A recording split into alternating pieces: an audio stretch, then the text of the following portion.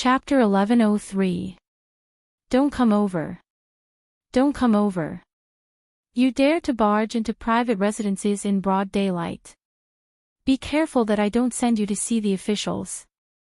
Seeing the army pressing in, the servants of the Chui family started to feel terror.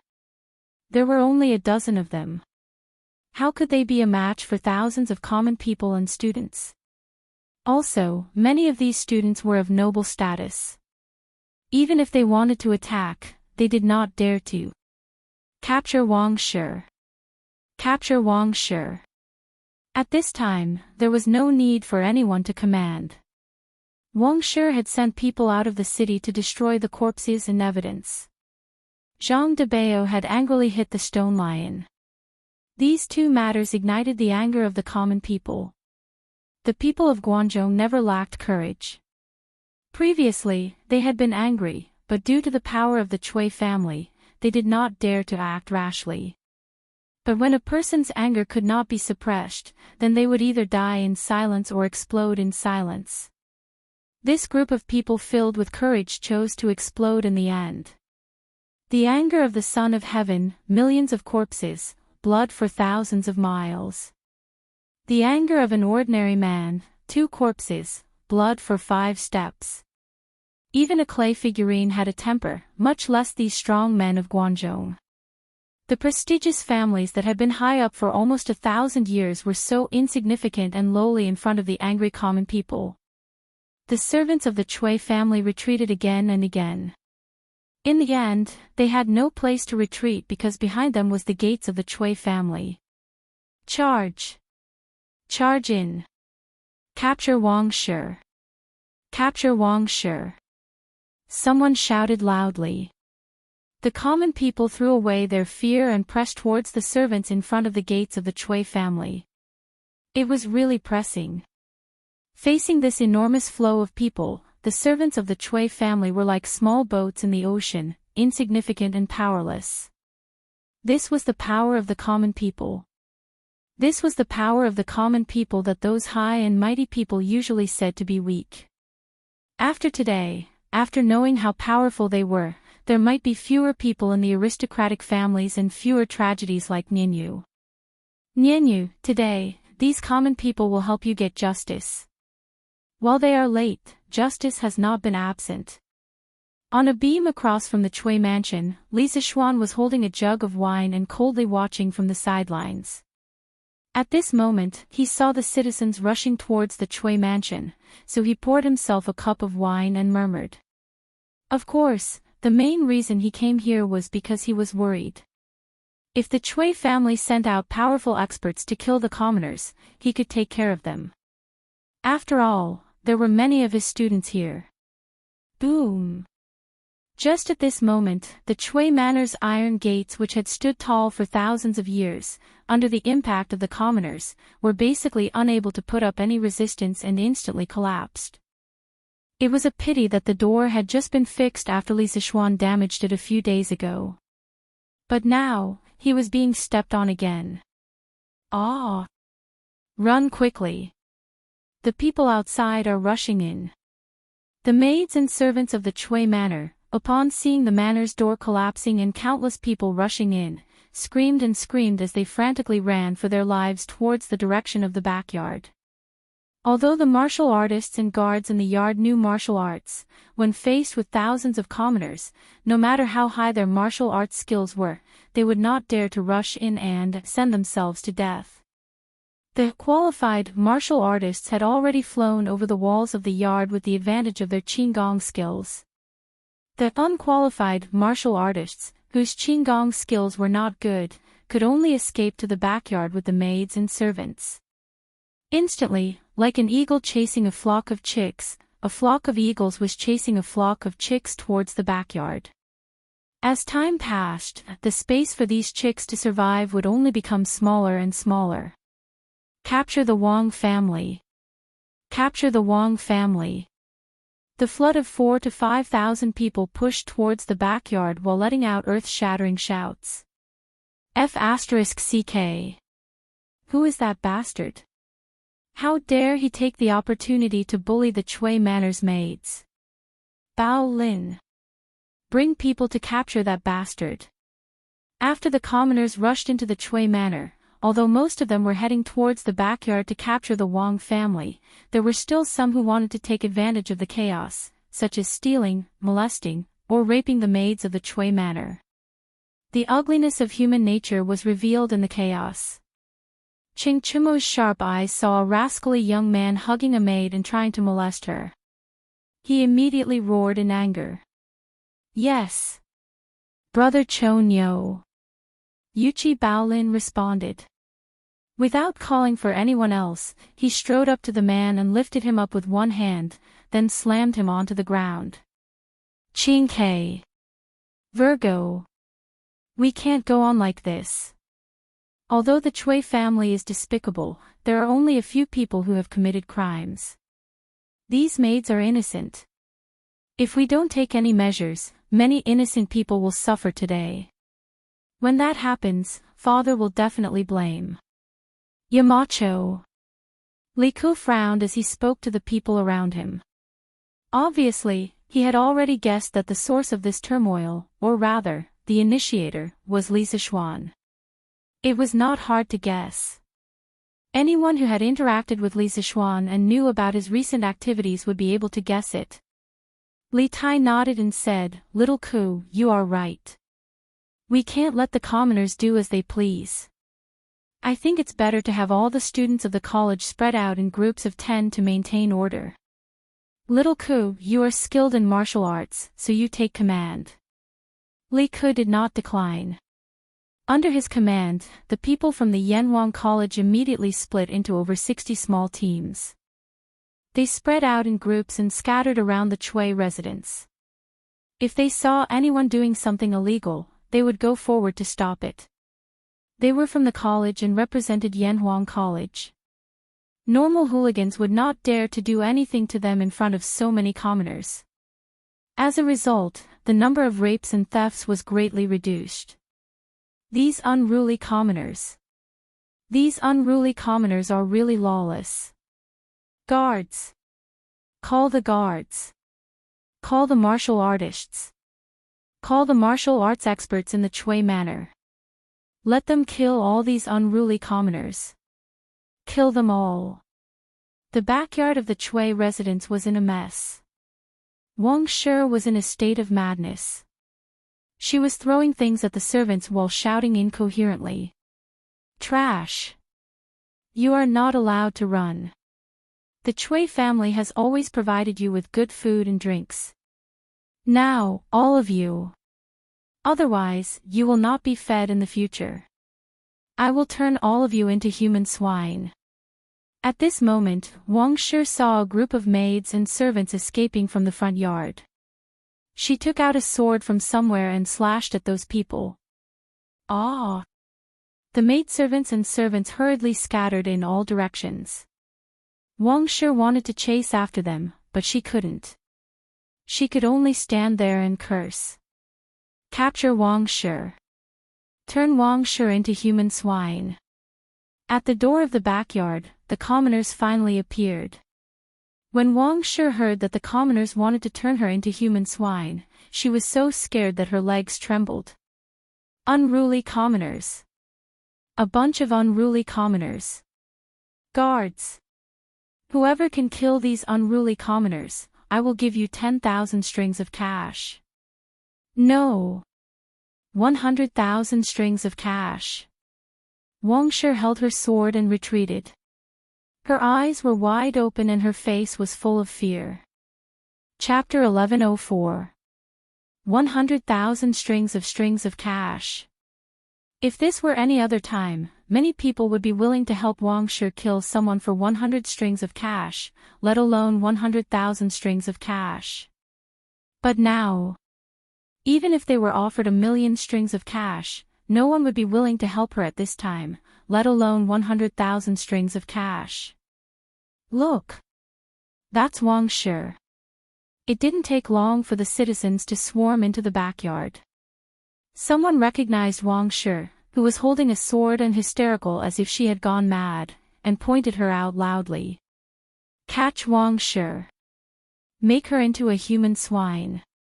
Yes. We have to let this evil woman have a taste of being made into a human swine. The citizens roared one after another. Don't come over. Don't come over. When had Wang Shi ever encountered such a situation before? With a panicked expression, she actually placed the sword against her own neck. She retreated while speaking in fear. The maids and servants around her had already run far away from her. Even when they saw her move, no one came to stop her. Look! The old master of the Chui family is here. At this moment, someone shouted, and the citizens immediately quietened down. The crowd opened up a path, and Chui Zhenchuo walked over with more than a dozen armed guards. Ah! Don't come over. I don't want to be made into a human swine. Don't come over. At this moment, Wang Shi's mind was no longer that of a normal person's. Chui Zhenchuo and the others walked toward her, but she mistook them for citizens who wanted to kill her. Her body trembled, and she didn't even notice that the sword had left a bloody mark on her neck. Wang Weizhu. Take a good look. I'm here. Chui Zhenchuo growled at Wang Shi with a dark expression. Ah! Don't come over. I don't want to be made into a human swine. Wang Shi was even more terrified. She screamed and exerted force with her hand, and the sword in her hand slit her throat without any resistance. She immediately collapsed to the ground, leaving behind a pool of blood. Bam! Everyone fell silent. No one would have thought that the dignified matriarch of the Chui family would be so frightened by a group of citizens that she committed suicide. Although this venomous woman deserved to die, the commoners felt that such a death was too easy for her. Chui Zhenchuo took a few deep breaths. He did not expect that the people would invade the Chui residence in such a large scale. Now that the Chui residence had been destroyed, Wang Shi had committed suicide, and the Chui family had become the laughingstock of the world. This result was worse than the worst that he had expected. He glanced at Madame Wang's corpse, then turned to look at the vast crowd behind him. With all his strength, he said in a deep voice, I am Chui Zhenchuo.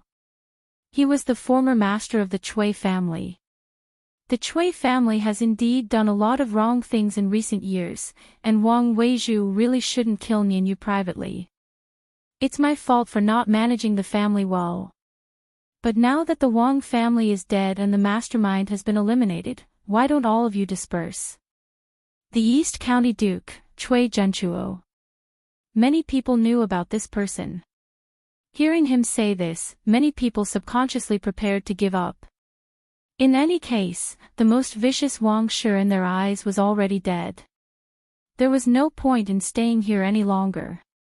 Although Madame Wang is dead. But what about the people that the Chui family has invaded and kidnapped over the years? Just when some people wanted to leave, someone in the crowd shouted, and the crowd became restless again. That's right. The Chui family has done a lot of evil in the past. They have invaded so much land and kidnapped women. How can the death of Madame Wang solve it? Yes. All the evildoers of the Chui family must be punished. Chui Zhenchuo frowned, but he was secretly anxious. He was anxious that the people from the imperial court had not arrived yet. That's right, at this time, he would rather go to the imperial court to be judged than to reason with these people. Because most of the civil and military officials in the imperial court were gentle people, and because of the large number of these people, they might directly rush up and kill all the people of the Chui family. Ha! As the saying goes, those who do evil are doomed to destruction. When the Chui family did those evil things back then, did they think that they would be punished today? At this time, a faint voice came from afar. Although the voice was not loud, it reached the ears of everyone present. Who's that? Chui Zhenchuo's gaze froze as he saw Li Zixuan flying over the heads of the crowd and landing steadily at the front of the crowd. Marquis Yonghen. Did you enjoy watching the show from the side?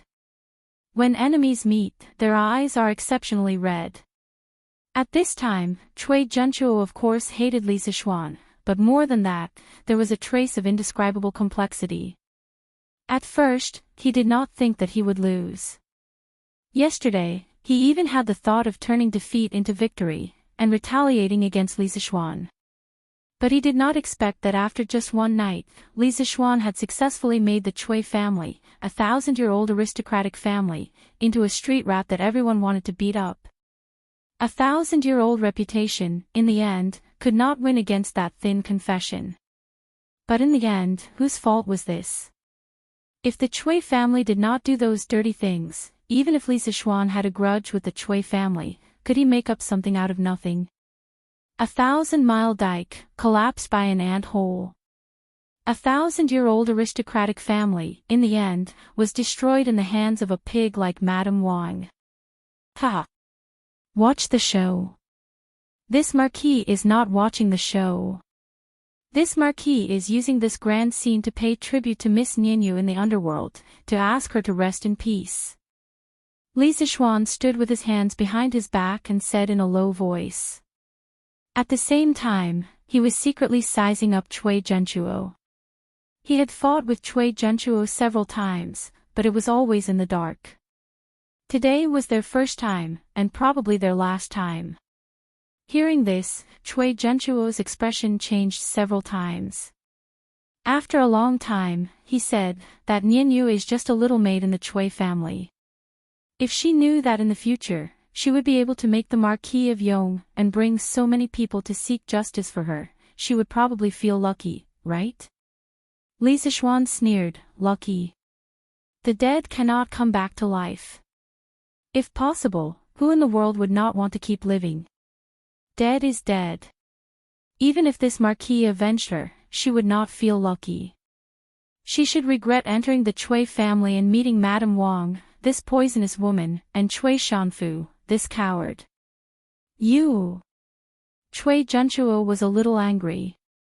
The Cui family was almost dead, and Li Zixuan still wanted to step on the corpses. This was too much. The imperial edict has arrived. Unrelated people, immediately make way. At this moment, a group of imperial guards rushed into the Cui family and rushed into the backyard. Then, they spread out and barely surrounded the people in the backyard. Why was it barely? This was because there were too many people in the backyard. The less than 100 imperial guards that they had brought with them were simply not enough to deal with them. Then, a general in silver armor came forward and said loudly, His Majesty has decreed that all people should immediately disperse. His Majesty will personally deal with the matter of the Cui family. He will definitely give justice to Nianyu and the people of the world. Chapter 1105. The young general in silver armor was Sun Jiping. He had participated in the Battle of Snake Spirit Mountain and could be considered as an old acquaintance of Li Zixuan. After such a long time, he had been promoted from a small leader to a guard with a sword in front of the palace. He could be considered to have a prosperous career. When the people heard Sun Jiping say that Li Zixuan would deal with this matter personally, they did not want to make a fuss and left. The students of the academy did not leave. At this time, Li Ke went to Li Zixuan and whispered a few words in his ear. Li Zixuan nodded gently and did not say anything. Sun Jiping did not have time to chat with Li Zixuan at this moment. He looked at the people of the Cui family and said loudly, His Majesty has an order. Cui Junchuo, East Commandery Duke of the Cui family, and Madame Wang, enter the palace immediately. There must be no delay. Cui Junchuo secretly breathed a sigh of relief. He had been looking forward to it for a long time.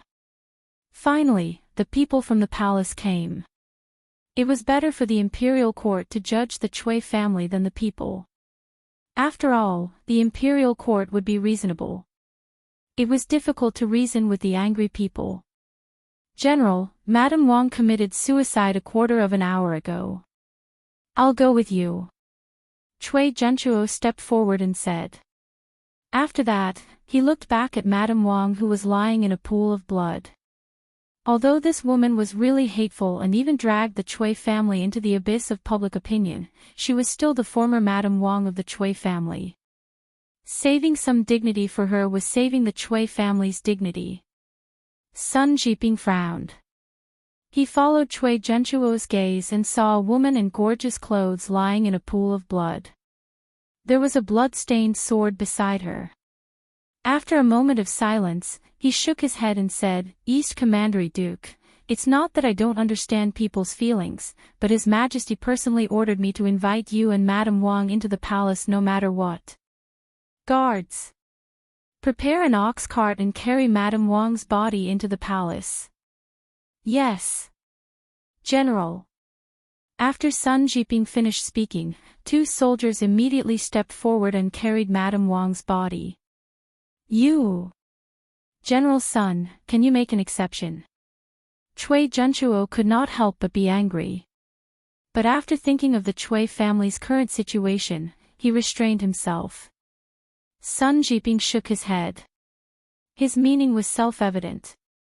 Therefore, Chui Zhenchuo could only watch as the 2 imperial guards carried Mrs. Wang's body away. Blood flowed all the way. Most of the members of the imperial army had been on the battlefield before, so they didn't fear corpses and blood. However, the students of Yanhuang College were different. This was the first time most of them had seen a dead body, and it was the first time they had smelled such a thick stench of blood. Many of the students bent down and vomited. Li Zishuan did not say anything. He felt that there was nothing wrong with letting the students see the light of blood earlier. Perhaps some of them would have to go to the battlefield in the future. "East County Duke, please go ahead as well." After Wang Shi was loaded onto the ox cart, Sun Jiping pointed to a prisoner's cart next to him and said to Chui Zhenchuo, "There was no other way." Li Er had given him a strict order. There was only 1 hour in total. He couldn't possibly let Chui Zhenchuo run behind the horses but, right? Or let Chui Zhenchuo ride a horse behind him. If the criminal got lost, how was he going to explain himself? After thinking about it, only the prisoner's cart was more reliable. It could guarantee the speed and ensure that the criminal wouldn't escape. Anyway, in Sun Jiping's opinion, the Chui family would definitely not be able to make a comeback this time. There was no need to be afraid of Chui Zhenchuo's identity. Chui Zhenchuo's expression changed. After hesitating for a moment, he finally sighed and walked toward the prisoner's cart. Before entering the prison carriage, he looked at Li Zishuan with a complicated gaze and said, "This old man never thought that there would be a day when I would become a prisoner. This old man also never thought that I would be defeated by you. Marquis Yonghen, I have underestimated you after all. You are the variable of the aristocratic families, and also the variable of the Tang Empire." Li Zishuan shook his head and said expressionlessly, "East County Duke, you are not a stupid person. You should understand that the Chui family's ending today is not because of me, but because the people of the Chui family don't know how to respect and do all kinds of evil." Hearing this, Chui Zhenchuo sighed and then got on the prisoner's cart. Sun Jiping waved his hand, and the imperial guards quickly left the backyard of the Chui family. At this time, he had time to say goodbye to Li Zishuan. "Marquis, His Majesty's order is urgent. I will chat with Marquis another day. I will leave first today. General Sun, please wait." Li Zishuan smiled and cupped his fists in return. He pointed to the dozen or so commoners who were tied up in the corner of the courtyard and said, "These people are all criminals who took the opportunity to steal property and molest maids in the chaos just now. They have been tied up by my students. Now, I'll have to trouble General Sun to bring people to send them to the Supreme Court." Sun Jiping was a little surprised and said, "There is such a thing. Marquis, please help me catch these criminals. I will report it to His Majesty and ask for a reward for Marquis." Li Zishuan waved his hand and said, "No need. This has nothing to do with me. It was all done by the students of the academy. If you want to ask for a reward, you should ask for a reward for them." General Sun, you should quickly return to the palace and report. Sun Jiping suddenly woke up and quickly said, then I will leave 20 imperial guards to help Marquis take these criminals to the Supreme Court. I will take my leave first. Okay. Li Zixuan nodded. Sun Jiping took Cui Junchuo and Wang Shi's corpse and rushed to the palace. Cui Junchuo, who was standing in the prisoner's cart, might be thrown vegetables or rotten eggs by the people on the road. Li Zixuan didn't care about this. What he needed to consider now was the problem of dealing with the aftermath. Today, you all performed very well. If it wasn't for you stopping these people from doing evil, more innocent maids would have been harmed today. At that time, I would have become a sinner. I am very pleased that you all were able to plan and act according to the situation. I am very satisfied with this batch of students from Yanhuang College. You are the pride of the academy. Li Zixuan turned around and looked at the group of travel-worn youths. He thought that if it wasn't for them organizing at the last minute to maintain order, those ruffians who had mixed into the crowd would have taken advantage of the chaos to do whatever they wanted. Once those people lost the restraint of the rules, they could do anything evil. Therefore, he said to the students with a gratified face. He wasn't being modest, nor was he being pretentious. He was sincerely grateful to this group of students. Without them, today's good thing would have turned into a bad thing. He would also blame himself for the innocent maids for a long time. Yamacho, you are too serious. These are all things that we should do. Li Ku said with a smile. That's right. Yamacho. These are all things that we should do. The rest of the students said one after another.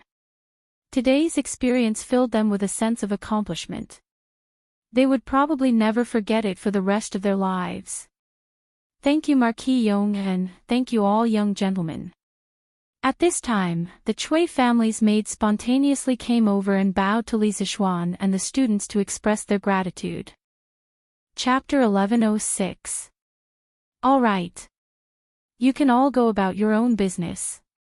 I will personally send these rascals to the Supreme Court.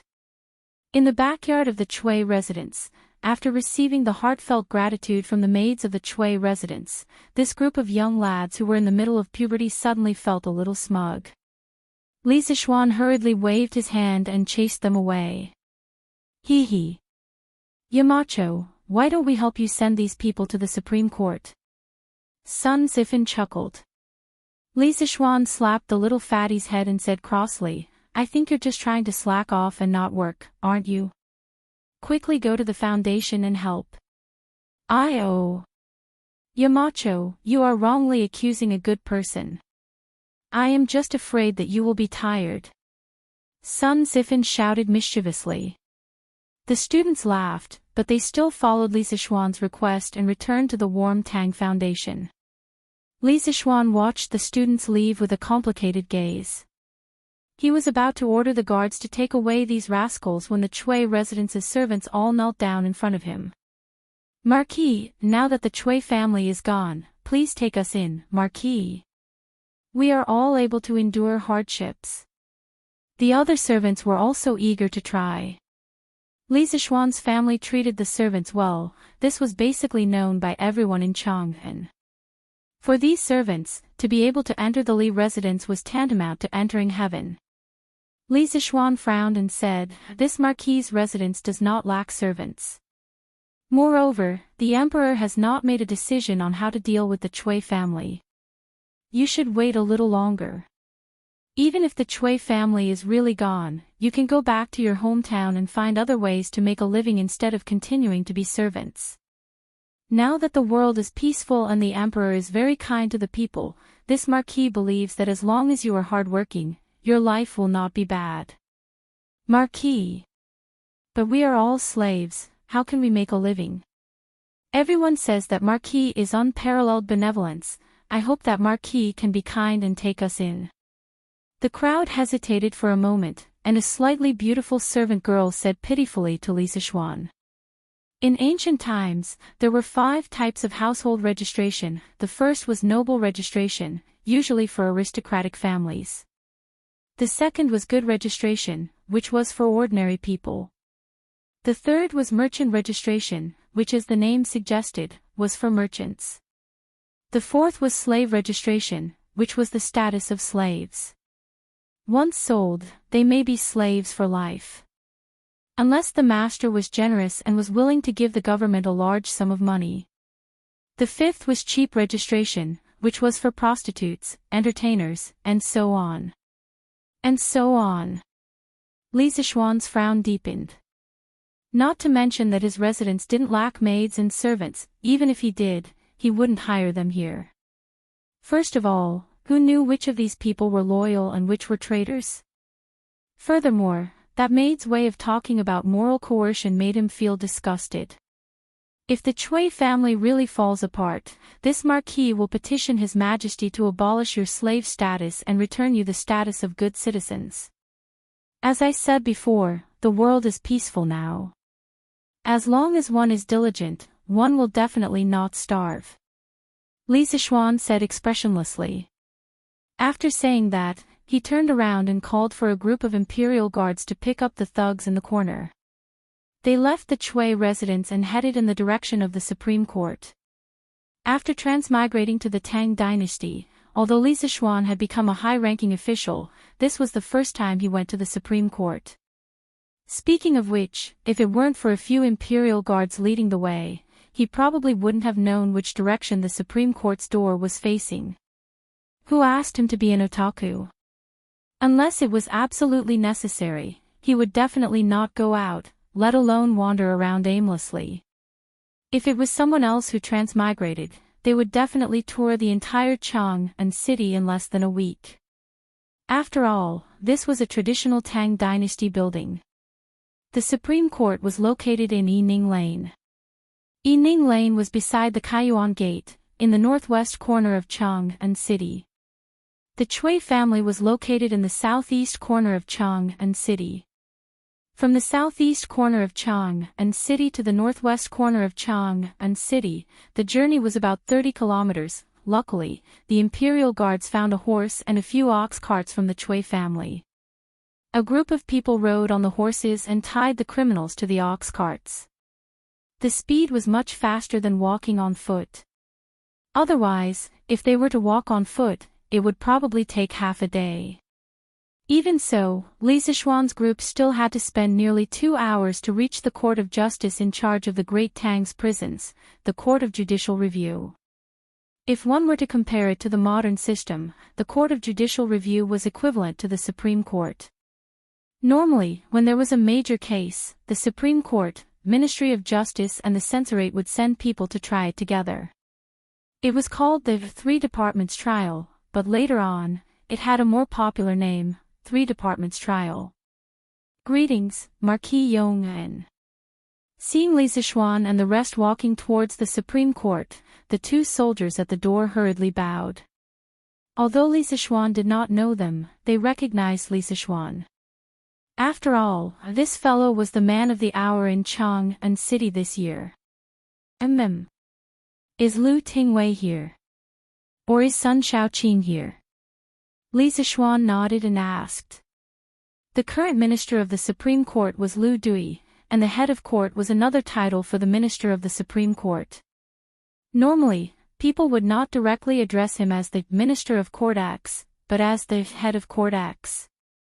This was because when the Supreme Court was first established in the Han Dynasty, the highest official in it was called the head of court. Although the title was changed to the Minister of the Supreme Court during the Northern and Southern dynasties, the Tang people were still used to calling him the head of court. This was a common knowledge that Li Zishuan had learned after being in the officialdom for so long. There were two Shaoqing in the Supreme Court. One was Sun Fujia, who was an old acquaintance of Li Zishuan. The other was Dai Zhou, who was promoted by Li Zishuan in October this year. Li Zishuan had never met him before, but he had heard of him in his previous life. Replying to Marquis, Lu Tingwei and the two Shaoqing are not in the office. They should still be in the morning court. The soldier cupped his fists and replied. They are still in the morning court. Li Zixuan could not help but mutter. It was almost 5 in the morning. According to the usual practice, the morning court should have ended by now. It seemed that today's morning court would be very lively. These people have committed the crime of theft and indecent assault. Lock them in the prison first. When Lu Tingwei returns later, I will explain to him in detail. Li Zixuan pointed at the people who were tied up behind him and said to the soldier.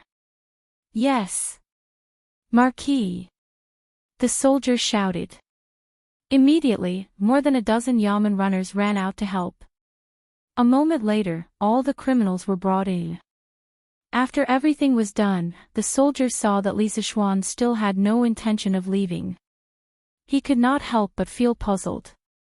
However, Li Zixuan's next sentence scared him out of his wits. This Marquis Li Zixuan incited the people to riot in a fit of anger.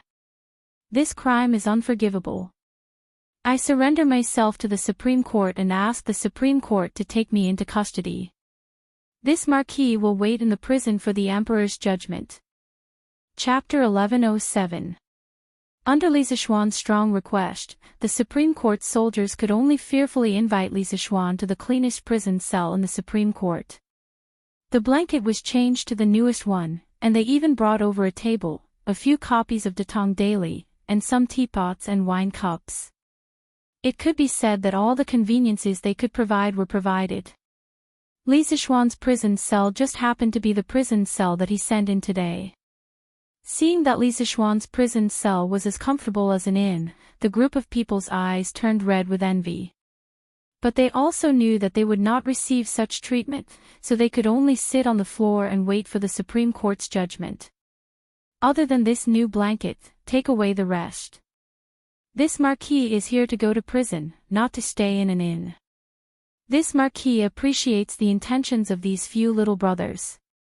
What was surprising was that Li Zixuan actually rejected the special treatment given by the officials, and requested for the Supreme Court's officials to take away all the things. As for leaving the new blanket behind, it was really because he could not stand the dirty and hard blanket from before.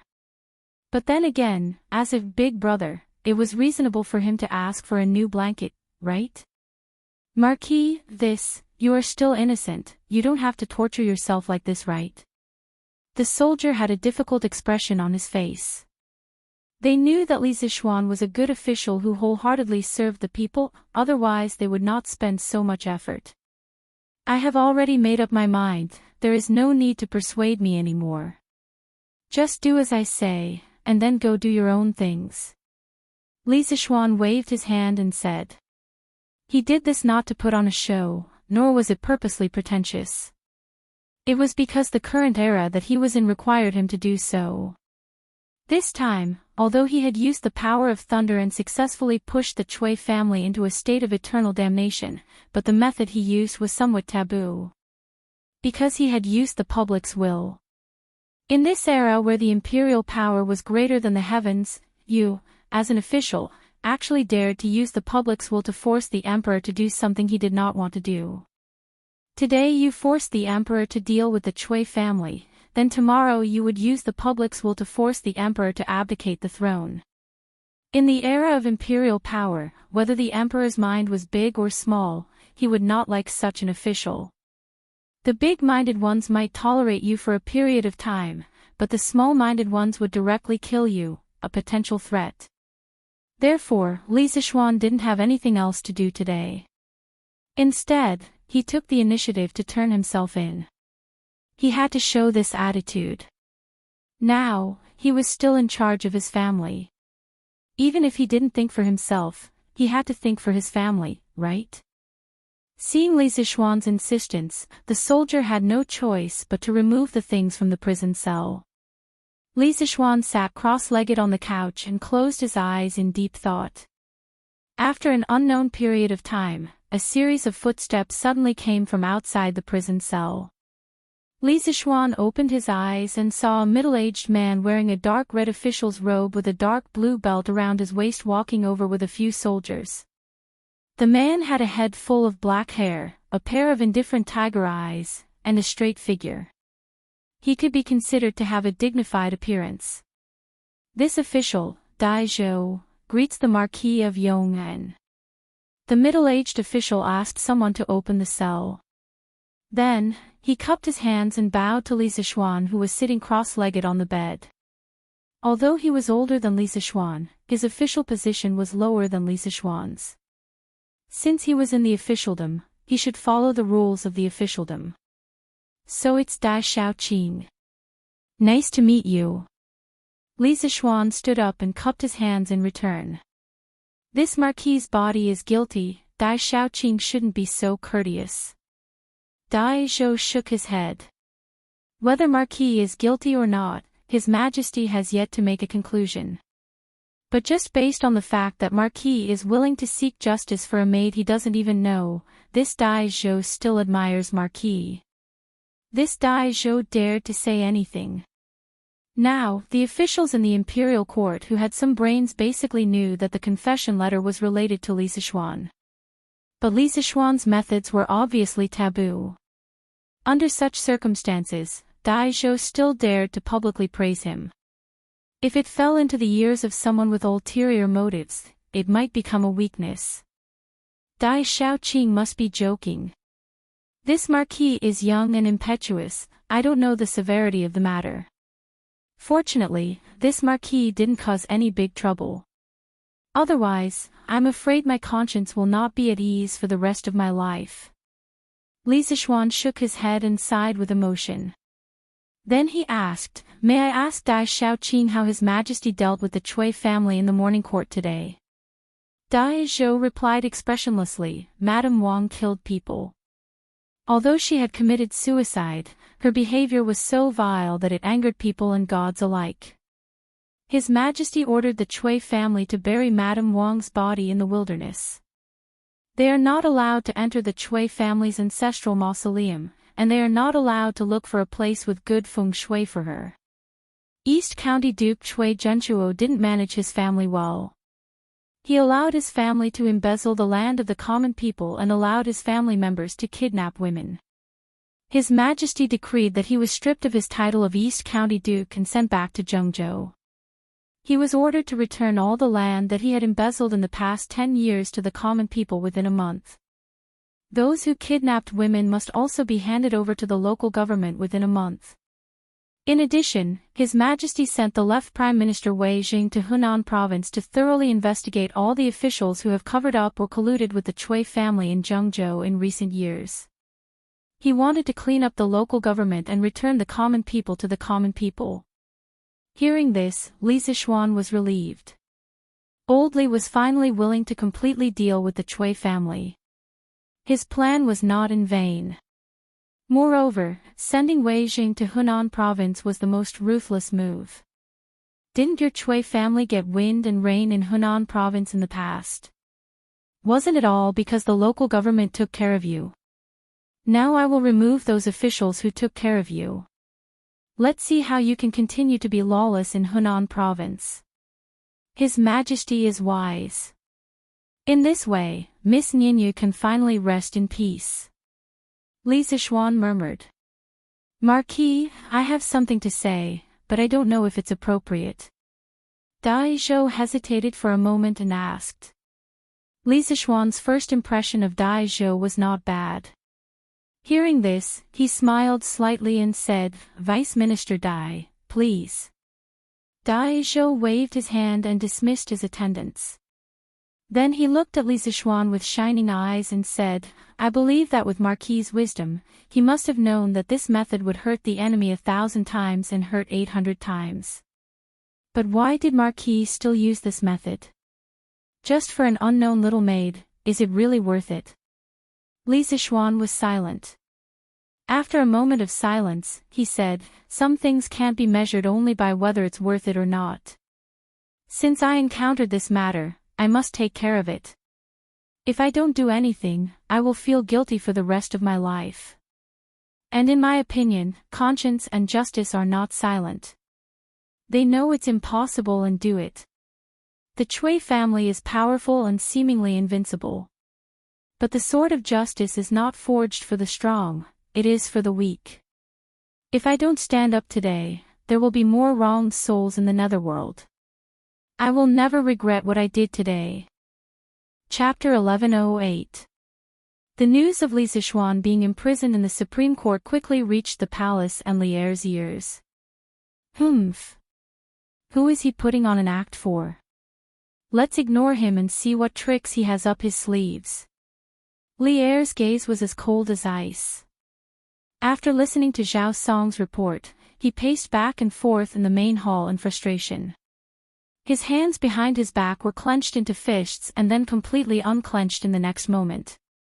He would never have thought that the high and mighty Cui family would collapse before the imperial power could even show its might. He did not feel the joy of getting rid of the aristocratic family. Instead, he felt some fear because the power Li Zixuan could mobilize was too terrifying. It was so terrifying that it could even threaten his imperial power. Kill. Or not kill. At this moment, Li Er's mind was filled with all sorts of thoughts. In the end, he waved his hand and said angrily, "Yes." Zhao Song sighed in his heart and cupped his hands in acknowledgement. Li Zixuan disregarded his own glory and got rid of evil for the people. Zhao Song admired him from the bottom of his heart. However, in the end, he ended up in prison. Zhao Song was both regretful and vexed. Vexed that Li Zixuan was so foolish. Yongla Lane, Li Mansion. Mother, why isn't brother back yet? Lan Er is hungry. The whole family was waiting for Li Zixuan to return for lunch. However, after waiting for a long time, he was still nowhere to be seen. Lan could not help but rub her stomach and said pitifully, "Soon. He should be back soon." Mrs. Li had been feeling uneasy since the morning. When she saw that Li Zixuan hadn't returned yet, the ominous premonition in her heart grew even stronger. She patted Lan Er's little head and called out, "San Bao, didn't you say 4 hours ago that the Cui family's turmoil had ended? Why isn't Xian back yet?" San Bao said anxiously, "Madam, the Cui family's turmoil had ended 4 hours ago." However, the young master took a group of people to the Supreme Court. The Supreme Court is far away from Dunhua Square. The young master is probably still there. Madame Li nodded, but the ominous feeling in her heart did not dissipate. "Father. Mother. Not good. I found a letter left behind by my husband in the room." At this moment, Han Yushi hurriedly ran in with a letter in her hand and said anxiously, "Yushi, what happened to Xian Er? What does he mean by leaving a letter?" Mrs. Li immediately panicked. She subconsciously thought that something had happened to Li Zixuan. Li Jingma had always been calm. He patted his wife's hand and said, "Yushi, what did the letter say?" Han Yushi looked around and said softly, "San Bao, little he, you all go down first." It wasn't that she didn't trust the servants in the residence, but the fewer people who knew about this, the better. "Yes. Young madam." Although San Bao and the rest wanted to know what had happened, they had to listen to their mistress. After all the servants in the hall left, Han Yushi said, "Father, mother, grandfather, grandmother, my husband said in his letter that he will go to the Supreme Court to reflect on himself for a few days. As long as we don't think about it, and don't tell anyone about it, he will be back in less than 10 days. Reflect on himself for a few days. Why would Xian Er go to the Supreme Court to reflect on himself? Old master, did something happen to Xian Er? To ordinary people, the Supreme Court wasn't a good place to go. After all, most people didn't want to be involved in a lawsuit. Therefore, Mrs. Li was at a loss after hearing this. Sigh. In the end, it's a loss of 800 to hurt the enemy. Yi Guizhong was old and experienced. How could he not understand the meaning behind this letter? He sighed heavily and said to Mrs. Li, "Yuzhu, you and Jingma don't have to worry. Although Xian destroyed the Cui family, the hidden danger is also quite big. Now that he has tied himself up in the Supreme Court, retreating in order to advance, he might be able to resolve the danger for himself. We can only do as he says. Don't think about it, and don't tell anyone about it. This is the only way to help him. Li Jingma understood immediately. Although he was worried about his son, he couldn't say it out loud. He could only force himself to calm down and comfort her. That's right. Don't worry, madam. Xian has always been very confident. If he says nothing will happen, nothing will happen. We'll just do as he says in the letter. Let's eat. Li Zixuan quietly lived in the Supreme Court. Of course, there were very few people who knew about it. His family didn't say anything. The officials who knew that he was in prison were basically the big shots in the court. Naturally, they wouldn't be so bored as to spread rumors. The collapse of the Cui family made the common people unable to adapt for a while.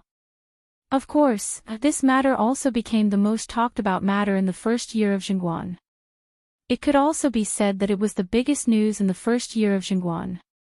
3 days had passed, but the enthusiasm of the commoners in their discussions about the Cui family had not diminished in the slightest. The commoners who had participated in the Cui family operation had been bragging to the people around them for the past 3 days, but they still enjoyed it. After all, they were the awesome people who had defeated the Cui family, a 1,000-year-old family. Of course, in these 3 days, the common people didn't know that Li Zixuan had been locked up in the Supreme Court's prison. The students of Yanhuang College also didn't know. The upper echelons of the Tang dynasty, without exception, chose to deal with this matter coldly. They chose the 3 no's policy: don't talk, don't ask, and don't say anything. The people of the Li family firmly followed Li Zixuan's 3 no's policy: don't think, and don't say anything. As a result, it was naturally difficult for others to know that Li Zixuan was in prison. However, it didn't mean that everyone didn't know. Father. Is our Yamacho locked up in the Supreme Court by you? That night, Sun Zifan returned home and found his father. He asked angrily, "What's wrong with you?" When the students of Yanhuang College participated in the warm winter operation, in principle, the students who lived close to the school could go home at night. Sun Fujia raised his eyebrows and said in a deep voice, "Fan, where did you hear this news from?" Asking this meant that Sun Fujia tacitly agreed that Li Zixuan was in the Supreme Court. Sun Zifan couldn't help but open his eyes wide and said, "It can't be. Father. You guys really locked up Yamacho?" "No, Yamacho is such a good person, why do you guys want to lock him up?" Sun Fujia knew that he had misspoken and scolded with a straight face, "You're just a child, so don't interfere in this matter. It's because the Marquis of Yong is too good a person that he has to stay in the Supreme Court's prison for the next few days. This is to help him get rid of a disaster. If you really want what's good for your Yamacho, then keep this secret for this old man. If this is made public, only death awaits your Yamacho. Do you understand?" Chapter 1109. An entire night had passed, but Sun Zifan's mind was still replaying the words his father said to him last night. He did not understand why good people had to go to jail if they were too good. He did not understand why he could not spread the news that Li Zixuan was in jail and get more people to help. He also did not understand why Sun Fujia refused his request to visit the prison. He didn't sleep much the entire night because the person he respected and admired the most was still locked up in prison. He felt very uncomfortable. "Qing Ke, you're right. The mountain elder was really locked up in the prison." Sigh. In the morning, Sun Zifan did not eat breakfast at home and went straight to the Warm Tang Foundation. The students had just come from Yunshan and were eating breakfast there. He, Li Tai, and Li Ku squatted under a tree and ate steamed buns while speaking gloomily. "Don't worry. Yamacho will definitely be fine. My father will not do anything to Yamacho." Li Tai patted Sun Zifan's shoulder and said while chewing something in his mouth. Obviously, Sun Zifan had heard the news about Li Zixuan from him. "But I don't understand, why did my father tell me?" Sun Zifin hesitated for a while and finally asked the question in his heart. After he finished speaking, Li Tai and Li Ke were silent for a while. In the end, Li Ke said, "Zifin, your father is right. At this time, the fewer people who know that Yamacho is in jail, the better." "Why?" Li Ke paused for a moment and said, "Because with Yamacho's reputation among the people, if the people know about this, they might cause a huge commotion. At that time, Yamacho will become a treacherous official who forced the emperor to abdicate and will never be able to rise again." Sun Zifin could not help but be stunned. He was not stupid and quickly understood the crux of the matter. Then, a layer of cold sweat suddenly appeared on his back. He finally understood the seriousness of the matter and that his father did not lie to him last night. The fewer people who knew about Li Sichuan's situation, the better. Gulp. Sun Zifin nervously swallowed a mouthful of saliva and said in a low but serious voice, "Qin Ke, little Ku, we have to think of a way to help Yamacho hide this matter. In the future, if the students ask where Yamacho is, we will say that Yamacho is in seclusion writing books." "Yes. Writing books in seclusion. What do you think?" Li Tai nodded and said, "Let's say that. But in my opinion, Yamacho will not stay in the Supreme Court for long. He will definitely be out in a few days." Sun Zifin sighed worriedly, "I hope so." "Xiao Si, are you sure you want to go that way?" I'm not sure. Marquis, please allow me to think about it." "You wish.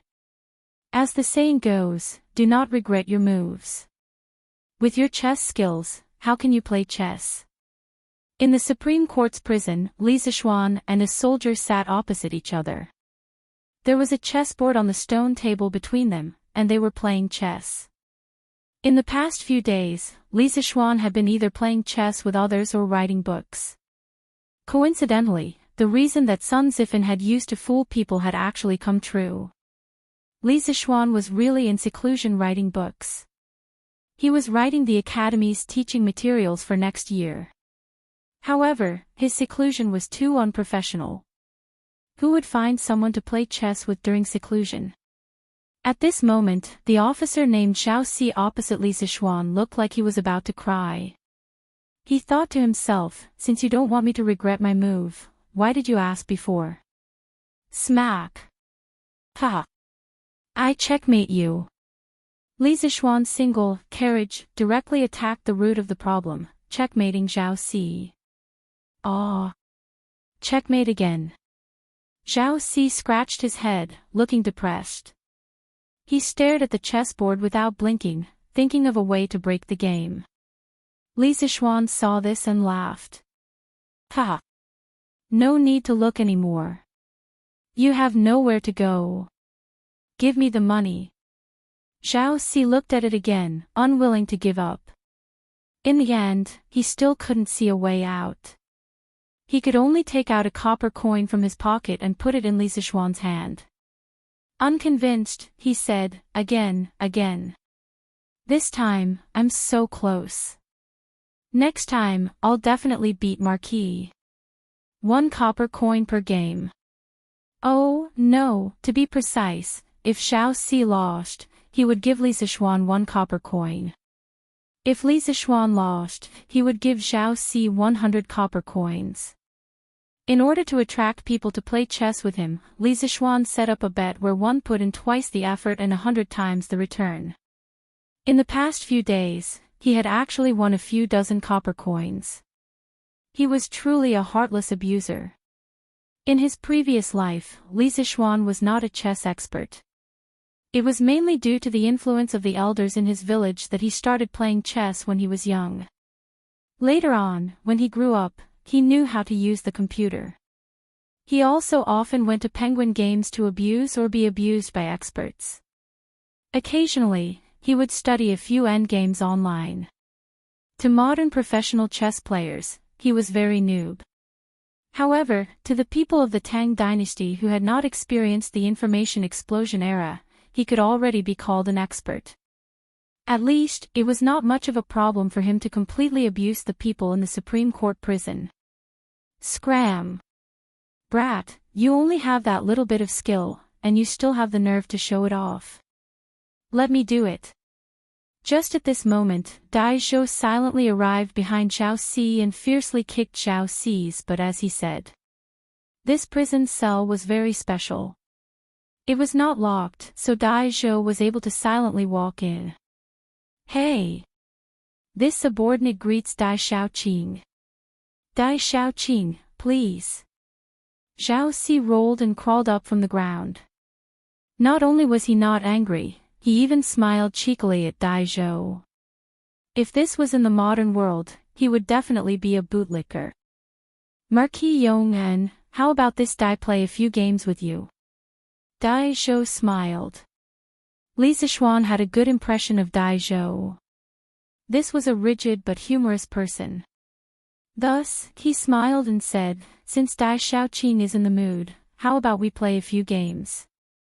Dai Zhou smiled even more happily. He did not clean up the chessboard, but said, then this bet, I wonder if you can raise it by 10 times. Li Zixuan was stunned. He could not help but laugh, ha. Looks like Dai Xiaoqing wants to earn money from this marquis. But this game has not even started yet, and Dai Xiaoqing is so confident that he can win.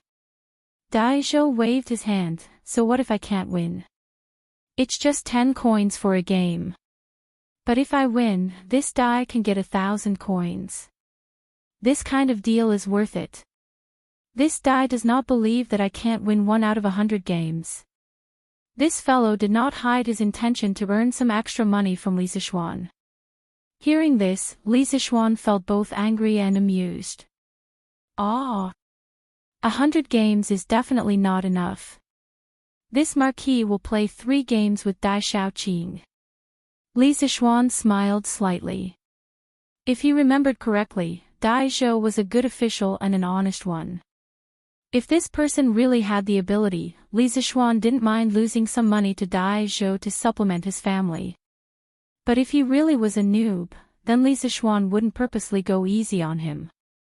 Chapter 11:10. In the Supreme Court's prison cell. The most popular Marquis Yong, and was actually playing chess with the Supreme Court's newly promoted vice minister. They were even gambling. If news of this got out, it would probably shock everyone to the core. Dai Zhou sat opposite Li Zixuan. At this time, he had already put away his smile. After a moment of deep thought, he started with a move, horse 2 into 3.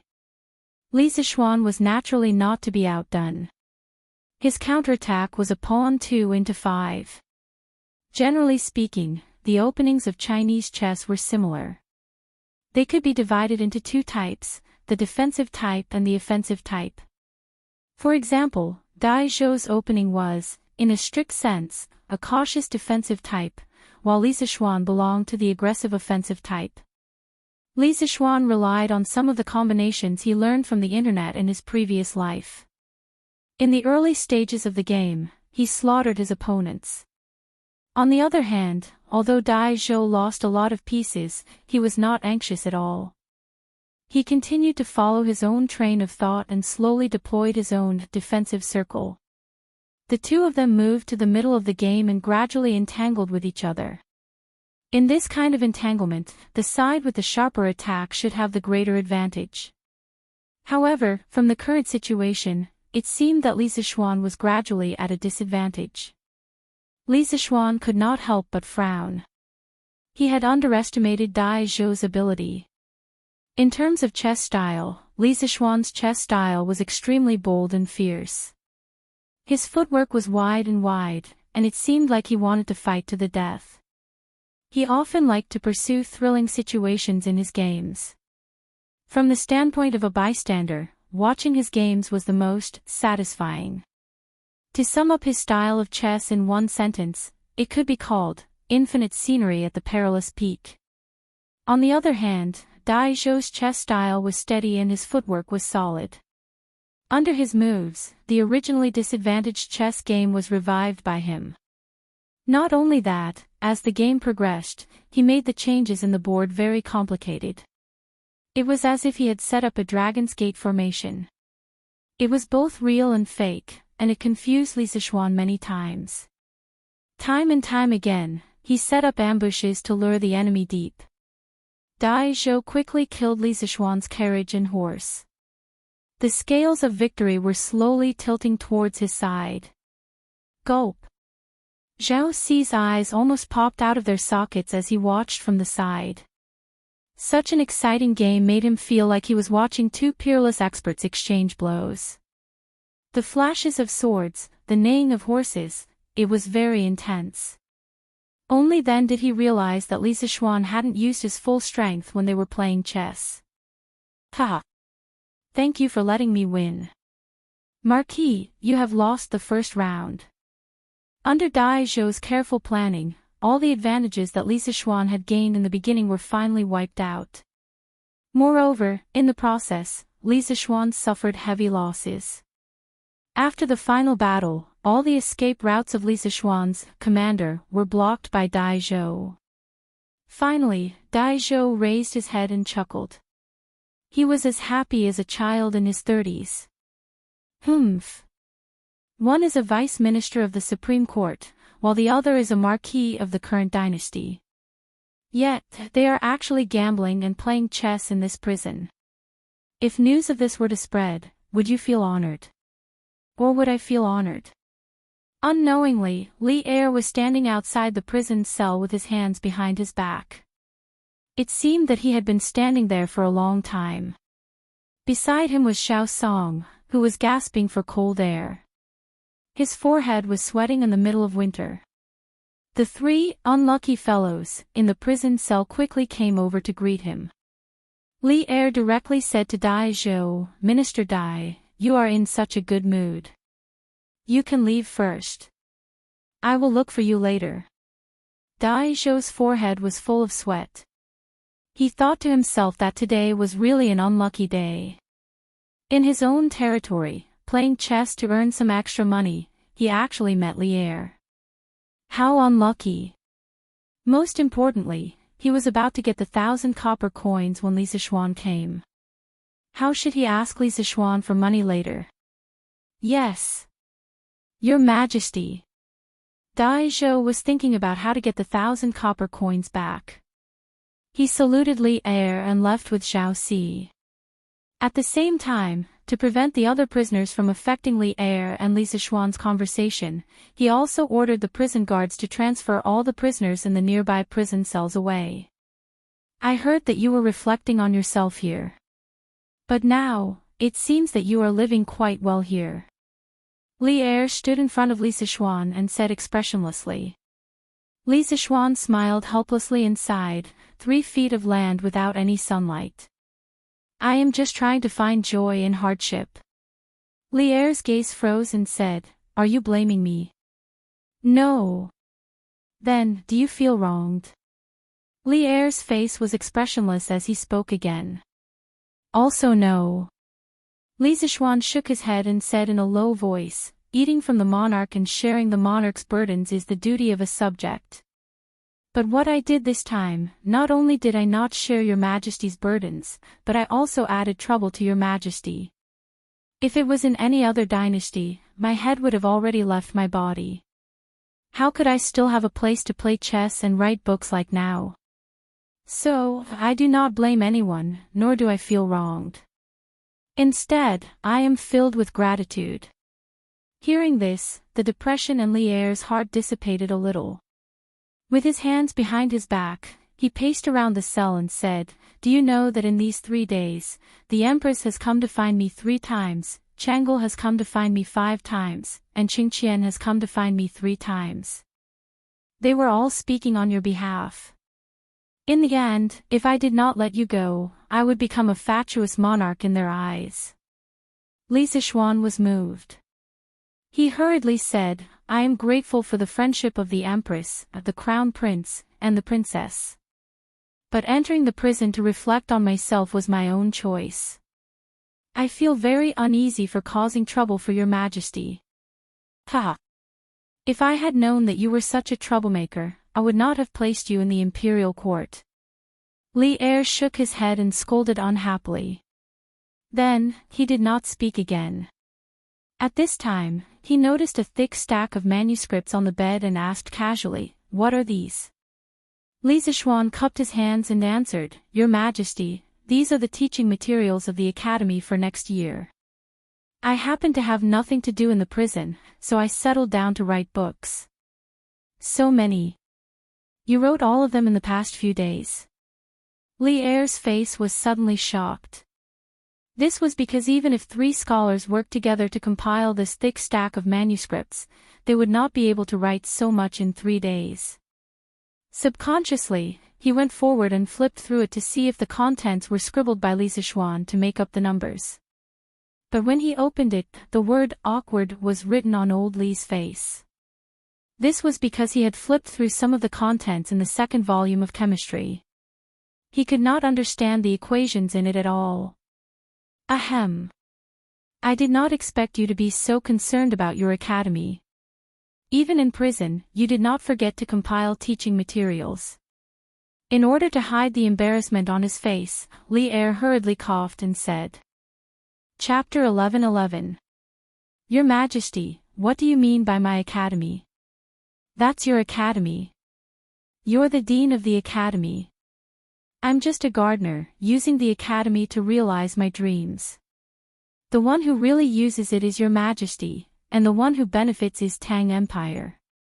When these seedlings of Yanhuang College grow up, they will definitely hold up the vast blue sky for Tang Empire. In the Supreme Court's prison, Li Zishuan cupped his hands and said to Li Er. He had no choice. Being born in such a feudal society, if he wanted to develop the academy well, he had to hug the thigh of the royal family. Li Zishuan didn't want to rebel against Li Er. This boss was too strong, and he couldn't do anything. Whoever didn't want to do it, he wouldn't do it anyway. Even in the modern world, if you want to do well, don't you need to hug the thigh of others? Li Er's gaze was deep. He was satisfied with Li Zishuan's attitude. Although what happened a few days ago made him angry, Li Zishuan still knew when to advance and retreat most of the time. Brat, if you had always been so sensible, how could you have fallen to the point of being imprisoned? If it weren't for the fact that the Empress and Chang'e were pleading for you, I would have beheaded you long ago. Li Er said resentfully. Li Zishuan said with a smile, Your Majesty is magnanimous and wise. Naturally, it's not something that ordinary people can compare to. I believe that under your Majesty's leadership, Tang Empire will definitely be able to catch up with the era of Qin Huang and Han Wu. Since old Li was willing to come to the prison, it meant that he had no intention of killing Li Zishuan. He was only here to find a way out. For the sake of his family, Li Zishuan was willing to give old Li a way out. Besides, he wasn't bragging. The golden age of Zhenguan in history was indeed catching up with the era of Qin Huang and Han Wu. Now that he, a transmigrator, joined, Tang Empire would only be stronger. Ha! When did you learn how to flatter? If Wei Xuanqing was here, he would definitely accuse you of flattering the emperor. Li Er pointed at Li Zishuan and said unhappily. However, the slight smile at the corner of his mouth showed that he did not reject this kind of flattery. Brat, your intelligence is outstanding. In all of the great Tang, there's probably no one who can compare to you. But why was he so muddle-headed this time? I've repeatedly ordered you not to touch the Cui family, but you've caused me such a big mess in one night. You can't even bear it for a year or two.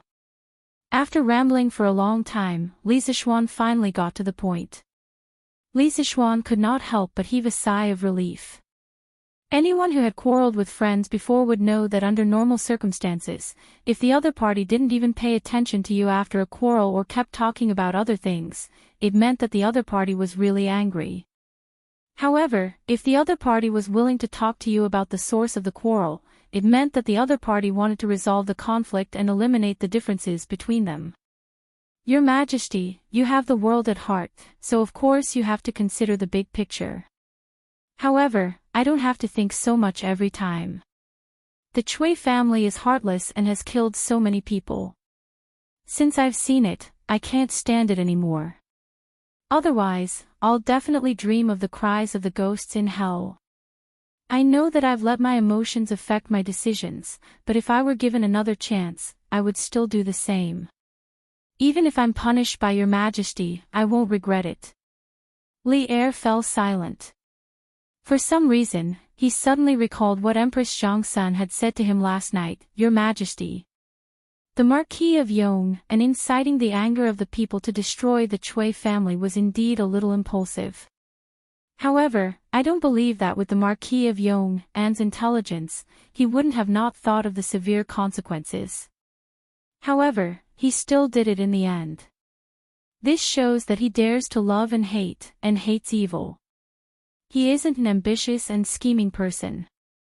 Thus, I believe that Your Majesty's worries are unnecessary. The Great Tang needs a righteous hero like the Marquis of Yong and Your Majesty also needs a loyal and capable official like the Marquis of Yong and. Moreover, the Marquis of Yong and's own initiative to bind himself to the Court of Judicial Review was for Your Majesty's sake. He knew that with his current reputation among the people, if Your Majesty were to punish him, Your Majesty's reputation among the people would definitely be affected. With such a straightforward official, I don't wish for Your Majesty to make the wrong decision because of some groundless suspicions. I implore Your Majesty to reconsider. After a long silence, Li Er finally recovered from his contemplation. He inwardly breathed a sigh of relief, but at the same time, he also felt an inexplicable sense of loss. He looked at Li Zixuan with a complicated gaze and said, The Chui family is truly abominable, but you, a brat, inciting the people to riot is also unforgivable. If not for the imperial court doing its best to clean up your mess, Chang and would have been thrown into chaos in the next few days. Seeing that you were able to reflect on your actions in the last few days, we will punish you with 2 months of seclusion. While you're at it, you have to submit a letter of self-reflection within 3 days. Hearing the light punishment of 2 months of seclusion, Li Zixuan couldn't help but rejoice, thinking that old Li was finally willing to let this matter pass. However, when he heard the letter of self-reflection, Li Zixuan's eyes widened and his forehead was covered in black lines. What's wrong? You're not willing to write. That's fine too. Li Er glared at Li Zixuan and was about to say something, but Li Zixuan quickly interrupted and said, No. Your Majesty. I'm willing to write. I'm very willing to write. In his heart, he was silently criticizing old Li Zixuan for forcing his son, Li Tai, to write a letter of self-reflection. Humph. Li Er snorted and finally dropped the subject. After a pause, he sighed deeply and said, Obtaining the world has the Tao. Obtaining the people is the same as obtaining the world. Obtaining the people's Tao and obtaining their hearts is the same as obtaining the people. The collapse of the Chui family overnight can be considered as a wake-up call for me. Li Zixuan secretly nodded. Li Er was indeed Li Er. After realizing the power of the people, the first thing he thought of was not to suppress them, but to obtain their hearts and use them for himself. What a bold spirit! Your Majesty, as the saying goes, a ruler is a boat, a commoner is water. Water can carry a boat, but it can also capsize a boat. The Chui family thought that the people were weak and powerless, so they wantonly oppressed the people and harmed the servants. They had no respect for the people and finally died in the vast ocean of the people. Your Majesty is diligent and loves the people. You are wise and mighty, and will definitely be supported by the people. The big boat of Tang Dynasty will also be carried by the people and will never sink. Li Zixuan clasped his hands and said with emotion. He could only say sorry for unintentionally stealing someone's famous words. Li Er's eyes lit up and said, Water can carry a boat, but it can also capsize a boat. Ha! Well said. Well said. Hearing this, my trip today was not in vain. Li Er, who had a clear mind, laughed and walked out of the prison. The power of the people united was indeed great, but as long as the people became the water that carried the boat, what was there to fear? Chapter 11-12. Many people subconsciously thought that it was Li Er's famous saying, "Water can carry a boat, but it can also capsize a boat." Actually, it was not. This sentence first came from the chapter of Sun Tzu, Duke Ai. It was Sun Tzu narrating a conversation between Confucius and Duke Ai of Lu. At that time, Confucius said, "Qiuwenji, a ruler is a boat, a commoner is a river. Water can carry a boat, but water can also capsize a boat. If a ruler thinks of danger, how can danger not come?" In the 17th year of Xinguan, Wei Jing wrote in 10 Thoughts of Admonishing Taizong, "Resentment is not great, but it can be feared by people. Water can carry a boat, but it can also capsize a boat." Wei Jing also said this. Li Er often used this saying to warn people. After a long time, it became Li Er's famous saying! Ha! Dai Xiaoqin, thank you for taking care of me these past few days. After Li Er left, Li Zishuan patted his butt and also left. If he did not leave, was he going to stay here to celebrate the new year? Under Zhao Ci's lead, he left the prison cell. However, he met Dai Zhou outside the prison. He cupped his hands and smiled.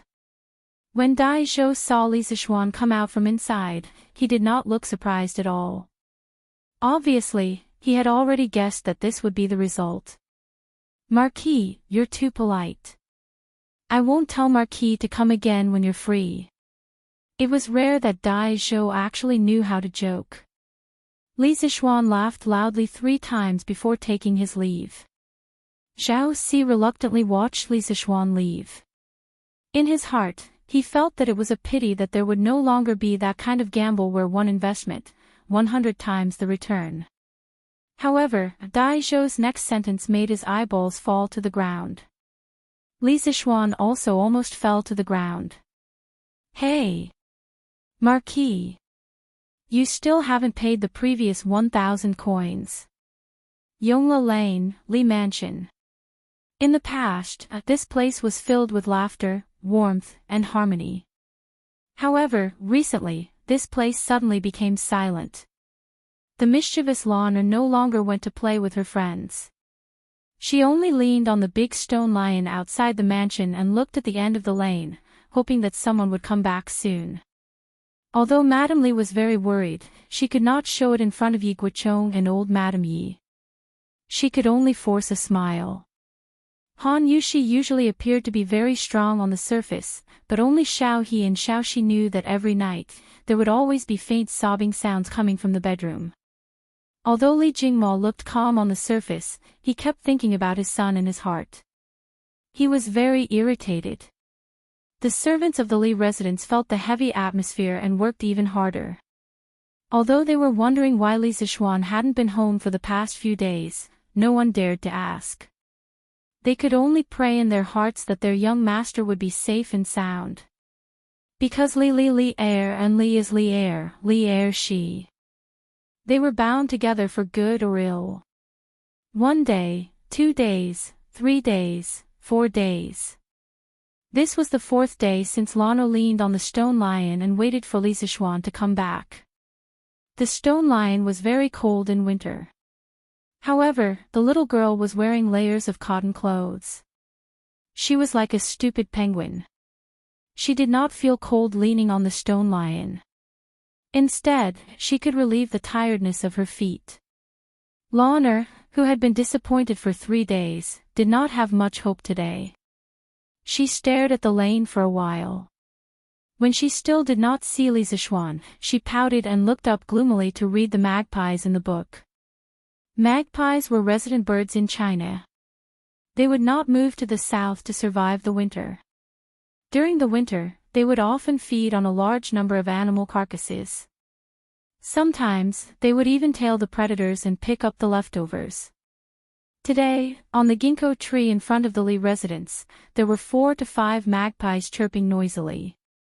At LoveLore's age, she was at the age where she liked to play. She watched the magpies frolicking for a while and couldn't help but be engrossed in it. She didn't even notice that someone had walked past her. Hee hee. It's so cold. LoveLore, why aren't you in the house enjoying the heater? What are you doing out here? A familiar voice, a familiar loving tone. LoveLore was stunned. She looked in front and saw Lisa Schwan standing in front of her with a smile. Surprise. Excitement.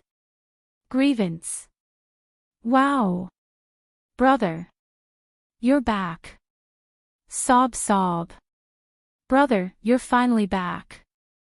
LoveLore missed you so much. LoveLore rushed forward and hugged Lisa Schwan tightly. She pressed her face against the latter's stomach, laughing and crying at the same time. Yo! Isn't this the Duke of Yongfen? I haven't seen him for a few days. Yeah. It seems that ever since the Chui family fell, the Duke of Yongfen has not appeared in Yongle Lane. Maybe the Duke of Yongfen went to do something else. A few people in Yongle Lane happened to pass by. When they saw Lisa Schwan, they could not help but be surprised. They discussed in private. Seeing this, Lisa Schwan quickly patted LoveLore's little head and said, hee hee. Brother misses LoveLore too. Let's go. Let's talk at home.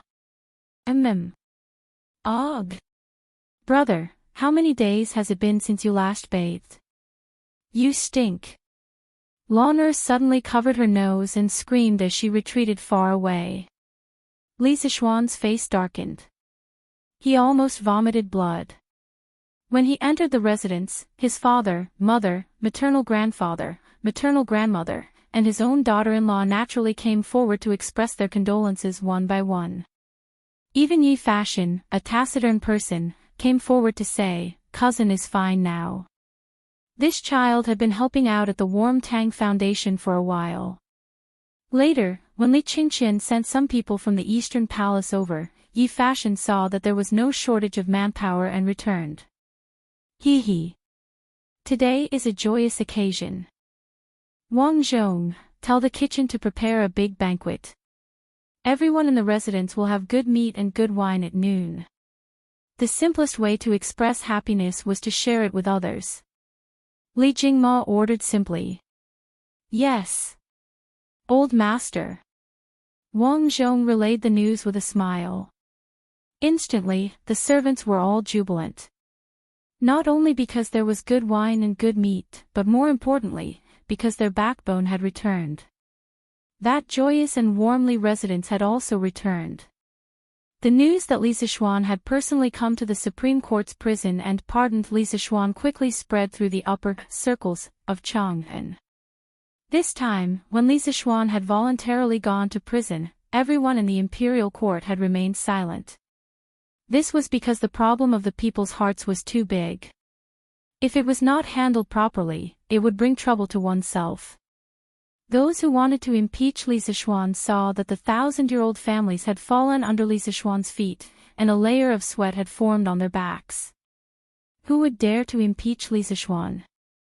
Troll Wei was not afraid of Lisa Schwan's revenge. However, most of Lisa Schwan's actions were commendable. He even secretly supported Lisa Schwan in his heart to get rid of the Chui family. Why would he impeach Lisa Schwan? As for the officials close to Lisa Schwan, they all knew that the more coldly this matter was handled, the better it would be for Lisa Schwan. Therefore, they did not prematurely plead for leniency. However, after only 3 days, Lisa Schwan had personally come to the prison cell and released Lisa Schwan. This greatly exceeded everyone's expectations. At the same time, Lisa Schwan's imperial favor had once again refreshed everyone's understanding of him. Chapter 11-13. At the Qing estate. Qing Yao Jin, Yuqi Jingde, Qin Qiong, Li Jing, and Niu Jinda were all gathered around a stove to eat hot pot. Unlike Li Zixuan's home, where the stove was stuffed under a perforated table to cook hot pot, Qing Yaojin felt that this seemed stingy, so he had someone place a large iron pot on the stove. The group of people gathered around the iron pot to eat, each person having a small table with cut vegetables and sauces on it. It could be said that it was both lively and warm to eat. Ha! I told you that this kid would be fine. Once His Majesty's anger subsides, he'll naturally be released. Halfway through the meal, Qing Yaojin laughed heartily as they talked about Li Zixuan. Pfft! I wonder who was it a few days ago who was like an ant that had stirred up trouble, rushing to find His Majesty to reason with him. If second brother Qin hadn't held him back, who knows how many times His Majesty would have quarreled with him these past few days. Yuqi Jingde dipped his chopsticks into a large mouthful of mutton, dipped it in sauce, and happily ate a mouthful. He then took a sip of wine as he mocked. Speaking of which, right now, he was already infatuated with the way mutton was eaten. Recently, the servants in Yuqi Fu would often see their lay enter the kitchen, bang, bang, bang. Immediately after, they would see Yuqi Jingde carry out a plate of bright red mutton rolls. Only the heavens knew that the mighty Duke of Yi, the Right Martial Marquis Great General, and a martial arts grandmaster expert would actually do the business of cutting vegetables. If people from other countries heard this, they would mistakenly think that the Great Tang lacked chefs. The Great Tang truly did lack chefs, martial arts grandmaster chefs, chefs with superb knife techniques. Humph. Old Black, shut up. We still haven't settled accounts with you for this matter. Since you knew in advance that little Xian was going to make a move on the Chui clan, why didn't you tell us, old fellows? Do you think that our ranks aren't as high as yours and that we can't help you? Or do you think that our old arms and legs aren't as good as your martial arts? When Qing Yaojin heard that, he slammed the table and exploded.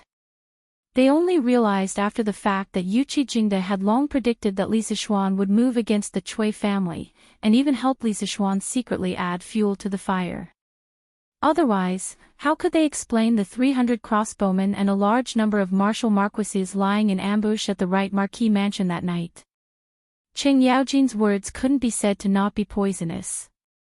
Yuqi Jingde's old face darkened even more. If he said something wrong, he would offend everyone in this room. Paw! Yuqi Jingde slapped the table and said angrily, "Madman Qing, don't you dare slander this old man. Even if you knew in advance, what can you do to help little Xian? The Chui family has a deep foundation, and it's impossible to defeat them with ordinary methods. Madman Qing, if you knew about this in advance, it would only spoil the situation. Besides, this old man didn't expect Xiao Xian to take action so quickly." However, the reason why Xiao Xian was able to succeed this time was because he launched an attack on the Chui family at lightning speed. Otherwise, when His Majesty or the Chui family reacted, he wouldn't have another chance. Humph. Twisting words and forcing logic. Qing Yaojin refused to accept this and wanted to continue arguing, but he was interrupted by Qin Qiong. He. Jingde's words are reasonable. Since the Chui family has been destroyed and Xiao Xian has been released from prison, there's no point in talking about these things. Eat hot pot. Eat hot pot. Ha. Second brother Qin is right. Eat hot pot. Ha. This thing tastes really good. Niu Jindao laughed loudly. Afternoon. Li Zixuan, who was reflecting on his mistakes behind closed doors, at home, was waiting for Li Qingqian and Chang'e to arrive. The brother and sister pair came in a carriage, specially coming to visit Li Zixuan. Xiao Xian, why do I feel that the heating in your house is warmer than in the Eastern Palace? Li Qingqian asked in surprise as soon as he entered the house. The recent changes in Chang and city did not affect the progress of the heating in the palace at all. Now, the Eastern Palace, Lijing Palace, Ganle Palace, Chang'e Palace, and other places were all installed with heating. This thing could not be removed if one was used to it. Therefore, Li Qingqian had people install heating in Taiji Palace, which was the place where all the officials held morning court every day. This way, all the civil and military officials in the imperial court could enjoy the treatment of heating in their spare time.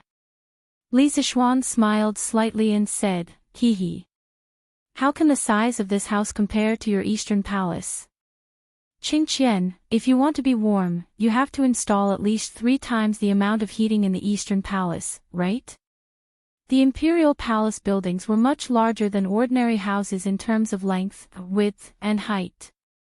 Under the same environment, if the palace wanted to be warm, it naturally had to install more heating. Li Qingqian patted his head and said in realization, "Yes. That's true. When I go back today, I'll have the craftsman quickly modify it." Li Zishuan smiled and looked at Chang'e. He asked, "Chang'e, when it's winter, the air outside is cold. You have qi disease, so it's best if you don't go out as much as possible. Also, you have to install more heating in your bedroom as much as possible. This can reduce the chances of you getting sick." Ever since Chang'e entered the house, her eyes could not move away from Li Zishuan. However, she was also afraid that Li Zishuan would notice her abnormal state. Therefore, she only occasionally looked at Li Zishuan so that no one could sense her thoughts. At this moment, when she heard Li Zishuan suddenly call her name, she was first shocked and then said, "Thank you, Brother Xiaoxian, for your concern. However, Chang'e's palace has always been warm." Li Zishuan nodded. He suddenly thought of something and asked, "Chang'e, have you been practicing the Taiji fist that Yushi taught you?"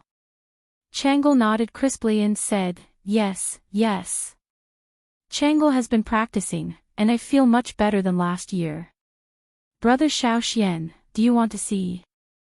Li Zishuan's forehead was full of black lines.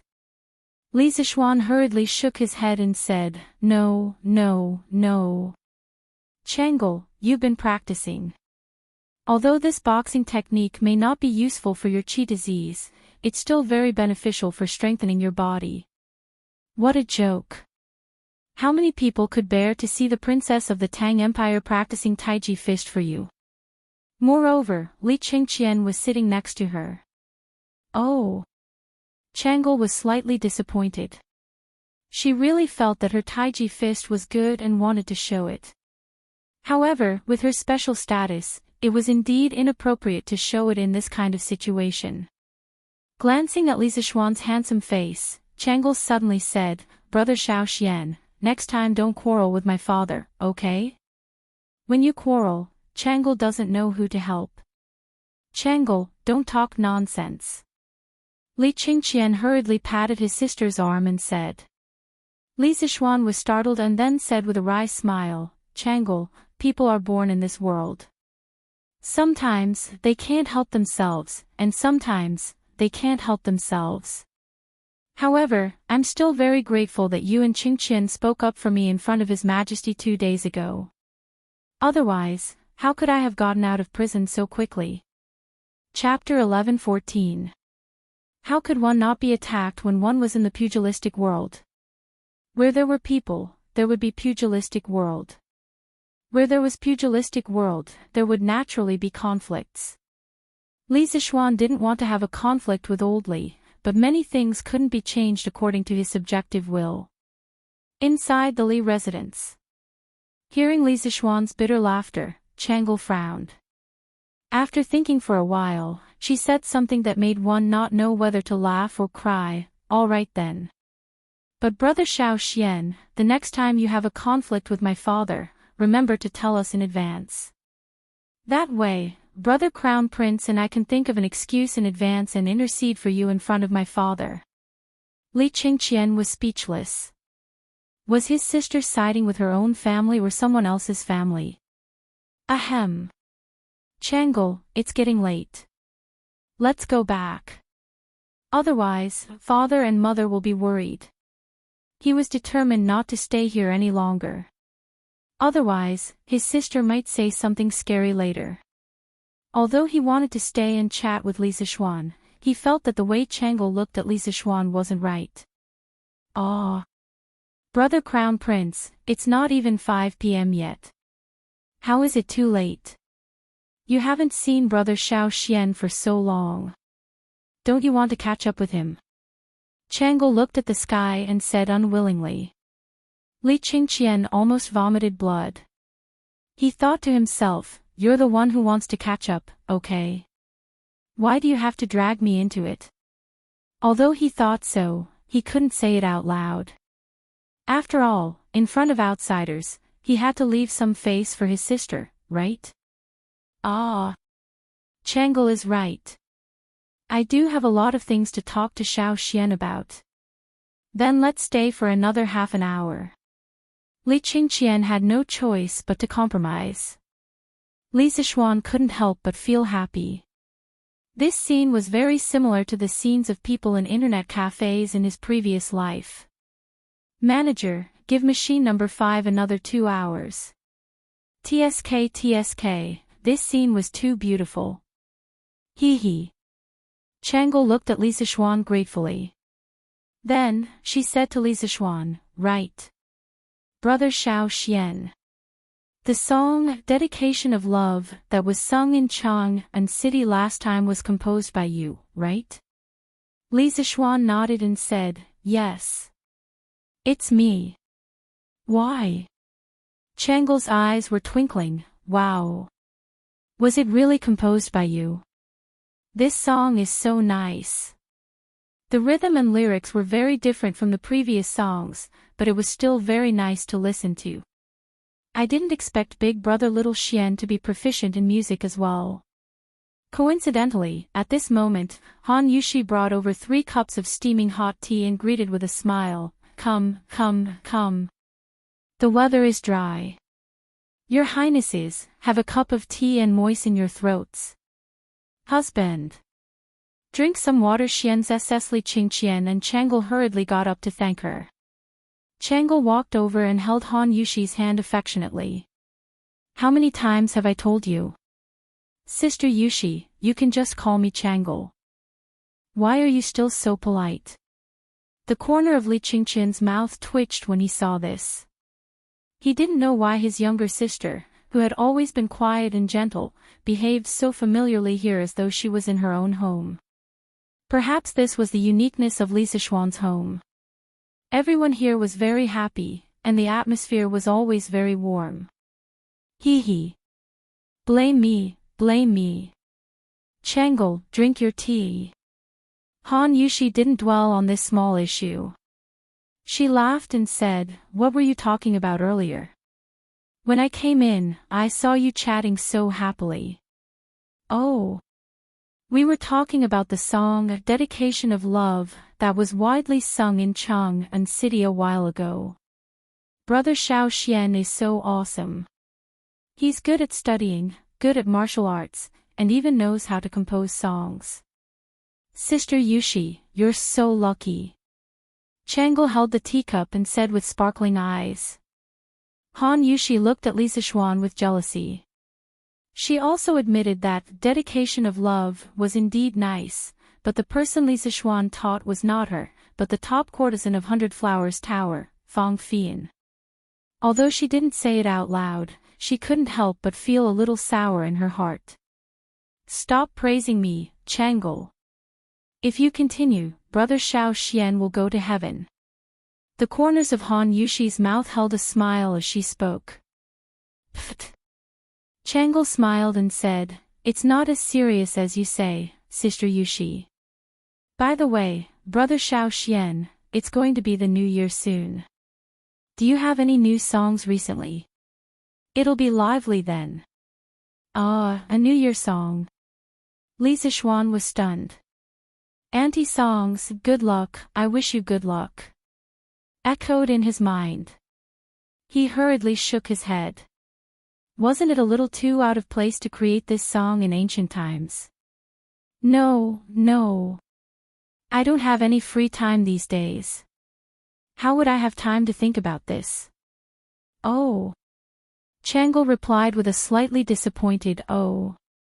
Li Qingqian then asked, Xiao Xian, speaking of the new year, Curious Pavilion Workshop has made a lot of money this year.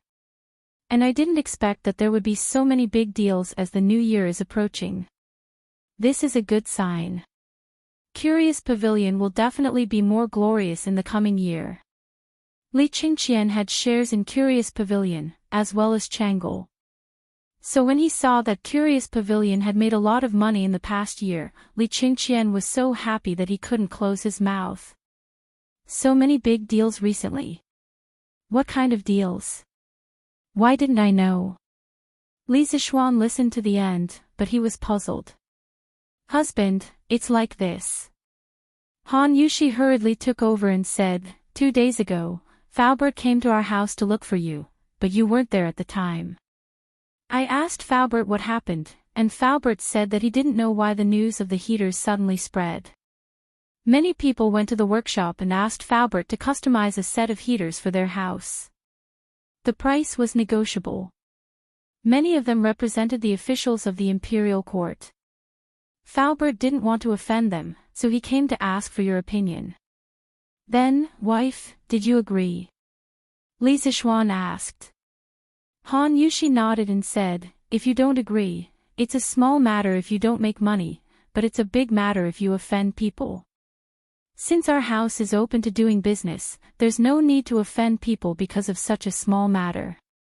Yes. Wife, you're right. But in this way, can the workshop's coal furnace and honeycomb coal production keep up? He didn't intend to introduce the heaters to the market so quickly at first, because it needed to be customized for every household. It was very troublesome and time-consuming. However, since so many people came to buy it with a small amount of money, he didn't need to reject them.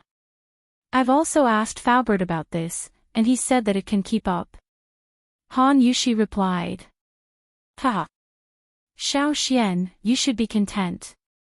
The workshop can now make nearly 1,000 strings of cash by customizing a set of heaters for every household. Where else can you find such a good business? But you have to thank my father. If he didn't get people to install heaters in Taiji Palace, the civil and military officials wouldn't know about the benefits of heaters. Li Qingqian laughed loudly. Li Zixuan was secretly speechless. A customized set of heaters could make nearly 1,000 strings of cash. There were so many rich people in Chang'an City. Chapter 11:15. Oh. Husband. The Warm Tang Foundation is almost done with work. There are close to 60,000 poor people around Chang'an City. Almost all of them have received coal stoves, honeycomb briquettes, food, and clothing from the foundation. Now, there are only some finishing touches left. As for Dr. Sun, he has already held free medical services in 7 counties. I estimate that he will only be able to visit all 20 counties after the new year. At the mention of the workshop, Han Yushi thought of the Nuan Tang Foundation and asked softly. 60,000 households? They've finished delivering so quickly. Li Zixuan was surprised. It's all thanks to the assistance of the people sent by the Crown Prince. Otherwise, it wouldn't be so fast. Han Yushi pursed her lips and smiled. Li Qingqian said half-jokingly. Ha! This winter, Xiao Xian, you've not only brought warmth to the poor, but also to the rich. Ha! Li Zixuan couldn't help but smile. He thought for a moment and said, then let's reward the students tonight. Let's have a hot pot together. It'll be lively. 600 people eating hot pot together. That's a good idea. I'll be there too. After hearing Li Zixuan's suggestion, Li Qingqian's eyes lit up. Chang'e's eyes also sparkled. She was eager to give it a try. Qingqian, don't even think about it. The students are eating hot pot at the academy tonight. How are you going to come back if you go? Li Zixuan said mercilessly. The brother and sister pair immediately wilted. Han Yushi smiled. Then, she seemed to have thought of something and suddenly said, Husband, His Majesty said that he wants you to reflect on yourself at home for 2 months. You can't go tonight, right? Silence. But then, Li Qingqian laughed loudly. Ha! That's good too. None of us can go. This guy was clearly taking pleasure in his misfortune. Li Zishuan rolled his eyes and said with a smile, His Majesty said that I'm grounded at home for 2 months, but I was still at the Supreme Court this morning. So strictly speaking, these 2 months should start from tomorrow. I can still go out tonight. Poochie. Changle giggled. Her delicate little face was like a blooming white orchid, fresh and refined. She was really charming when she looked back and smiled. She had the potential to be the most beautiful woman in the world at such a young age. She covered her mouth and said happily, Big brother Xiao Xian, you're really cunning. If Imperial Father finds out, he'll definitely be furious. Imperial Father is so angry, why are you still so happy? Of course, this was only what Li Qingqian thought in his heart, and he wouldn't voice it out at a time like this. At this moment, he first glanced at Changle and then looked at Li Zishuan. Little Xian, you're clearly twisting words and forcing logic. If my Imperial Father knew about this, he would definitely come looking for trouble with you. I think you'd better not go. It's just hot pot. Han Yushi nodded, indicating that she agreed with Li Qingqian's words. Since ancient times, the words of the emperor had always been of great weight. There was basically no official like Li Zishuan who didn't take the emperor's words seriously and always wanted to take advantage of loopholes. Han Yushi felt that if this went on, it wouldn't be good if Li Zishuan came to settle accounts at an opportune time. Li Zishuan glanced at Li Qingqian in annoyance. Suddenly, his eyes lit up and he said, Hey! His Majesty only ordered me to be grounded at home to reflect, but he didn't specify which home. I'll stay in Yunshan to reflect these 2 months. This way, it won't be considered disobeying His Majesty's imperial edict. He was so insistent on going to Yunshan to make hot pot for the students. First, it was to reward them. Recently, these students had been running around for Operation Warm Winter. Second, a few days ago, the people had caused a ruckus in the Chui family. If it weren't for the students maintaining order on the spot, many dirty things would have happened. At that time, not only would he be impeached by the officials, but he would also feel guilty in his heart. He had to thank this group of students. As soon as these words came out, Changle was stunned. There was such a quick-witted person in this world. Li Qingqian was stunned. How could there be such a shameless person in this world? The more Li Zishuan thought about it, the more pleased he became. He said, It's settled then. Wife, quickly have the servants in the residence prepare the ingredients. Tonight, the academy will have a hot pot feast for more than 600 people. Have Wang Zhong take out all the frozen mutton in the freezer. I'll cut the mutton. Han Yushi was stunned, then she nodded and said, Okay. Husband, please wait a moment. I'll go arrange it right away. Although the mutton in the freezer at home was reserved for the new year in a few days, Han Yushi saw that Li Zishuan was in high spirits and didn't want to dampen his spirits.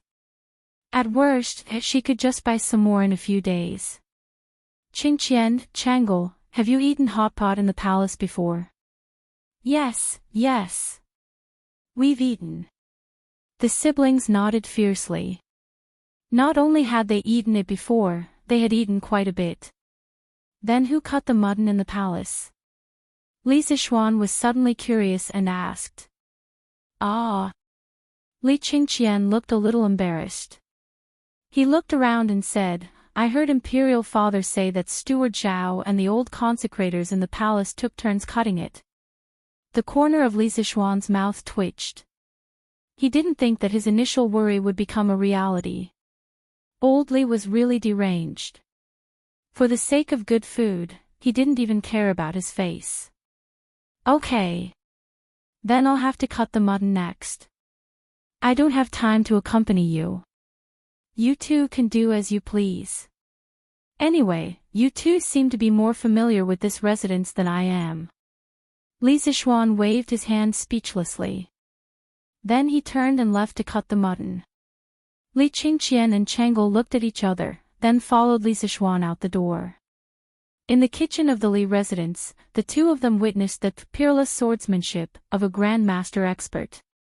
Only then did they understand why the mutton they ate in the past had to be cut by Zhao Song or the imperial consecrators personally.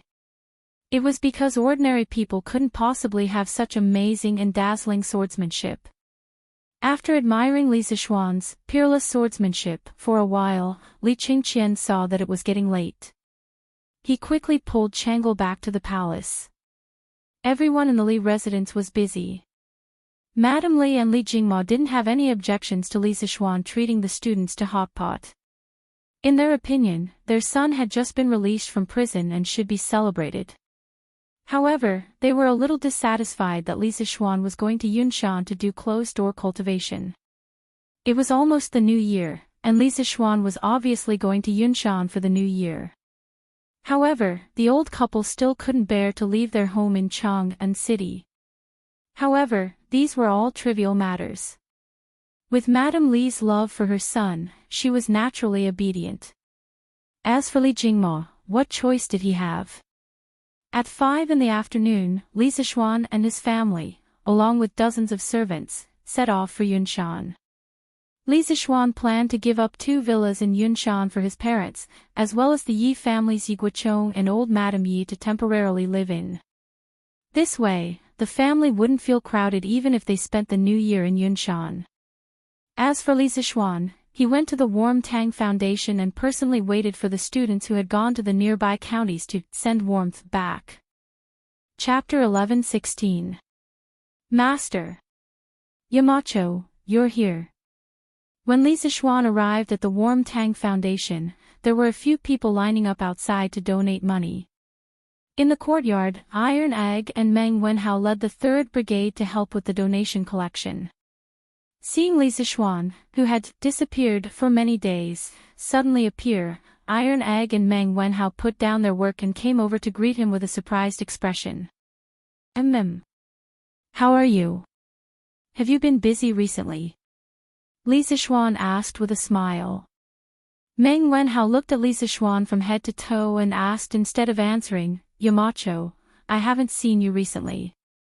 Are you alright? Iron Egg also looked over with a worried expression.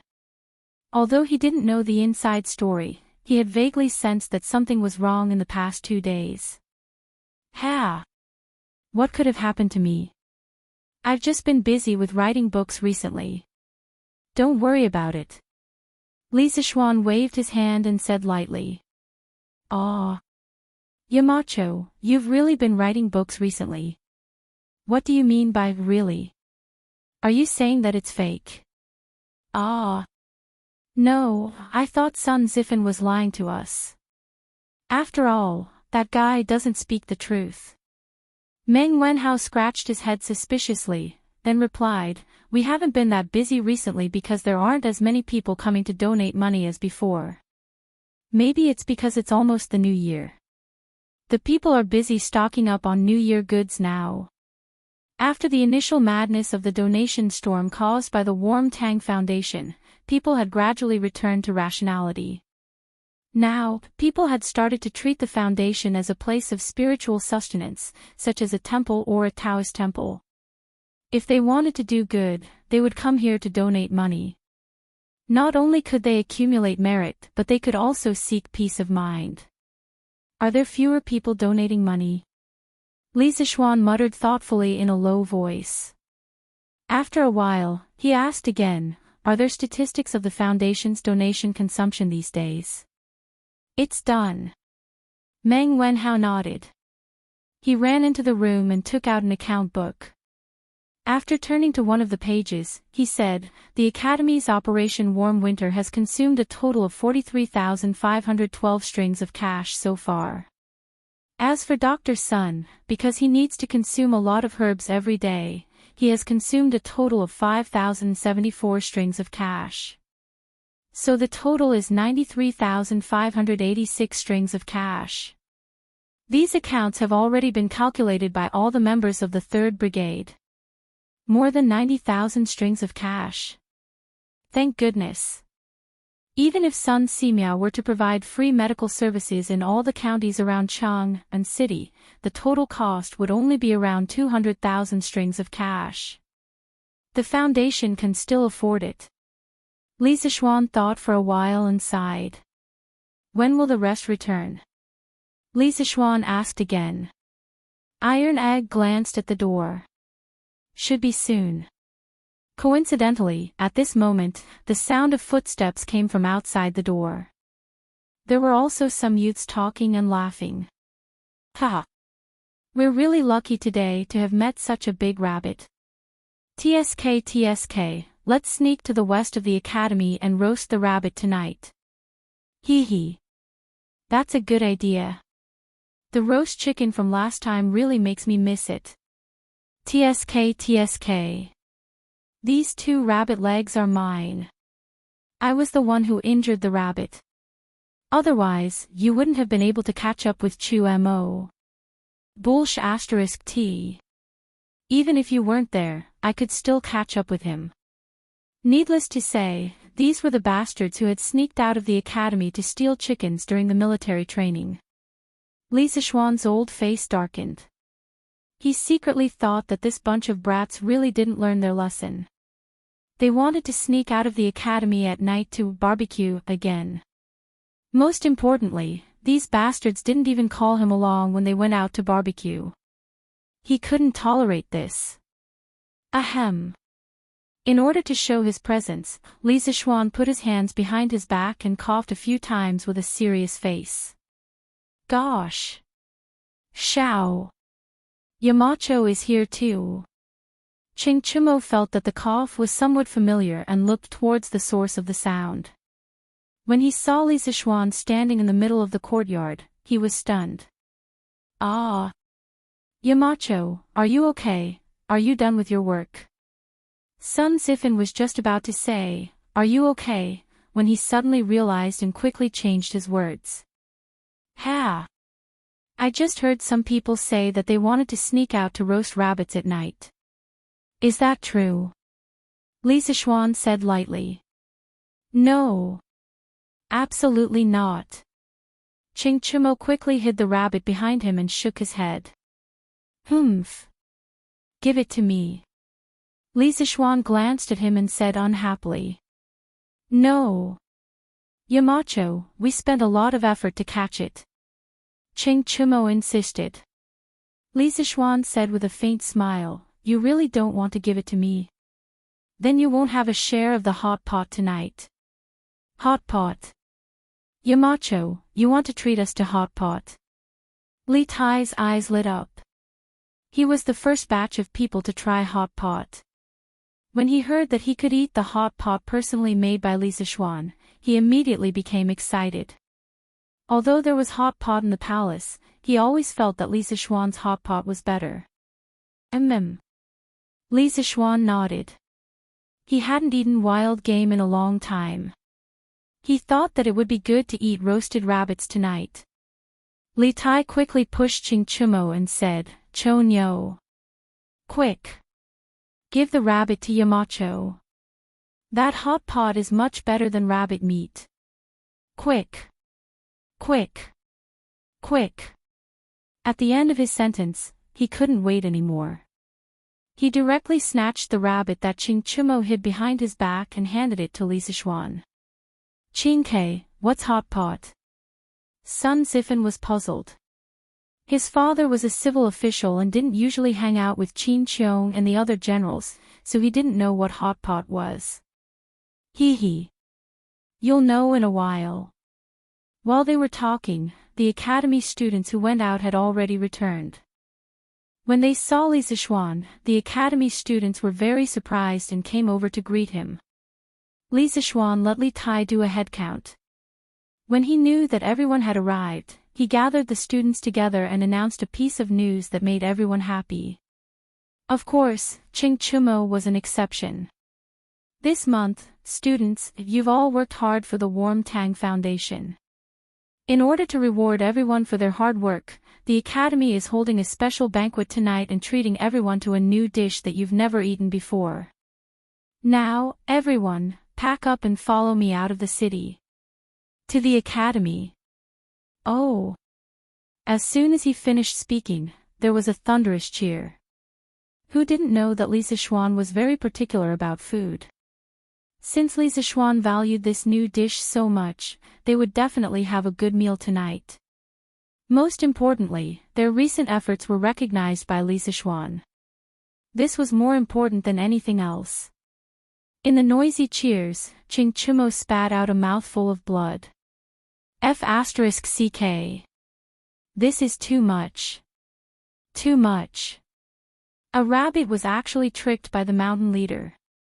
What a loss. Li Sichuan didn't hear Ching Chumo's complaints. When the cheers died down, he led the students out of the city. Yun Shanzhang should be almost ready by now. Chapter 11-17. Priestly, will there be any strong winds tonight? Li Sichuan asked as he bumped into Li Chunfeng when he arrived at the academy. He was just a fake Taoist priest and a fake astronomer. How could he know anything about the weather and the weather? Li Chunfeng thought that Li Sichuan was not good at this and did not suspect anything. He looked up at the sky and said, "Marquis, there is no strong wind tonight." Li Sichuan heaved a sigh of relief. He quickly ordered his men to set the banquet at the academy's field. He was worried that the wind would blow tonight, so he set the banquet at the cafeteria. However, since Li Chunfeng said that there was no wind tonight, he had nothing to worry about. Li Sichuan trusted Li Chunfeng's weather forecast 100%. If you are free tonight, how about having hot pot with me? Although Li Chunfeng was not an official teacher of the academy, Li Gang had assigned him a dormitory because he often observed the sky at night in the Cloud Mountain. This way, he would not have nowhere to stay at night. Since the Marquis has invited me, how can I not go? This is the first time I've heard of hot pot. Today is a good opportunity to broaden my horizons. Li Chunfeng placed his hands behind his back and chuckled. Li Sichuan was curious to see how Li Chunfeng would look like when he ate the hot pot. He wondered how Li Chunfeng would look like. Ha! I won't disappoint you. After knowing that the hot pot banquet was going to be held at the field, the students of the academy moved the tables, chairs, coal stoves, and even torches. The group of servants that Li Sichuan had brought along distributed the mutton, fish slices, bean sprouts, and other hot pot ingredients to each table. Strictly speaking, there were 8 people around one stove tonight. Just the students alone had more than 80 stoves. Including the academy's teachers, there were more than 100 stoves. It was a spectacular scene. Fortunately, there was no wind tonight. Otherwise, they would have to hold the hot pot banquet in the cafeteria. With so many coal stoves in the cafeteria, wouldn't they be poisoned? With all the ingredients on the table, there was no opening speech. Li Sichuan only shouted, "Let's eat." Then, the students and teachers around the stove began to dig in. In the beginning, only Li Sichuan, Li Tai, Ching Chumo, Qin Huayu, Yuchi Baolin, and the others were eating. This was because the others didn't know how to eat the raw ingredients around them. Fortunately, humans were very good at imitating.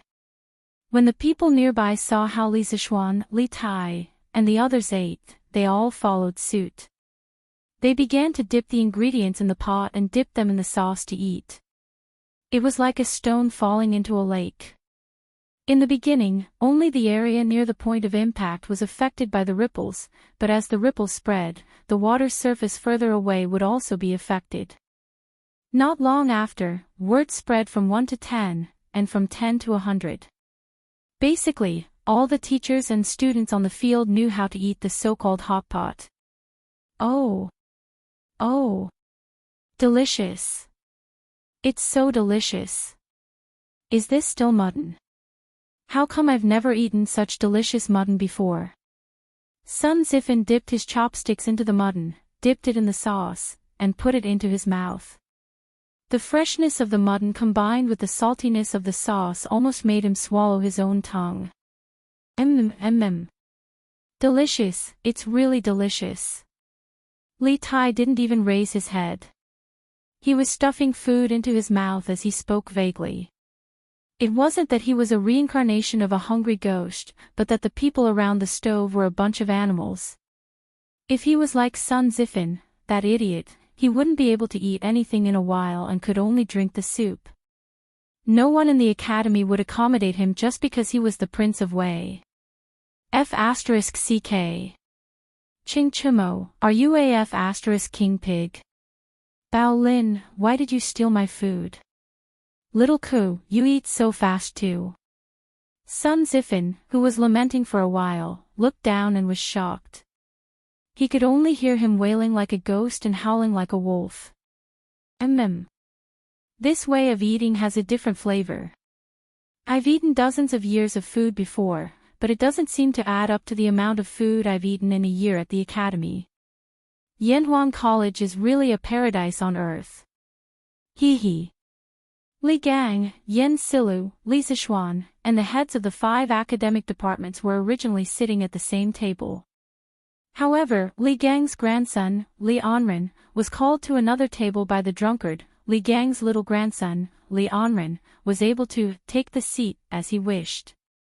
At this time, Li Gang tasted the mutton rolls that were dipped in the sauce with his chopsticks.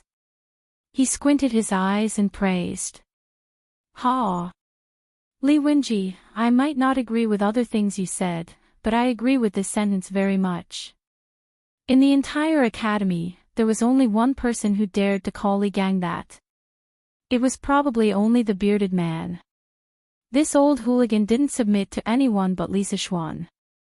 As for Li Gang, this great scholar, he used to disdain him. However, after getting along with him for a long time, he would often bicker with him. At this moment, the bearded man ate a large portion of the mutton and drank a mouthful of iced wine. The hot and cold wine stimulated all the taste buds in his mouth. The mellow wine aroma made the fresh taste of the mutton roll even more intense. The bearded man had traveled all over the world in his life, but he had never enjoyed so much. At this time, when he heard Li Gang's praise, he couldn't help but loudly echo. Li Gang shook his head. He didn't get angry because of the bearded man's rudeness. He must have gotten used to it. Mr. Bearded Man, why is your wine still smoking?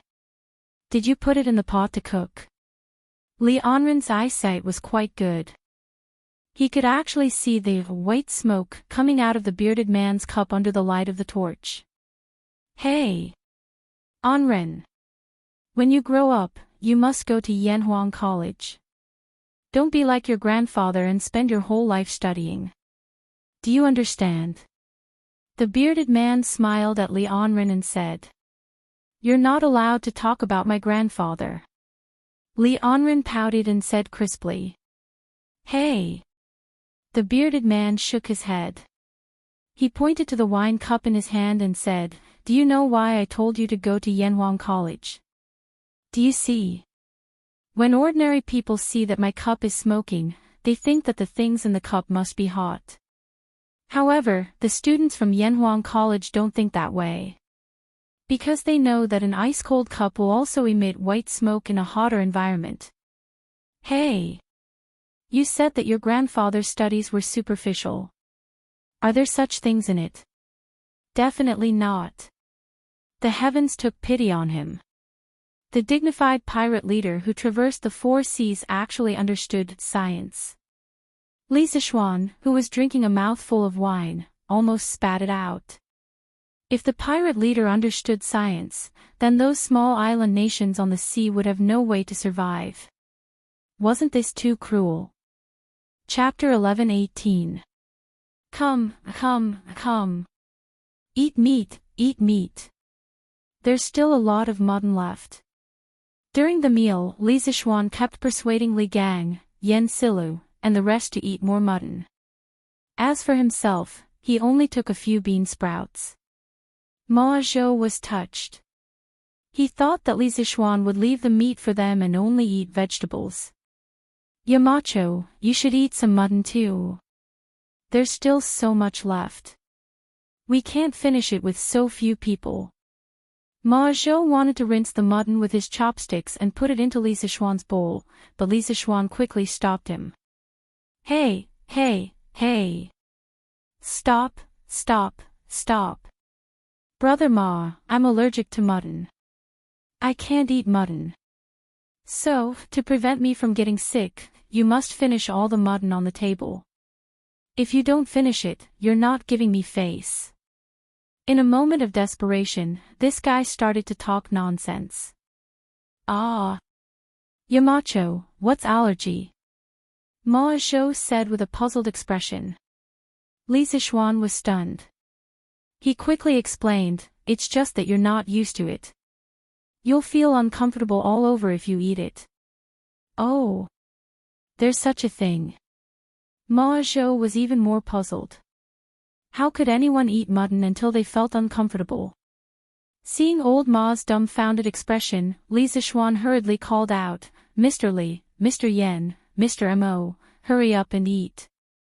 And Ren, hurry up and eat. You have to know that you can't eat this kind of tender mutton anywhere else. Although the few big shots of the academy felt that Li Zixuan was a little strange, they couldn't pinpoint what was strange about it. They could only eat as they were told. Young master, I've brought the things you wanted.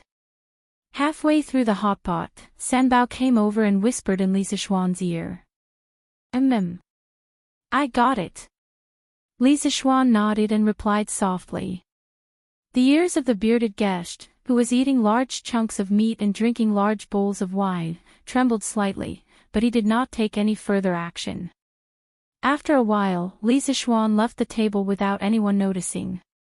But after a while, the teachers and students on the field smelled that something was wrong. Why did he say that he smelled something wrong? Because it smelled so good. What was that smell? It smells so good. Oh. It smells like barbecue. Look. Yamacho is barbecuing meat. A group of people raised their heads and sniffed, trying to find the source of the fragrance. Someone shouted, and everyone's eyes instantly turned to Li Zixuan. Li Zixuan was leisurely barbecuing a rabbit on a square grill. He kept turning it while sprinkling salt, pepper, cumin, and other condiments on it. The rabbit's body was already golden brown, and drops of oil dripped from it from time to time, making sizzling sounds when they landed on the flames. Just looking at this rabbit was enough to whet one's appetite, not to mention the waves of fragrance that were constantly wafting in this direction. The teachers and students on the field all looked eagerly at Li Zixuan. F***CK. That's my rabbit. Burp. Ching Chumo sighed and couldn't help but burp. Who asked him to eat too quickly just now? He was completely full now. The greatest helplessness in life was when one's stomach was full when one encountered delicious food, barbecued rabbit. Yamacho is barbecuing a rabbit. It smells so good. I didn't expect a barbecued rabbit to be so fragrant. Burp. It smells so good, but I'm so full. Barbecued meat was actually not a patent of modern people. Compared to modern people, the ancient people's love for barbecued meat could be said to be even greater. The Book of Songs said, the head of the rabbit, the roasted meat of the cannon. The gentleman has wine, and he offers it with discretion. The meaning was, barbecued rabbit is wine. The more you eat, the better. By the Han Dynasty, barbecuing had already become a culture. According to historical records, Emperor Gaozu of the Han Dynasty, Liu Bang, often barbecued deer liver raw to go with wine. Emperor Zhao of the Han Dynasty also once held a barbecue festival. As the saying went, if a worker wants to do a good job, he must first sharpen his tools. As early as the end of the Warring States period, cloud-patterned square grills specialized in barbecuing appeared. The grill that Li Zixuan was using now had a rough outline similar to the cloud-patterned square grill. Sanbao found it in the workshop at the foot of the mountain. Although the barbecued rabbit was fragrant, the students' stomachs were already full. They could only snort the rabbit. TSK TSK. It should be about time. Under the watchful eyes of the crowd, Li Zixuan put the rabbit meat to his nose and took a sniff. He clicked his tongue and sighed. Everyone's face was full of black lines. They secretly thought that their Yamacho was too despicable. They clearly had better food, but they left it for last. Eat. Why are you all looking at me? Hurry up and eat. Whoever has leftovers on the table tonight will have to wash all the dishes today. Li Zixuan pointed at Qing Chumo's table and said loudly. All the students were shocked. What a joke, how many bowls and chopsticks were there? Wouldn't it be tiring to wash all of them? So, F***CK. Qing Chumo. These dishes are clearly on your plate. Why did you put them in my bowl? Bullsh**T. They were yours in the first place. There was a commotion from the crowd. Li Zixuan didn't pay any attention to these students. He carried the roasted rabbit and walked back to his previous table. Come. I just finished barbecued rabbit. Mr. Li, Mr. Yen, Mr. Mo, Mr. Su, Mr. Xiao, Brother Ma, do you all want some? Li Zixuan put the rabbit on an iron plate and took out a dagger from somewhere. He smiled and said to the people around the stove. Ah. Yamacho. You're really, burp, I'm not eating anymore. I really can't eat anymore. Ma Zhou wanted to say that Li Zixuan was despicable, but halfway through, he couldn't help but burp. He shook his head and waved his hand. Everyone else was speechless. Li Anren's little face was bitter. Brother Xiao Xian, this rabbit meat is really fragrant. But Anren's stomach is too full.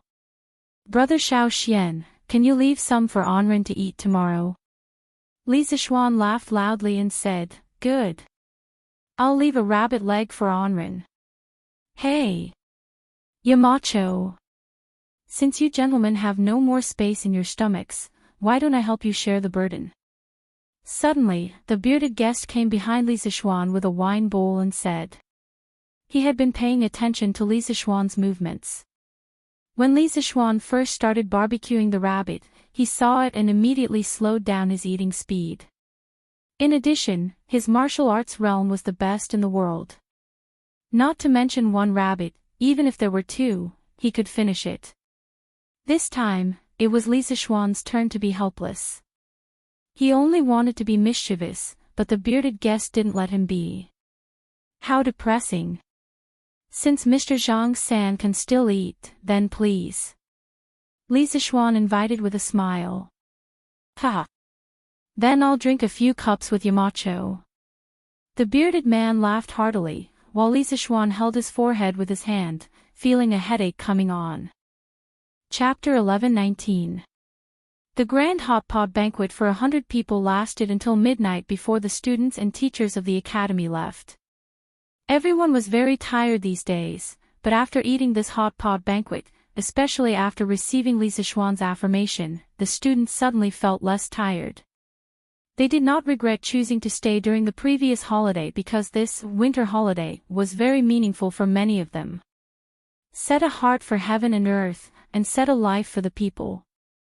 This was not only Li Zixuan's dream, but also their dream, and they had always been acting like this.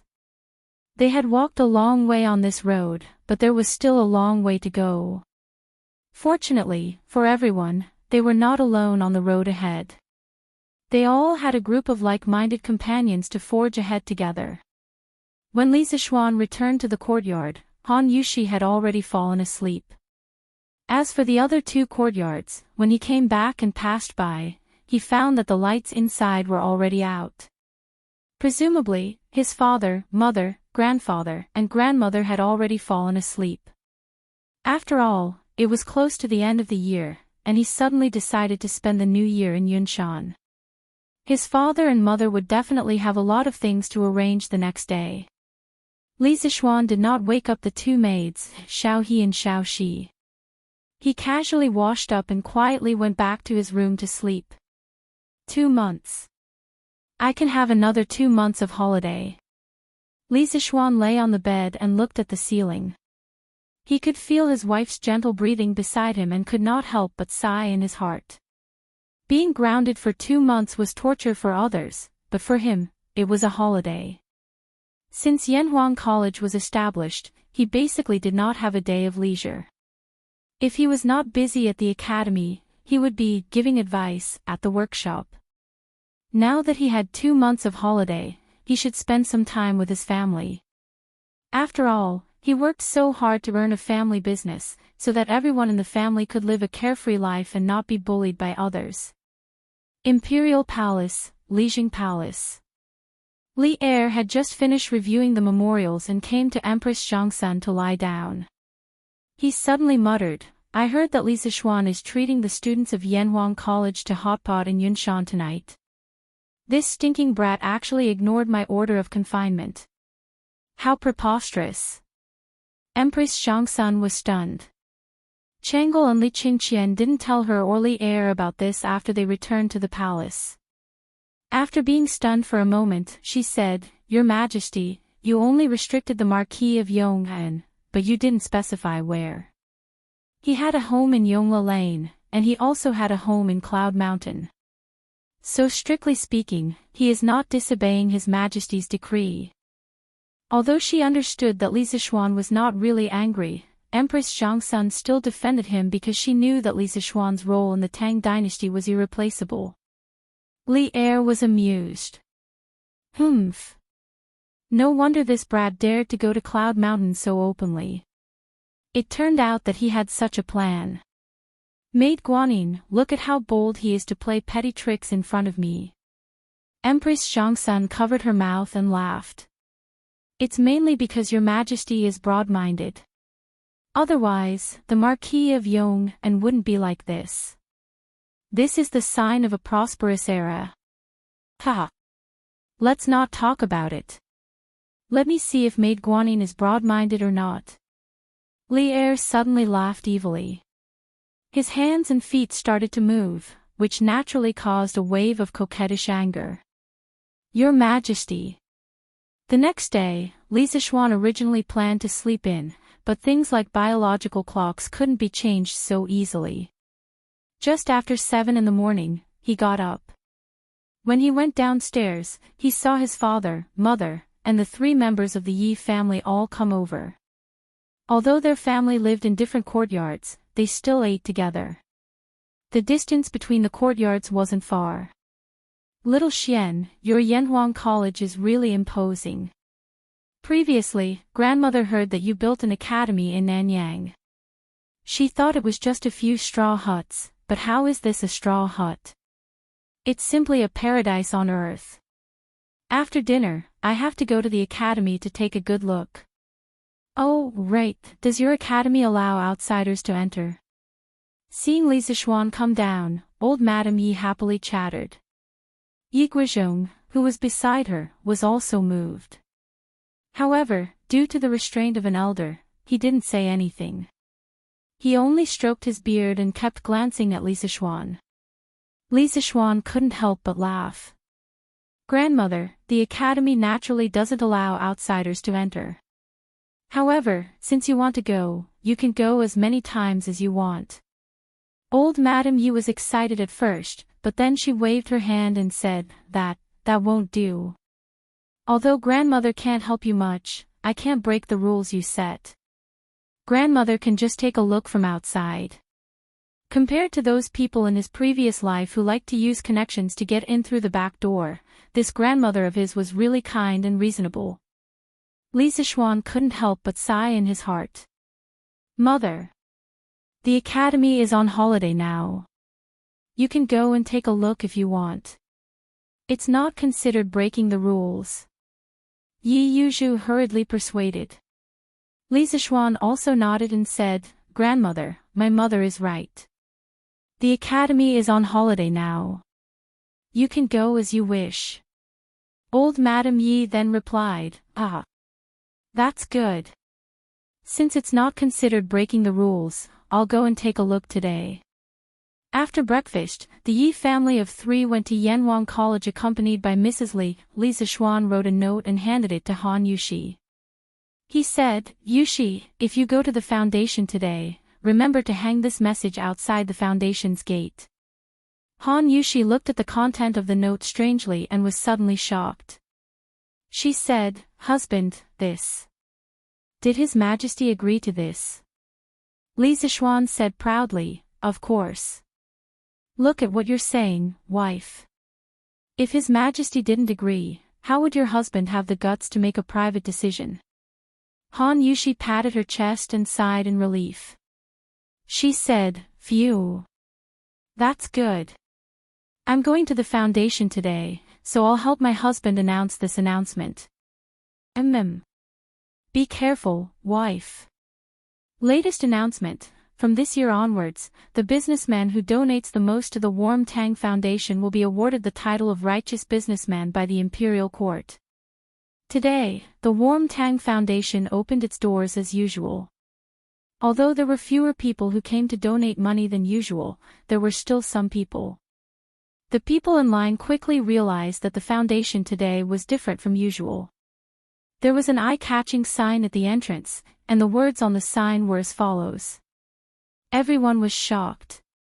Righteous Businessman. The Warm Tang Foundation actually had the power to be recognized by the Imperial Court as a righteous businessman. This was serious news. Chapter 1120. Old Master. Old Master. Big news. Big news. Chongren Lane, Chow family's courtyard. A servant in a green shirt and a gray hat rushed in and said as he ran. Old Master Chow was flipping through the latest issue of Datong Daily. Datong Daily had developed to this point. Other than reporting on recent news, there were also many business opportunities in it. For example, there was a shortage of coal in Bing Province and Qinzhou. For businessmen, if they could capture business opportunities immediately, it meant that there was a chance to make money. What's the fuss about? Chow Wendong frowned when he heard the servants shouting outside. Old Master. Big news. Today, a notice was posted in front of the Warm Tang Foundation. It says that from this year onwards, the person who donates the most money will be rewarded with the title of Righteous Merchant. The servant pushed the door open and bowed. If the superiors were good, the subordinates would be even better. Chow Wendong had wanted the title of Righteous Merchant for a long time. The servants of the Chow family naturally paid attention to this news. Wasn't there a servant who came to report the news as soon as it was released? Smack! Chow Wendong slammed the newspaper on the table and stood up. What? The Yanwang Chamber of Commerce wants to give the person who donates the most money the title of Righteous Merchant. The servant replied, Yes, old master. Chow Wendong's eyes widened and his breathing quickened. He said, Is the source reliable? The servant said confidently, Don't worry, old master. I personally saw the notice posted in front of the Warm Tang Foundation. It can't be fake. Huff. Chow Wendong took a deep breath. His eyes flashed and he immediately ordered, Get the 7 shopkeepers to come to me immediately. Yes. Old master. Sigh. There's no hope for our Lin family this year. Some families were happy, while others were sad. When Lin Wenyuan of the Lin family heard the news, his face was full of worry. This was because the Lin family's money was all tied up in the Yanhuang Chamber of Commerce. Currently, there was not much money circulating in their accounts. The so-called first good deed of the year was something that the Lin family would not be able to get. Master, Hao is familiar with Han Shao. Why don't we let him ask Han Shao to beg the Marquis of Yong and to release a batch of bicycles for our family? They will definitely sell well. When the time comes, I'll have extra money. Madam Lin thought of an idea and said. No. Lin Wenyuan didn't even think about it and directly refused. It's Hao Er's good fortune to be friends with Mr. Han. We can't ruin their friendship because of such a small benefit. Even if they had a batch of bicycles now, it would be too late. The Chow family is even more prepared. We can't compare to them no matter what. Now it seems that we can only fight for it next year. Master is right. Zhang Jingyang of Huayuan House donated 10,000 strings of cash to Nuantang Foundation. Murong Yunhai of Yongping Square donated 20,000 strings of cash to Nuantang Foundation. Qi Hishing of Changshu Square donated 10,000 strings of cash to Nuantang Foundation. The Warm Tang Foundation, which had been quiet for almost 10 days, suddenly became lively again. All kinds of large donations came in, attracting circle after circle of passers-by. The popularity of the event was even greater than before. Yo! Why are there so many people donating money today? And they're all donating 10,000 strings of cash. What's going on? TSK. Didn't you see the notice on the door? From this year onwards, the Nuantang Foundation will give the title of Righteous Merchant to the businessman who donates the most money every year. It's already the end of the year. Aren't those who want the title of Righteous Merchant in a hurry? Oh. I was wondering why that was. So that's why. Hey. This way, the Nuantang Foundation can receive more donations and help more poor people in the future. Of course. I saw the students of Yanhuang College in Xinfeng County yesterday delivering coal stoves and clothes to Zhao Ermatzi's family. The Nuantang Foundation is really doing this for our good. Your Majesty is wise. The people gathered outside the Nuantang Foundation's gate and discussed. At the same time, they were praising the notice because they all knew that the more donations the Nuantang Foundation received, the more poor people would be able to improve their lives. This was a great merit, and at the same time, something that could benefit them. Chongren Lane's Chow Wendong donates 50,000 strings of cash to the Nuantang Foundation. Suddenly, a clap of thunder blasted through the entire Andy Lane. Everyone was stunned. 50,000 strings of cash. Old Master Chow is so generous. Oh my God.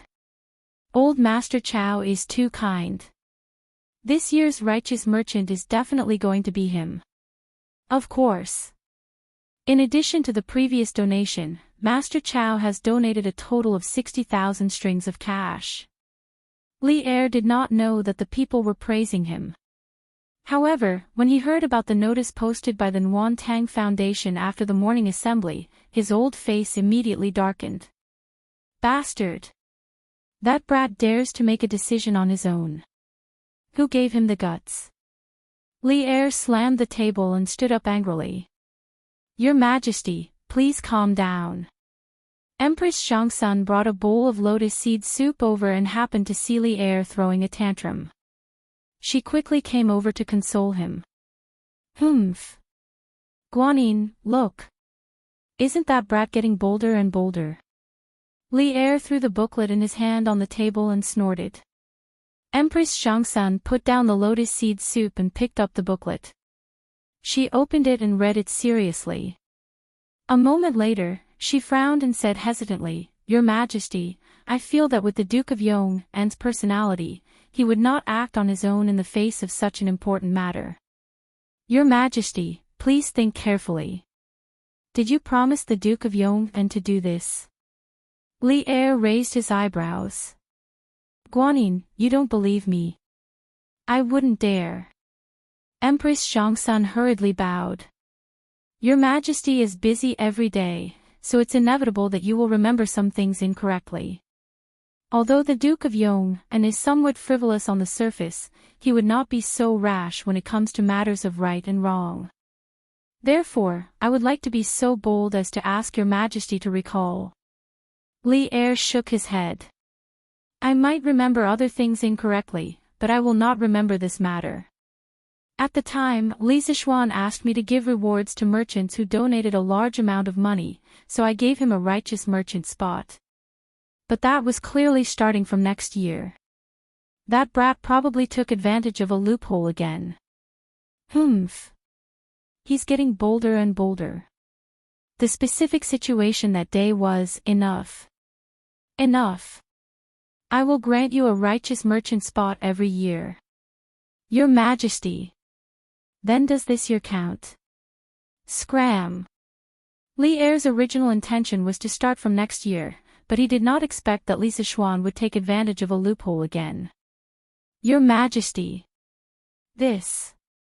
Although the Duke of Yong and might have taken advantage of a loophole, considering that he did it for the sake of the people, you should not blame him, right? Empress Shangsun held back her laughter and persuaded.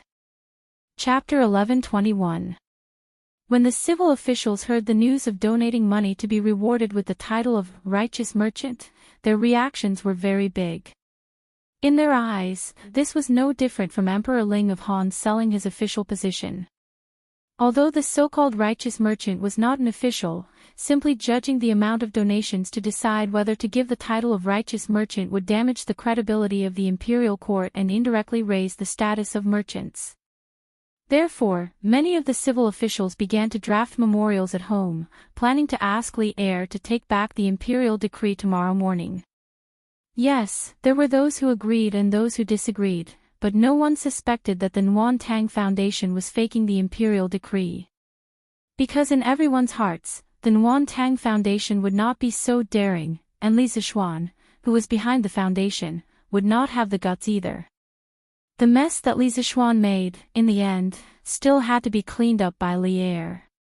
Otherwise, if Li Zishuan was accused of faking the imperial decree, the great Tang Empire would lose such a peerless genius forever.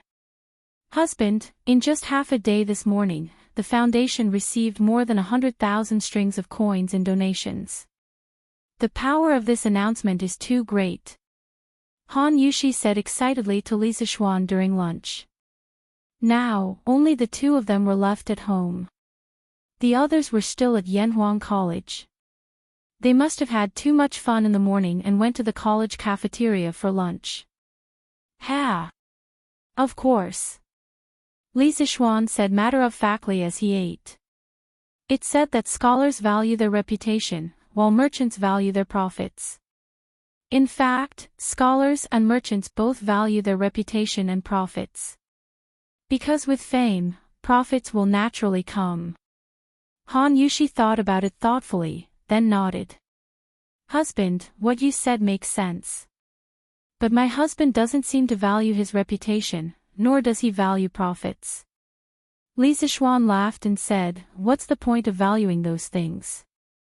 As long as our family can live happily for the rest of our lives, that's enough. Wife, don't you think so? Yes, yes. Han Yushi nodded her head heavily. After getting married, she finally understood that for a family, unity and harmony were the most important things. Oh right, husband, did His Majesty really allow this announcement in the morning? How come I've never heard you mention it before? Li Zishuan sweated slightly and said, His Majesty did say that, but he hasn't officially issued an imperial edict yet. In any case, you don't have to worry. The only reason he released the news now was because he wanted the Nguyen Tang Foundation to increase its performance by the end of the year. After all, Oli had already agreed to award the title of philanthropist to the person who donated the most money every year. So, what difference did it make whether it started this year or next? The next day. As soon as the morning court session began, there was indeed an official who requested Li Er to retract his order.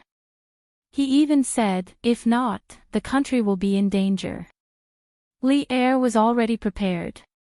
He had Kong Yingda tell the civil and military officials the story of Zi Lu rescuing drowning and Zi Gong redeeming people. Ever since we ascended the throne, we have worked hard every day for fear of repeating the mistakes of the previous dynasty.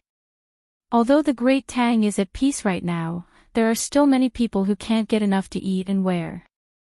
We are concerned about the suffering of the people, so we set up the Warm Tang Foundation to gather the strength of all the wealthy in the Great Tang to help the poor.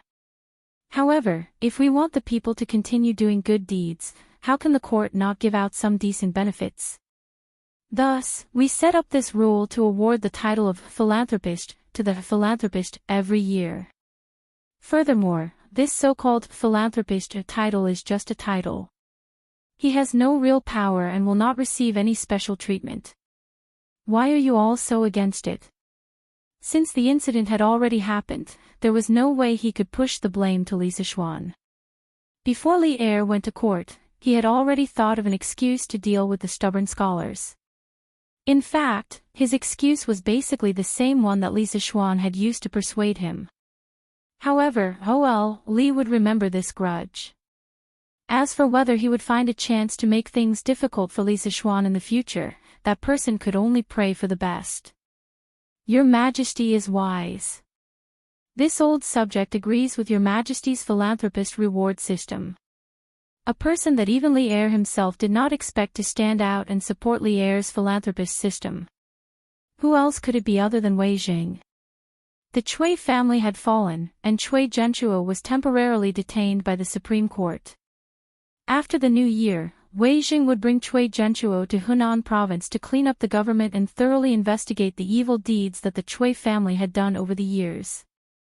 This old subject has heard that those who seek for wood must strengthen their roots, those who desire to flow far must dredge their source, those who desire for the safety of the country must accumulate virtue. The source is not deep but the stream is far, the root is not solid but the tree is long, the virtue is not thick but the country's safety. Although this subject is foolish, I know that it is not right. The emperor is the weight of the divine weapon, the vastness of the region, the height of the sky, and the boundless safety of the land. Do not think of danger in times of peace, abstain from extravagance and thrift, the virtue is not thick, the affection is not strong, the desire is not strong, the root is cut in order to flourish, the source is blocked, the flow is long. Your Majesty's action is for the people. Although there are flaws, it is beneficial to the country. This old subject believes that Your Majesty's action is very good. You can even increase the quota of philanthropist merchants every year by 2 more. This way, the Warm Tang Foundation will be able to collect donations from all over the world and help the people of the world. In the future, even if there is a natural disaster in the Tang Empire, the imperial court will not have to exhaust the national treasury to help the people. The Warm Tang Foundation will be able to overcome it alone and ensure the safety of the people of the Tang Empire. What Li Er did not expect was that the flamethrower Wei who liked to scold people in the past had now turned into a virtuous person. He wrote an essay in front of the court, giving him and the other officials a lesson on how to govern the country by valuing the people's lives. It was so long that Li Er could not help but applaud. Good. Good. Good. Beloved official Wei's words have won my heart. I believe that the emperor is like a boat, the commoners are like water. Water can carry a boat, but it can also capsize it. I will always reflect on myself with this sentence. At the same time, I hope that all of you can take this as a warning and be good officials who serve the people wholeheartedly. Ensure the peace of the Tang Empire for generations. Li Er slammed the table and stood up. At this moment, the more he looked at Wei Jing, the more he liked him. He even regretted sending Wei Jing to the Hunan province next year. That's right. When Wei Jing was sent to the Hunan province, it was partly for the sake of the public. In terms of fairness and honesty, there were not many people in the imperial court who could be compared to Wei Jing. The other part was because of Li Er's selfishness. He wanted to have a few days of peace. But now, old Li was a little regretful. If Wei Jing, this mirror, left, would he be so complacent that he would make a foolish decision? Left Minister Wei's words are like pearls of wisdom. This old subject is enlightened after hearing them. This old subject also agrees with Your Majesty's reward system for philanthropist merchants. Li Er's water can carry a boat, but it can also capsize it, shocked the officials. The civil official number 2, Fang Xianling, immediately stood up and clasped his hands. Seeing this, the civil official number 1, Zhang Sun Wuji, also stood up and said, "This old subject agrees." Since the two of them supported Li Er, the rest of the officials could not do anything even if they objected. In the imperial court, there were voices of seconding. Chapter 11:22. If Li Zixuan had attended the morning assembly today, he would have screamed, F***ck, because Wei Zheng's 1,000-word proverb was basically the original text of the famous 10 Thoughts on Admonishing Emperor Taizong. However, the 10 Thoughts on Admonishing Emperor Taizong was written in the 17th year of Jingguan. It could only be said that as a transmigrator, some things could be changed, but some things could not be changed no matter what. This was fate, and also the cycle of the heavens. In the afternoon, Li Zixuan, who was concentrating on his book at home, received an imperial edict from Li Er. From next year onwards, the Warm Tang Foundation's quota for charity merchants will be increased to 3. At the end of the imperial edict, there was even a warning for Li Zixuan to not play any more tricks. This made Li Zixuan speechless. He thought to himself, old Li's tolerance is only a so-so. This guy doesn't know that with his actions, any random dynasty or emperor would have died countless times. Young master, Steward Fu is here. He's in the front hall.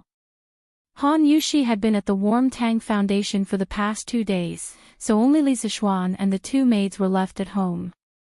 At this time, Xiao He knocked on the door of the study and said to Li Zixuan, "Oh, I'm coming." Li Zixuan replied, then put down his pen and walked out the door. "Young master, I'm sorry for disturbing you while you're writing." Faubert saw Li Zixuan coming over and quickly stood up with an apologetic expression. Li Zixuan laughed and waved his hand. "Ha! Faubert, what are you saying? Writing a book is not something that can be finished in a day or 2. How is this disturbing? Please take a seat. Xiao He, boil a pot of tea and bring it over." "Yes. Young master." Xiao He answered and left. Now that there was a coal stove and honeycomb briquettes at home, boiling water was just too convenient. "Young master, this old man is here to ask if we should start producing the bicycles from before. After all, the demand for coal stoves and honeycomb briquettes is starting to decrease. We should be able to free up a lot of manpower to produce bicycles." After a while, Xiao He brought 2 cups of tea. Faubert stopped the small talk and got down to business. Li Zixuan was startled.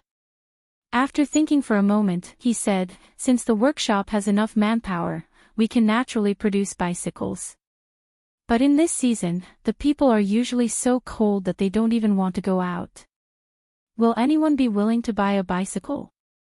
Faubert smiled and said, "Young master, you don't have to worry about that.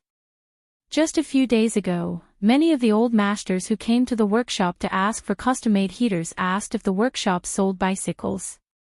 That's why we don't have to worry about selling this bicycle." Li Zixuan nodded and said, "If that's the case, then go ahead and build it. Now that the workshop doesn't lack iron, rubber, or sulfur, it's better to make a batch by the end of the year and let the members of the Chamber of Commerce make a profit." At this time, he remembered that he still had a group of hungry members of the Chamber of Commerce under him. A while ago, the coal stoves and honeycomb briquettes were beneficial to the country and the people. But to the members of the Chamber of Commerce, it was not beneficial. Only bicycles were profitable. But in order to carry out the warm winter operation well, he let the workshop focus on producing coal stoves. This was considered as sacrificing the interests of the members of the Yanhuang Chamber of Commerce. Now was the time to compensate them. "Okay. Then I will make the arrangements later. The molds and materials are all ready made. We should be able to produce a batch before the new year." Faubert nodded. "Faubert, how is Xiao Bing doing over there? That kid should have sent you a message, right?" Li Zixuan smiled and asked. Hearing Li Zixuan mention his nephew, Uncle Fu's face was full of smiles. He replied, "Thank you for your concern, young master. That kid is fine. I heard that he used the money young master gave him to buy a house over there and bought a few acres of land. He said that he plans to let me retire in the future." Li Zixuan could not help but laugh. "From what I see, he wants to settle down there himself." Faubert was a little embarrassed. "I don't think so. He just wants to have a place to stay while helping young master." Li Zixuan shook his head and did not probe further. He asked again, "Then does he have news of my father-in-law?" Ever since Han Lijing went to Hedong Road, he had not sent any messages to Li Zixuan or Han Yushi. Han Yushi was naturally very worried. Li Zixuan was also a little worried. He even sent people to Hedong Road to check for news. But the world was big. If a person fell into a sea of people, how could it be so easy to find him? Faubert stroked his beard and carefully recalled for a moment. He said, "I remember Xiao Bing mentioned in a letter that Han Lijing went to Yunzhou. He did not mention anything else." Li Zixuan's heart sank. After a moment, he nodded and said, "I know. That's all for now." Faubert cupped his hands and said goodbye. Li Zixuan sat on the sofa and closed his eyes. Suddenly, he said, "Husband. Husband. Father is back." There was a flurry of footsteps and Han Yushi's surprised cheers at the door. Li Zixuan opened his eyes and saw Han Yushi panting in front of him. Her little face was red from the cold. The breath from her mouth formed clouds of white mist in the air. After a moment of shock, Li Zixuan said, "Wifey, are you saying that father-in-law is back?" Under normal circumstances, Han Yushi would call Li Zixuan father and Han Tianhu father. Li Zixuan was very sensitive to the key point in Han Yushi's words. "Yes, yes. Father is back." Han Yushi nodded happily. Li Zixuan heard and hurriedly stood up. He said, "Where is he? Let's go and see father-in-law." At the same time, he finally felt relieved. As long as Han Lijing was fine, it was fine. Otherwise, his wife would cry to death. "No need, Xiao Xian. I'm here."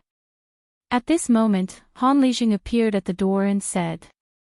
It turned out that Han Yushi had come to Yunshan with him. However, perhaps because Han Yushi was too excited and wanted to tell Li Zixuan the news earlier, she ran faster and arrived first. Li Zixuan looked over and saw Han Lijing standing upright in front of the door. His face was unshaven and looked a little weathered. Although his clothes were a little shabby, they still looked tidy. His back was as straight as usual, but there was more depth in his eyes, making him look a little melancholy. "Father-in-law." Li Zixuan went forward and greeted him with a smile. How have you and Yushi been?" Han Lijing asked with a smile. "Both are good. Both are good. Father-in-law must be tired from the journey. Come in and sit down." Li Zixuan felt that there were many stories behind his father-in-law's smile. He guessed that he had experienced many things on this trip to Hedong Road. Chapter 11:23. "Father-in-law, I heard that you went to Yunzhou a while ago." Li Zixuan asked after Han Tianhu sat down in the Yunshan residence. Han Lijing replied, "Yes, I went to Yunzhou to visit my old brothers." Li Zixuan sensed that something was wrong with Han Lijing's tone, so he asked, "Father-in-law, did something happen?" Han Lijing smiled bitterly and shook his head, "Nothing, nothing. Let's not talk about it. When I came back, I heard that the Chui family had fallen." "Is that true?" Li Zixuan saw that his father-in-law did not want to talk about Yunzhou, so he did not ask further. He nodded and said, "Yes, that's true." Han Lijing sighed with emotion, then his expression changed. "Xiao Xian, tell me honestly. Did you secretly add fuel to the fire behind the Chui family's incident?" There were less than 10 people in the Tang Empire who knew the real mastermind behind the Cui family's incident. Han Lijing could guess it because he knew that Li Zixuan had a history with the Cui family. Li Zixuan met his father-in-law's aggressive gaze and could only say helplessly, "I do have some connections." Han Lijing asked anxiously, "Does His Majesty know about this?" Li Zixuan smiled bitterly and said, "If His Majesty doesn't know, why would I be grounded for 2 months?" Han Lijing's face turned pale instantly. He said angrily, "Grounded for 2 months. Xiao Xian, you're still not satisfied with being grounded for 2 months. What you've done is taboo. Luckily, His Majesty is benevolent and magnanimous. Otherwise, even if you had 10 heads, it wouldn't be enough to chop them off. Xiao Xian, I hope that you can think twice before you do anything in the future. Don't let your emotions affect your decisions. Now, you don't only represent yourself. Behind you, there's Yushi, your father, mother, and sister, and even the students of the academy. There's more than one solution to many problems. Being rash and impulsive will only lead to endless troubles. Imperial power was greater than the heavens. Little Xian, I've been there before. I know you don't like to be restrained, but since you've left Mount Longhu and entered the secular world, you have to maintain a respectful heart towards imperial power. Otherwise, once His Majesty becomes suspicious of you, everything in the Li family, including the Yanhuang College, will be reduced to nothing. In the past, my father lost his respect for the imperial power and was momentarily blinded by greed. He rebelled with Yang Xiangan, and in the end, his family was destroyed. Father-in-law hopes that you can take this as a warning and try not to let your emotions affect your decisions. Han Tianhu's personal experience had instilled in Li Zixuan the concept of imperial power is supreme. After Li Zixuan finished listening to his father-in-law's description, a layer of cold sweat formed on his back. At this moment, he finally understood that he was indeed a little too reckless and selfish back then. He had only considered the temporary satisfaction and comfort he would get by wiping out the Cui family, but he had not considered that his family and even his students would be implicated by his actions. Although it was refreshing to see injustice on the road and draw a sword to help, it would be fine if he had no attachments, but he still had a group of old and weak women and children behind him. His father-in-law was right.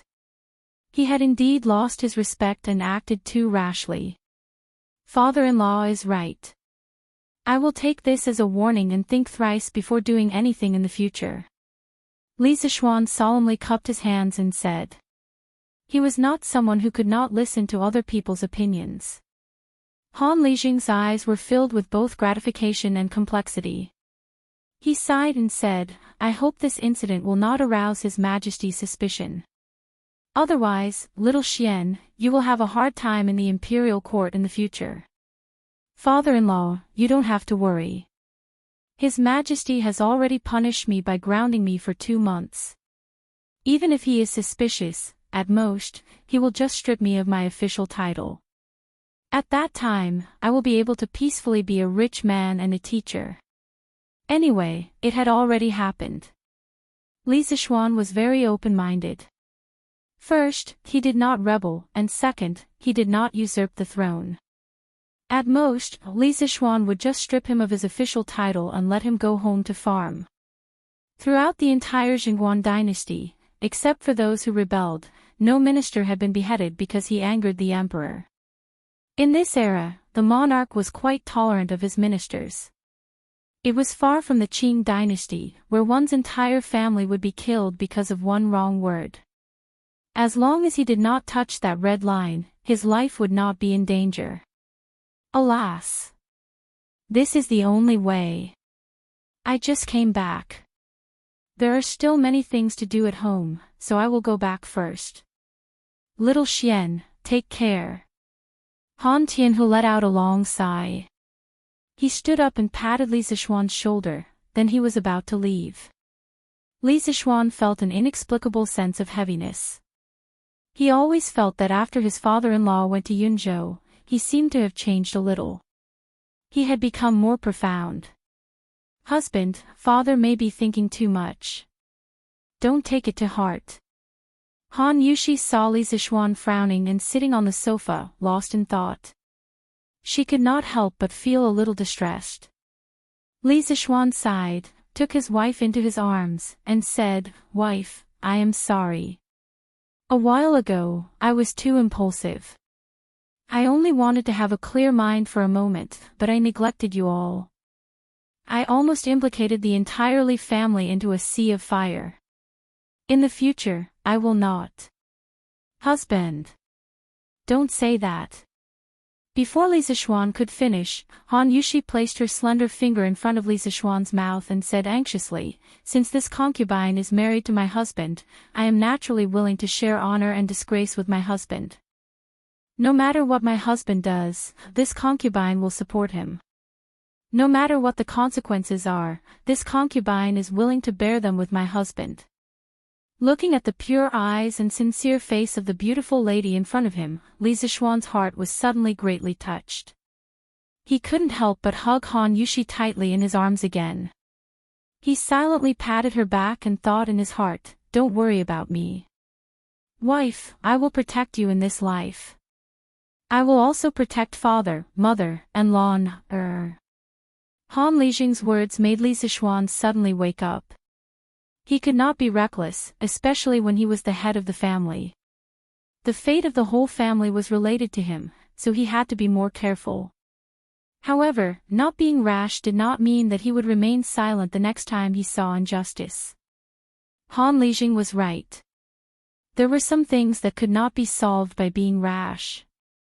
Although it was domineering and satisfying to take revenge without caring about anything else, the repercussions that came with it were equally huge. Li Zixuan felt that he should be more stable in the future. After all, this was a feudal society. No matter what happened in the future, he had to live day by day. After another 2 days, on the 24th day of the 12th lunar month, the warm winter operation ended. Li Zixuan announced that all the students were on holiday. Those who lived close to him could go home, and those who lived far away could stay in the academy for the new year. During this period, the academy would provide all the students with free food. Such attractive conditions made some of the teachers in the academy who lived close to Yunshan couldn't help but stay. After all, the food in the academy was completely comparable to the restaurants outside. Li Zixuan knew that he could not help but laugh. In addition to free food for the students who stayed for the new year, he also prepared something else. Chapter 11:24. As the end of the year approached, the atmosphere in the capital became more and more intense. On the streets of Chang and city, people could be seen purchasing New Year goods everywhere. The price of pork in the eastern and western cities quietly rose. Although it was cheap meat in the eyes of the rich, it was a supreme delicacy to the poor. Furthermore, Suishian restaurant had introduced a few new dishes that were related to pork. There were more and more ways to cook pork among the people, but they were not as delicious as Suishian restaurants. Even so, the pork dishes among the people were many times more delicious than before. Therefore, no matter if it was rich or poor, they would stock up on pork at home as the end of the year approached. As a result, the demand for pork in Chang and city naturally soared. It was difficult for the price of pork not to rise. However, with the previous example of the cloth prices skyrocketing in Chang and city and cloth merchants being arrested, the peddlers did not dare to go overboard.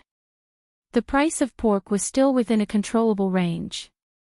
In addition to pork, the sales of other goods were also booming, such as cloth, silk, jade Buddha, porcelain, and so on. All kinds of small items for children to play with also filled the streets and alleys. Jianghu merchants also hoped to take advantage of this annual festival to make a fortune. Although Yunshan city was far away from the bustling city, one could still feel the flavor of the new year. Li Gang had 2 sons. The eldest son was called Li Shaoji. He left behind Li Anren, who died a few years ago. The youngest son, Li Lian, had been an official in another city and had returned to Chang'an 2 days ago. The old man had lived in Yunshan City for a long time and was used to the elegant atmosphere here. He insisted on celebrating the new year here. Li Lian was not by his father's side all year round. Naturally, he had to stay by Li Gang's side to fulfill his filial piety. Therefore, he brought his wife and servants to Yunshan City. The couple had stayed in the Cloud Mountain courtyard for 2 days. They were actually reluctant to go back because the house and furniture in the courtyard were too comfortable to live in. As the end of the year approached, Li Lian's wife also began to arrange for the servants to buy New Year's goods. She and Li Lian were very respectful to Li Zixuan, the owner of Yunshan. Therefore, when buying New Year's goods, they would often come over to ask Li Zixuan or Han Yushi if they wanted to help bring anything. Sometimes, Han Yushi would go to the Chang and Warm Tang Foundation and often use a carriage to give Li Lian's wife a ride. After a few exchanges, the two families quickly became familiar with each other, and there was a sense of closeness between them. Recently, Yen Lide had been coming to Cloud Mountain more frequently. In a few days, the officials of the imperial court would welcome a rare 7 days of annual leave. Yen Lide also planned to bring his family to Cloud Mountain for the new year. As a person grew older, he preferred peace and quiet. Therefore, at Yunshan, the Yen family's residence was also decorated with lanterns and colored banners to welcome the new year. As for Sun Simiao, the old Taoist had always been a loner. He had no concept of celebrating the new year, but he had a good disciple. After failing to invite Sun Simiao to his home for the new year, he asked Hu Hanyun to go to Yunshan Mountain to buy New Year's goods for his master. Of course, old Hu agreed. Even Lu Yue, who had always been stingy, became generous at this time. She let Hu Hanyun carry the pork and fish bought at home to Yunshan Mountain as if they were free. Hu Jing and Hu Zhen, on the other hand, helped Sun Simiao tidy up the courtyard inside and out after the free medical consultation every day. The two of them claimed that they would definitely go to Yunshan during the new year to celebrate with Sun Simiao. As for the free medical consultation in the surrounding counties, they would definitely have to stop in a few days and could only continue after the new year. Yen Silu returned to Chang'an after the holidays. He still had a big family in Chang'an. Wang Ji was unwilling to go to his brother's house, so he stayed in the academy. He bragged to the bearded man all day long and drank some wine. He was quite carefree. Ma Zhou rented a house in Chang'an City, so he had somewhere to go. However, he spent more time in the editorial department of Datong Daily recently. Mo Huai and Mo Lingwei went down the mountain and returned to their mansion in Plum Village, which was the house of Lu Shiren and his son. As for the rest of the Mo family, the civilian staff returned to their homes in Plum Village, while the military staff continued to guard the academy. This was because there were many scientific secrets in Yanhuang College. If they were stolen by someone with ill intentions, the loss would be huge. In fact, people like Ma Zhou, Wang Ji, Yen Silu, and Mo Huai were very likely to be evaluated as professors in the Academy's teacher title evaluation at the beginning of next year. When that time came, they would naturally obtain a modern residence in Yunshan Mountain that everyone envied. Li Zixuan did not lack money or residences. He lacked talents. If there were 10,000 talents like Ma Zhou and Wang Ji, he would dare to take them all. Wasn't it just a house for each of them? In Li Zixuan's eyes, it was just a small amount of money. However, if he did this in the modern world, he would really be a super rich boss. Even the richest man in the country would not dare to play like this. Fei Ji. Go and invite Mr. Li Gang over. Tell him that I've warmed a pot of good wine and invited him to taste it. Li Zixuan saw that the house was decorated with lanterns and colored banners, but he still felt that something was missing. Suddenly, he thought of something and gave the order. Yes. Marquis. Pang Feiji immediately received the order and left. After half an hour, Li Gang's laughter came from outside. You must be lying to me. You said that you've warmed a pot of good wine. Haha. I'm afraid you have something to ask me, right? His voice arrived before his person. Although Li Gang was already over 80 years old, his voice was still full of energy. As soon as he finished speaking, the old man had already arrived at the door. Li Zixuan quickly stood up and greeted him. What are you talking about, old man? Look at this stove. Isn't there a pot of good wine that I've warmed for you? Oh. It really is. Judging from the smell, it doesn't smell like a gentle village, and it doesn't smell like drunken immortal either. Why does it smell like herbs? Li Gang sniffed lightly, and his face was filled with confusion. Li Zixuan laughed and stretched out his hand. This is a medicinal wine recipe that I got from Sun Dao Zhang last month. Drinking it can strengthen the bones, strengthen the muscles, and nourish the blood. Moreover, the method of making this medicinal wine is quite unique, causing the taste of this medicinal wine to be even more unique. Mr. Li, would you like to try it? He wasn't making this up. The prescription for the medicinal wine was real. Originally, it was meant for his father, but Li Jingmao felt that his body was still strong and didn't need to drink it. After drinking it a few times, he didn't drink it. Now, it was a good idea to give it to Li Gang. At his age, the old man's ability to produce blood was insufficient, and his muscles and bones were seriously aging. He needed nourishment like this. Ha! Yamacho, you've praised this medicinal wine as if it's the only thing in the world. How can I not give it a try? Li Gang sat down and smiled while stroking his beard. Suddenly, he changed the topic. Yamacho, why don't you tell me why you're looking for me first? Otherwise, I won't feel comfortable drinking this wine. Li Zixuan's old face, or rather, his small face, immediately stiffened. Chapter 1125. Ahem. Mr. Li's eyes are as sharp as a torch, so I told you the truth. In the Yunshan residence, Li Zixuan coughed awkwardly before telling the truth. I wanted to ask for a few words from Mr. Li, but because I've been grounded at home by His Majesty, it's inconvenient for me to go out, so I had to ask Mr. Li to come over. Li Gang was speechless. Our residences are only a few steps away from each other. Even if you go out, do you think His Majesty will find trouble with you? Besides, there are no outsiders on Yunshan. Who would be so free as to inform His Majesty of such a small matter?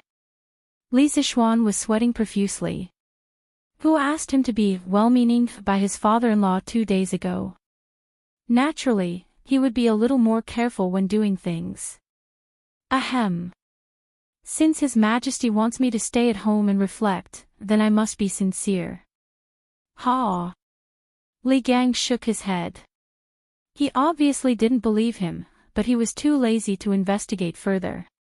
At this time, he said, in terms of calligraphy, I'm far inferior to Deng Shan, Chu Suiliang, and Bo Shi, Yu Shinan.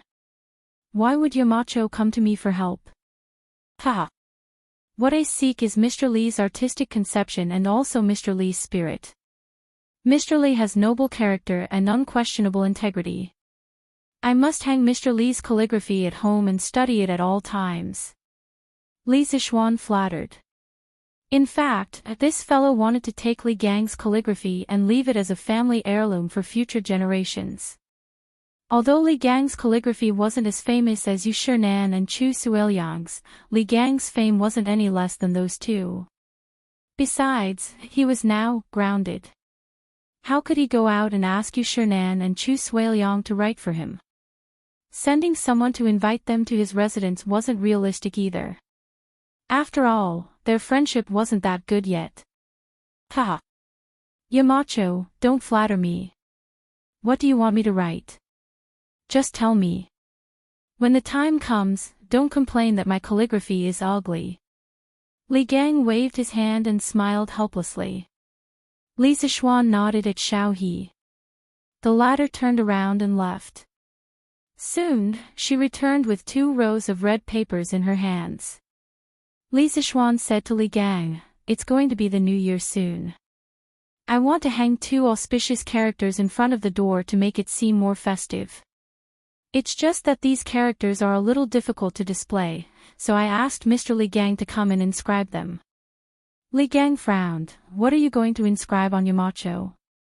I call this a couplet because it's going to be the new year soon. It's also called Spring Festival Couplets. Couplet. Yamacho, tell me about it. It could not be said that there were no couplets in this era, but there was no such thing as a couplet. In fact, long before the Qin and Han dynasties, people in our country had the custom of hanging peach talismans during the new year. The so-called peach talisman was to write the names of the legendary exorcist gods Shin Cha and Q Lei on 2 peach planks and hang them on the left and right doors to exorcise ghosts and suppress evil. This custom lasted for more than 1,000 years. It was only in the 5th generation that people began to inscribe couplets on the peach planks. According to the records of the Song dynasty and the Shu family, Meng Chang, the ruler of Shu in the 5th generation, every year, scholars were appointed to write poems and inscribe peach talismans on the left and right of the bedroom door. At the end of the year, 964 AD, the scholar Xing Yinshuan wrote poems. Chang used his non-professional skills to write poems and wrote New Year's Celebration, Festivals Changchun. This was the earliest form of couplets, and it was also the earliest spring festival couplets in our country. After the Song dynasty, it was quite common for people to hang spring festival couplets during the new year.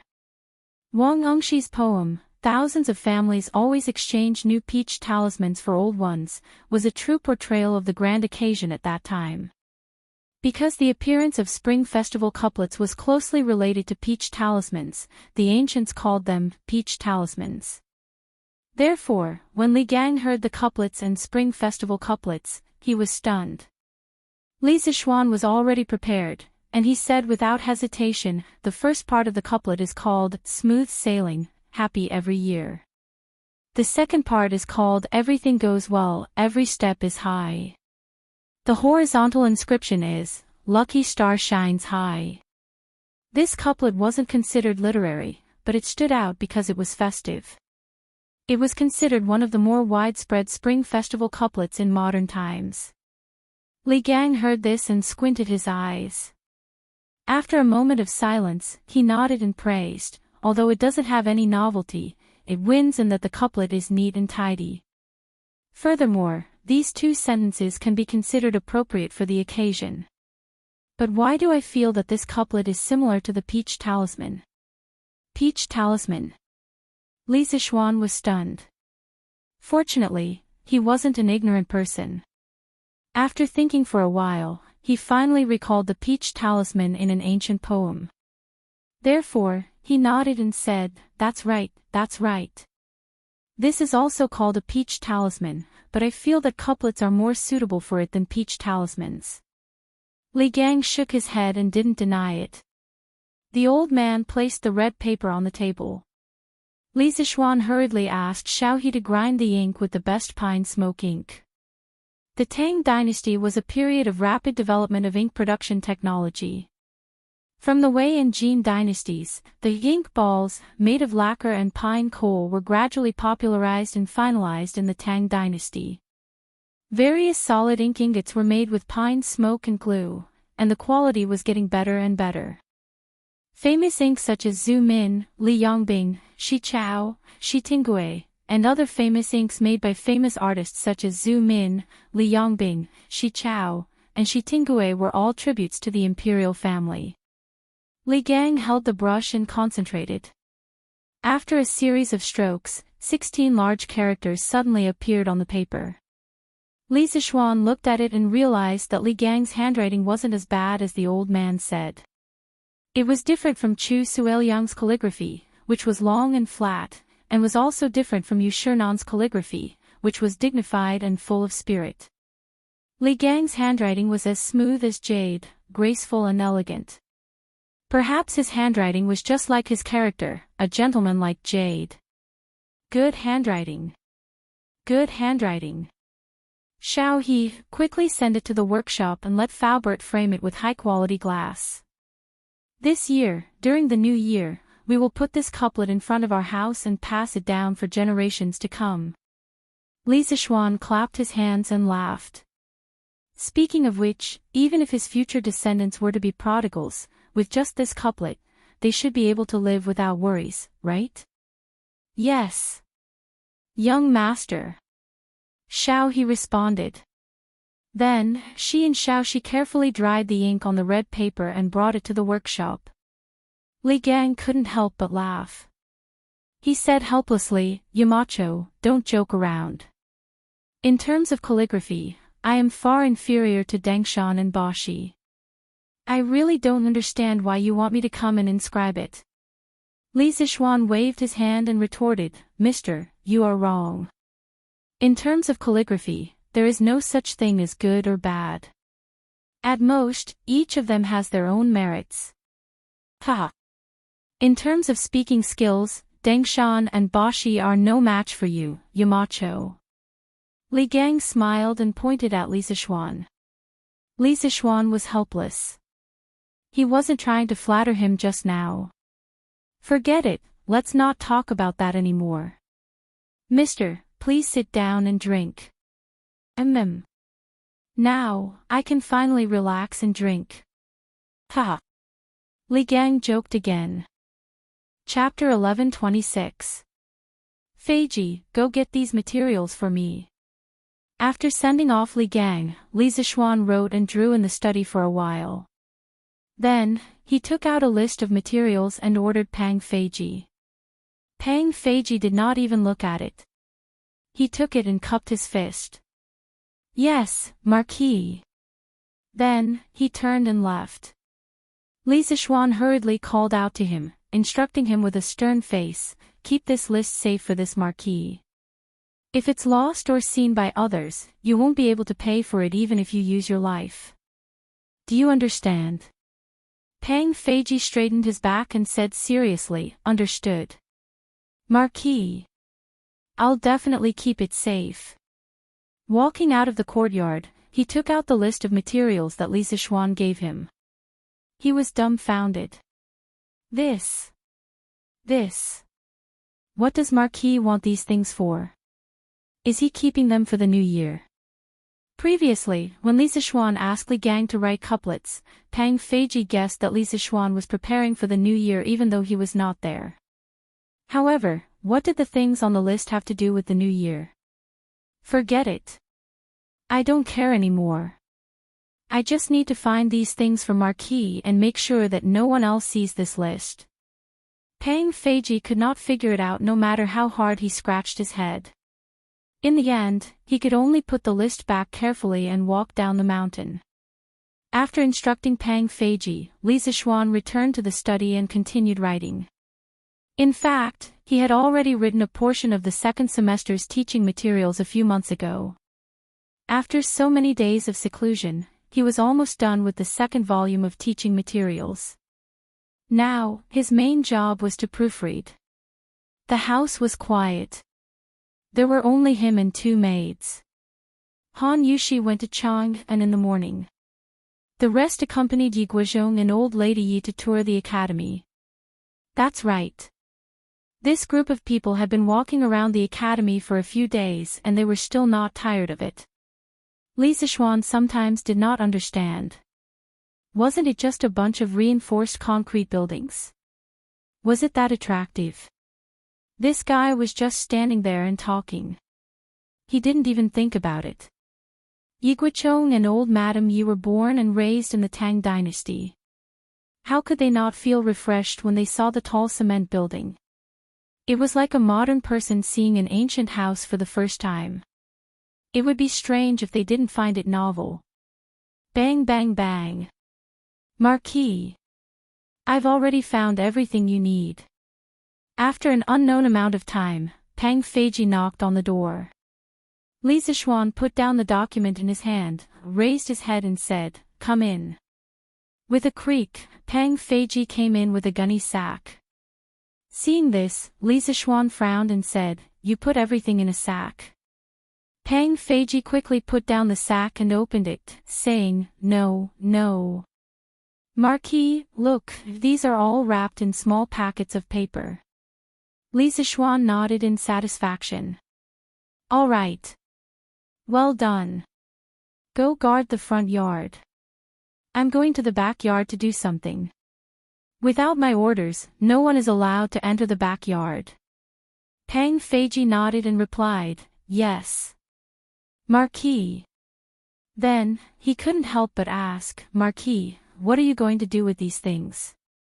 After saying that, Pang Feiji immediately regretted it. In a big family, it was taboo to know too much. Li Zishuan wasn't angry. He raised his eyes and glanced at Pang Feiji. You'll know when the time comes. Oh right, did you destroy the list just now? Seeing that Li Zishuan didn't blame him, Pang Feiji heaved a sigh of relief. He then replied, the list is here. I haven't destroyed it yet. Li Zishuan picked up the gunny sack with one hand and walked out of the door. He said calmly, remember to burn the list later. Pang Feiji was stunned. He then said, yes. However, Li Zishuan was no longer beside him. The latter had already gone to the backyard to do something. Husband, I'm back. It was close to noon when Han Yushi returned from Chang'an City. Once she entered the house, she habitually shouted inside. However, there was no response from inside. At this time, Xiaohe appeared out of nowhere and said, young mistress, young master is doing something in the backyard alone. Oh. Then I'll go take a look. Han Yushi put down the package in her hands, then clapped her hands and walked towards the backyard. Pang Feiji, who was guarding the front yard, obviously heard it. However, he wasn't stupid enough to stop her. Although Li Zishuan had instructed him not to let outsiders into the backyard, Han Yushi was obviously not an outsider. Wife, you're back. In the backyard, Li Zishuan was using glue to make thick paper cylinders. The diameter of the cylinders was about a little thicker than a thumb, and the cylinders were about 20 centimeters tall. There were materials scattered all over the ground beside him. Li Zishuan, who was fiddling in the yard, heard the sound of footsteps and spoke without turning his head.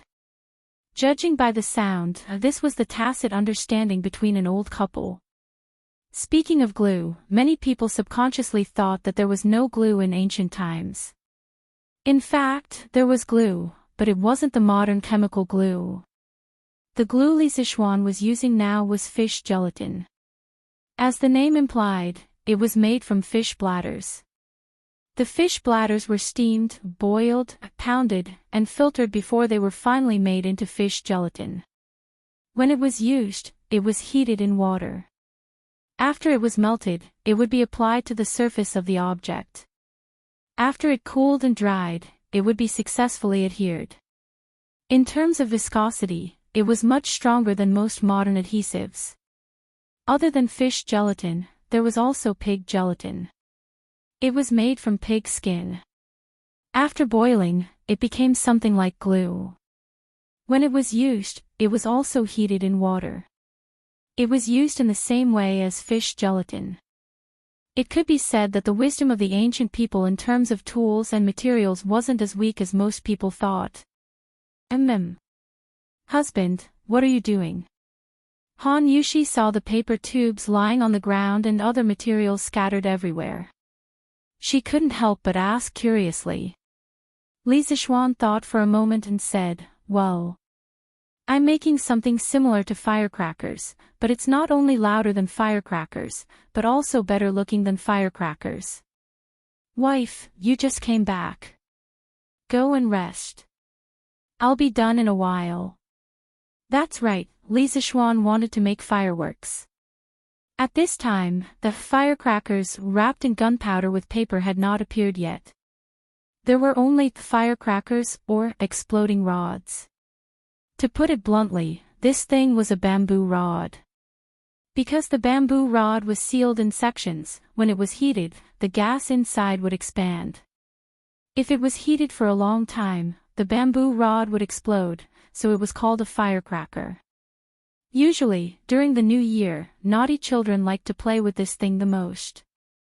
They could often see naughty children on the street throwing bamboo rods into the fire in groups of 3 to 5. They mainly wanted to hear the sound. Official firecrackers with gunpowder were only recorded in the Northern Song dynasty. At that time, they were also called firecrackers. The fireworks that Li Zixuan was making now with the help of gunpowder were definitely not available in the Tang dynasty. Chapter 1127. Just after lunch, Lon impatiently urged him to hurry up. "Brother, set off the firecrackers. Lon wants to see firecrackers." The little girl was a little tired of accompanying her grandparents around the academy. After all, she had been playing at the academy before, and the novelty had long worn off. Therefore, she came back alone in the afternoon. During lunch, she heard from Han Yushi that Li Zixuan had made a big baby that was similar to firecrackers in the morning. The little girl was instantly excited. If it weren't for Li Zixuan watching her, she probably wouldn't even want to eat and would have gone to play with fireworks. Playing was a child's nature. Whether it was in modern times or ancient times, it was mostly like this. Especially things like fireworks and firecrackers, children loved to play with them even more. In his previous life, Li Zixuan still played with firecrackers during the New Year even when he was in high school. "Okay. I'll set them off for you. But Lon, you have to stand a little further away." Li Zixuan patted Lon's little head and said dotingly. The main reason he wanted the little girl to stand a little further away was that he wasn't confident in the fireworks he made.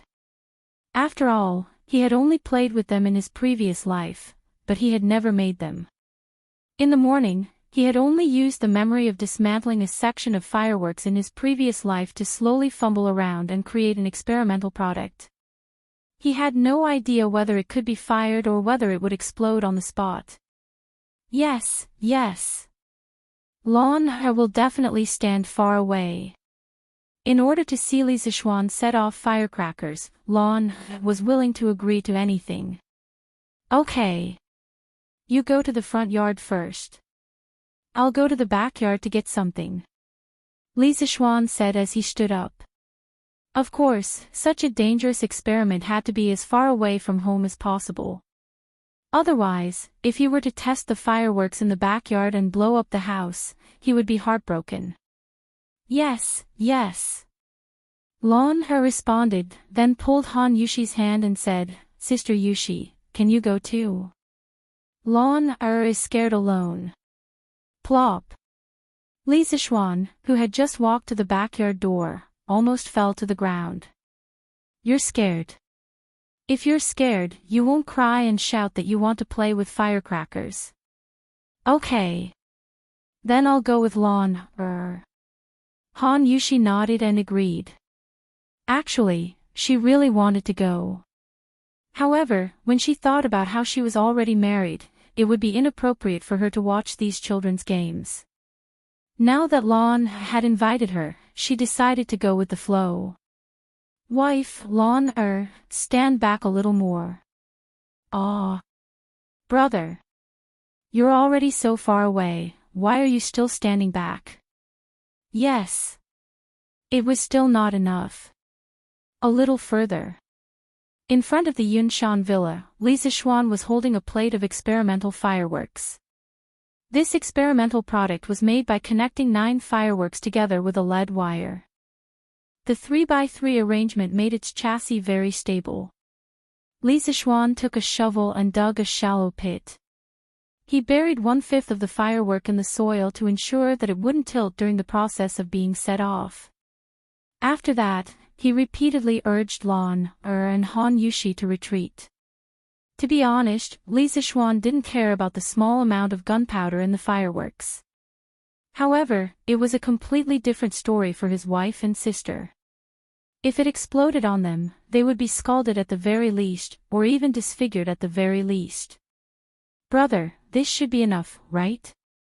Lon shouted at Li Zixuan impatiently with her hands on her hips. She felt that Li Zixuan was making a fuss over nothing. Even if this firecracker was more powerful than the ones she used to play with, it shouldn't make them stand so far away. The little girl even doubted that she would be able to hear the firecracker clearly later. Okay. Lon, remember to cover your ears. After visually estimating the distance, Lisa Schwan shouted at his sister. Lon curled her lips and didn't move. Lisa Schwan smiled and thought to himself, little girl, you still don't believe me. You'll regret it later. At that moment, he didn't waste any more time talking nonsense. He stretched the match beside him towards the lead wire of the fireworks. The fuse was made from a small amount of gunpowder wrapped in straw paper, which was extremely easy to ignite. The moment the burning match in Lisa Schwan's hand touched the fuse, a spark immediately appeared and a burst of sizzling sounds could be heard. Under such circumstances, it wasn't the time to act cool. Lisa Schwan saw that the lead wire had been ignited and quickly ran away. Although he was strong in martial arts and wasn't afraid of such a small explosion, he didn't want to embarrass himself for an unnecessary act of acting cool. If that happened, he wouldn't be acting cool, he would be an idiot. Bang! In the quiet sky above the cloud mountain, there was a sudden deafening sound. In this era, there weren't many tall buildings to block the sound, so the loud sound could be heard from afar. After the loud sound, it didn't stop. The next loud sound followed. At this time, Lon was already screaming in fear. The little girl reacted at that moment and quickly covered her ears with her small hands. Then, she glared angrily at Lisa Schwan, as if to say, why didn't you tell me that the firecracker was so loud earlier? Lisa Schwan didn't notice his little sister's angry and resentful gaze. He was looking up at the results of his experiment that he had painstakingly worked on for the entire morning. TSK, the height is okay. It's just that the sound is too loud. I have to reduce the amount of gunpowder. Also, the flame isn't bright enough. Maybe it's because it's daytime now. I can try again at night. Lisa Schwan looked up and whispered softly. Brother. This firecracker is amazing. Do you have more? 9 fireworks were released very quickly. It was the first time Lon had seen fireworks that could shoot up into the sky and explode. Although she was scared half to death at the beginning because she was caught off guard, she got used to it and the fear in her heart was immediately replaced by excitement. Hey! Lon, weren't you scared just now? Lisa Schwan said with a smile that wasn't a smile. Lon was embarrassed. Just as she was about to say something, the few of them heard the sound of something breaking through the air not far away. Then, they saw a bearded man and a white-haired old man rushing towards them. It was Imo Zhong and the bearded man. Yamacho, we just heard 9 loud sounds coming from here. What happened? Imo Zhong stopped in front of Lisa Schwan and asked anxiously. Lisa Schwan was stunned for a moment. Then, he said embarrassedly, nothing happened. I was just setting off firecrackers just now. Firecrackers. This time, it was Imo Zhong's turn to be stunned. He was the head of the Mo family. What kind of new things had he not seen before? Why hadn't he seen any firecrackers that were so loud? At this time, the bearded man saw the firework tube that had just been released in the distance. He walked over to take a closer look and said in surprise, this is the firecracker Yamacho was talking about. Why is it made of paper? Wow! What's that? What was that sound just now? It was Ching Chumo holding a football and running over with a group of students. He screamed as he ran. Chapter 11:28. Chou Nyo, Qin Ke, Xiao Ku, Xiao Chong, and Bao Lin. You guys didn't go back to Chang'an and are playing football in school. To put it nicely, the group of students came whistling like the wind. To put it bluntly, they were like a group of bandits, rushing over like a whirlwind. Li Zixuan looked at the football in Qing Chumo's arms and the group of students who were all sweating profusely as he asked. The academy was now on holiday, and the students who lived nearby were free to go home. Qing Chumo and his group did not go home to prepare for the new year, but instead, they were loafing around at the academy. It was really unreasonable. Qing Chumo wiped his sweat and said, "How can going home be more interesting than staying at the academy? If we stay at the academy, we can still play football with more people. But if we go home, we can only go to the brothel." Ouch! Yamacho, why did you hit me? The first half of Qing Chumo's sentence was the truth. After staying at the academy for half a year, this group of second-generation hedonists in Chang and had basically gotten used to the social life at the academy. Here, everyone did not have to worry about their identity. They could work together and play together. Compared to the days of walking chickens, playing with dogs, and visiting brothels in the past, they undoubtedly preferred their current life. Every day was fulfilling and happy. Li Zixuan glared at this idiot and said unhappily, "Hit you? See if Uncle Qing will chop you up after I tell him what you just said." Qing Chumo immediately withered. He hurriedly said, What did I say just now? Why don't I remember?" Li Tai and his group all distanced themselves from this idiot, indicating that they did not know him. "Yamacho, what was that noise just now?" Li Ko looked up and asked seriously. "There, it's that thing under Mr. Zhang San's feet." Li Zixuan pointed at the bearded man not far away and said. The students immediately swarmed over, and Lon also followed curiously. "That's it. Isn't it made of paper? Why did it make a noise? Ha! Why are there burn marks on it?"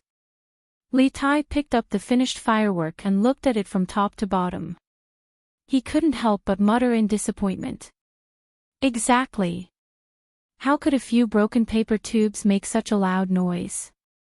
Yamacho must be lying to us. Qing Chumo also muttered. "My brother didn't lie to you." Just now, Lon had seen it with her own eyes. After her brother ignited this thing, with a bang, something would rush out from it. It would rush into the sky and even explode. "Brother Qingke, the noise you heard just now came from here." As one of the parties involved, Lon crossed her arms and explained to the group of mortals in front of her with a look of superiority. When Li Tai heard this, his eyes lit up. He asked excitedly, "Little sister Lon, is what you said true? Did something really rush out of here and explode?" Lon nodded and said crisply, "Of course it's true. When this thing explodes in the sky, you can still see the flames." When Qing Chumo heard this, his saliva almost flowed out. He said covetously, "F***ck. Doesn't that mean that if I have this thing, I can blow up whoever I want in the future?" Smack. Humph. Qing Chumo, you're too bad, aren't you? How can you use this thing to blow people up? The bearded man standing next to Qing Chumo slapped Qing Chumo without hesitation. He was also a teacher of the academy, so of course, he had the right to teach Qing Chumo a lesson. Ouch! Qing Chumo cried out in pain. Seeing that the person who hit him was a great expert, how could he dare to be rash? He quickly explained, "Haha. Mr. Zhang San, I was just joking. Don't take it seriously, don't take it seriously." Li Tai ignored the two of them. The little fatty carried the firework tube to Li Zixuan and said, "Yamacho, do you still have this thing? Can you give it to us to broaden our horizons?" "That's right. Yamacho, can you broaden our horizons too?" Zhang Sun Chong also jeered. Li Zixuan said helplessly, "Don't think too much. There's no more. The ones I made in the morning have been finished." Li Tai immediately became anxious. He quickly said, "If you're done playing, why don't you do it again? Yamacho, are you short of manpower? We can all help." Yes, yes. We can all help. The rest of the students immediately said in unison. At the end of the day, they were still a group of brats. How could they resist the temptation of fireworks? Li Zixuan thought for a moment, then nodded and said, "Okay. All of you come. Mr. Mo, Mr. Zhang San, do you want to come together?" "Me too. Me too. Yamacho. Hey. Xiao Xian, there's still me. Brother Xiao Xian. Anren also wants to see you make fireworks." Wang Ji, as well as Li Zixuan's neighbors Yan Xiaoning and Li Anren, had all come. Okay. All of you, come. Li Zixuan waved his hand, then turned around and walked towards the courtyard. After a short while, a group of people started to make fireworks in the front yard. Of course, it was under Li Zixuan's guidance. Li Zixuan was actually not worried that these people would learn how to make fireworks. This was because the 2 gunpowder formulas used in fireworks were in his hands. Yamacho, that's it. This thing can fly to the sky and explode. Li Tai made 2 individual fireworks and asked Li Zixuan in disbelief. Li Zixuan glanced and said with a nod, "That's right. Qingke, if you don't believe me, why don't you try lighting it?" Hee. That's great. Li Tai had the same idea. He laughed and quickly took his 2 creations and walked away. Following Li Zixuan's instructions, he fixed the fireworks and lit the fuse with his trembling hands. Then, he quickly retreated. Bang bang. The 2 loud noises almost shattered everyone's ears. Li Tai's legs were trembling. He was scared and excited at the same time. F***CK. That's awesome. Qingke. Ching Chimo gave Li Tai a thumbs up. Then, he ran to Li Tai with his creations and asked, "Qingke, help me take a look. Is this okay?" Li Tai roughly looked and said, "It should be okay." Hee. Okay. I'm going to set off the firecrackers too. Ching Chimo smiled proudly. He hugged the 2 fireworks and walked towards the place where Li Tai had buried the bomb. Ha! Get ready to cover your ears. I'm going to set it off. Ching Chimo laughed heartily as he turned his head and said to the crowd. The students stopped what they were doing and covered their ears. Only then did Ching Chimo turn around, but when he saw who it was, he turned pale with fright. Holy shit! How did it light up? Run! It turned out that when he turned around to talk to the students, the fire in his hand accidentally touched the fuse. At that moment, he couldn't care less about anything else. He scampered off. But as luck would have it, when he was running, he brought along the soil next to his feet.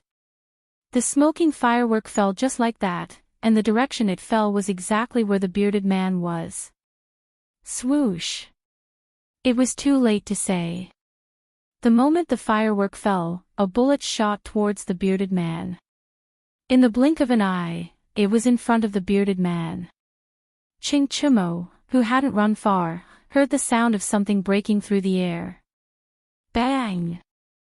The bearded man's face was solemn. He shouted and gathered all the inner energy in his body to condense a force field in front of him. The bullet stopped 3 inches in front of him and couldn't go any further. Just when the bearded man heaved a sigh of relief, the bullet exploded with a bang, and the bearded man. Chapter 11:29. Bang! The gunpowder inside the pellet that was flying towards the bearded man suddenly exploded. Instantly, heat waves surged and sparks flew in all directions. Even though the bearded man had condensed all of his internal energy, it was still difficult for him to defend against this sudden explosion of firepower. Pooh! Ha! After the smoke and fire dispersed, the bearded man, who had been bombarded by gunpowder, finally revealed his true appearance. His old face was as black as the bottom of a pot. His originally neat hair was now mostly standing up and there were many holes in his clothes. His originally dignified image of an academy teacher had instantly turned into an old beggar wandering the streets. No. His shamade appearance was even more miserable than a beggar's. At this moment, the bearded man opened his mouth. What was amazing was that there were actually a few wisps of green smoke coming out from his mouth. Seeing this scene, Li Zixuan could no longer hold it in and laughed out loud. He. Mr. Zhang San's appearance is so ugly. Lana covered her small mouth and giggled. The others present were already having a hard time holding it in. Seeing the brother and sister laughing first, how could they hold it in any longer? Instantly, they roared with laughter. Many people laughed until tears came out of their eyes. However, there were two people who were exceptions. One was the bearded man. This old fellow was originally not a kind person. In this world, there was almost no one who dared to humiliate him. If he had not stayed in the academy for so long and restrained some of his wild nature, the scene would probably have turned red. The other person was Ching Chumo. After this fellow felt the bearded man's gaze that wanted to eat him, he was so scared that he almost peed his pants. How could he still laugh? Cough cough. That? I have something to do at home. I'll take my leave first. In the midst of everyone's laughter, Ching Chumo coughed dryly and slipped away as he spoke. Of the 36 stratagems, escape was the best stratagem. He did not want to bear the anger of the bearded man. He felt that with his small body, he would not be able to bear it at all. Everyone was stunned. The bearded man roared and chased after him, "Bastard brat! Where do you think you're going? Even if your father comes today, I will beat you up so badly that even your mother won't be able to recognize you." Hearing this, Ching Chumo's heart was filled with shock. He hurriedly circulated 120% of his internal energy and ran as fast as he could. He felt that in all these years, he had never run as fast as he did today. However, he was only a trash who had just broken through to the Qi transformation realm not long ago. How could he be faster than the bearded guest, a peerless expert at the peak of the Grandmaster realm? After running roughly 20 to 30 zhang, the bearded guest flashed. Everyone only saw a blur in front of their eyes, and the bearded guest had already flashed behind Ching Chumo. Following that was the scene of an eagle carrying a chick. The bearded guest's face darkened as he carried Ching Chumo back. Bang! How dare you point a firecracker at someone? I didn't mean it. Bang! Who told you to play with firecrackers? Roar! I won't do it again. Bang! I'll let you run. Are you trying to run again? Stop running. Stop running. Mr. Zhang San, stop hitting him. Bang! Run. Keep running. Xiao Xian, Yamacho, help. Someone's going to die. For a moment, smoke and dust filled the air, mixed with the bearded guests cursing and begging for mercy. Everyone covered their faces, unable to bear to see someone being beaten up miserably. After a long time, the dust settled. The bearded man clapped his hands and swaggered off. When he left, he also took away the other firework that Ching Chumo had not yet had the time to set off. Ching Chumo was lying on the ground with a bloody nose and a swollen face, panting heavily. How could he have the time to care about this? At this moment, he was only praying that the bearded guest would leave quickly. All right. Stop pretending to be dead. Mr. Zhang San has already left. After a while, Ching Chumo did not hear any movement for a long time. Just as he was about to get up to investigate, he felt someone kick him beside him. Then, he heard Li Zixuan's voice. Ha! Gone. He's finally gone. Ouch! Xiao Xian, help me up. My waist is about to break. This idiot was still complaining that Li Sichuan did not save him earlier. He did not even call him Yamacho and directly called him a Xiao Xian. Li Sichuan was not in the mood to bicker with this idiot. He went forward and pulled Ching Chumo, smiled, and joked, "Ching Chumo, you've got guts. You did something that we didn't dare to do today. How was it? Did you feel good blasting Mr. Zhang-san with firecrackers?" Ha ha ha. Everyone burst into laughter when they heard that. Ching Chumo spat out a mouthful of bloody saliva with a black face. The bearded guest had just attacked in anger. Although he did not have the intention to kill, his punches still hit him hard. Bah! You guys are too F***ing mean. None of you came to help me when I was being beaten up. Chonyo, it's not that we don't want to help you. We just don't want to help you get beaten up. Li Ku said humorously. Ha! Everyone laughed again. Ching Chumo realized that he could not stay here any longer. The smiles of the people here were full of malice. F***ck. I'm going back to the dormitory to change my clothes. What a bunch of heartless friends. Ching Chumo complained. When he passed by the place where they made the fireworks, he bent down and picked up the 2 fireworks made by Sun Zifan, then ran away. F***ck. Ching Chumo, you be ***starred, you stole my firecrackers. Put them down. Sun Zifan was shocked and angry. This idiot was obviously unwilling to let Ching Chumo steal the fireworks that he worked so hard to make. Hence, he quickly chased after him. However, it was hard to say if he could catch up. When he returned to the dormitory, Ching Chumo could only take a cold shower in the dormitory because the academy's bathhouse was not open yet. He washed the dust and blood off his face and changed into a new set of clothes. He looked no different from before he was beaten up. After everything was done, he took the 2 fireworks and left the dormitory, ready to go home. It was almost New Year's Eve. Even if he did not want to go home, he still had to go home. His mother had already sent people to Yunshan to urge him to go home several times. However, when he walked out of the dormitory area, he unfortunately met someone that he did not want to see. Ah! Mr. Zhang-san. What do you want? You've already beaten him up. It's time to put an end to this matter, right? Besides, I didn't do it on purpose. The Fengchen 3 heroes shouldn't be so petty, right? Ching Chumo said with a strong front. In reality, he was panicking inside. He was afraid that the bearded man would beat him up again. Hey! Kid, why don't you go back with your injuries and ask your father to take revenge on me? The bearded man did not have the intention to beat him up. He crossed his arms in front of his chest and said in a rough voice. Chapter 1130. Humph. If you can't fight, what's the point of going home and calling for your parents? Mr. Zhang-san, although I can't beat you now, the river flows east for 30 years and the river flows west for 30 years. 30 years later, no, just 10 years.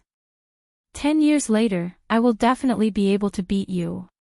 At that time, I will take revenge for today. Within the Yanwang Academy, Ching Chumo held his head high and puffed out his chest as he looked at the bearded man with a haughty expression. During the Warring States period, Qin and Wei fought over Hanoi. Wu Qi helped Wei to take over Hanoi. 30 years later, Bai Qi helped Qin to take back Hanoi. Folk songs spread everywhere. The river flows east for 30 years and the river flows west for 30 years. Wu Qi and Bai Qi rise, the heavens make a mystery. So, this saying was not invented by Dopa. Actually, this fellow knew his own situation. Even if his father Qing Yaojin was willing to come to Yunshan to take revenge for him, he would definitely not be a match for the bearded guest. Moreover, the bearded guest had Li Jing and Hong Funu backing him up.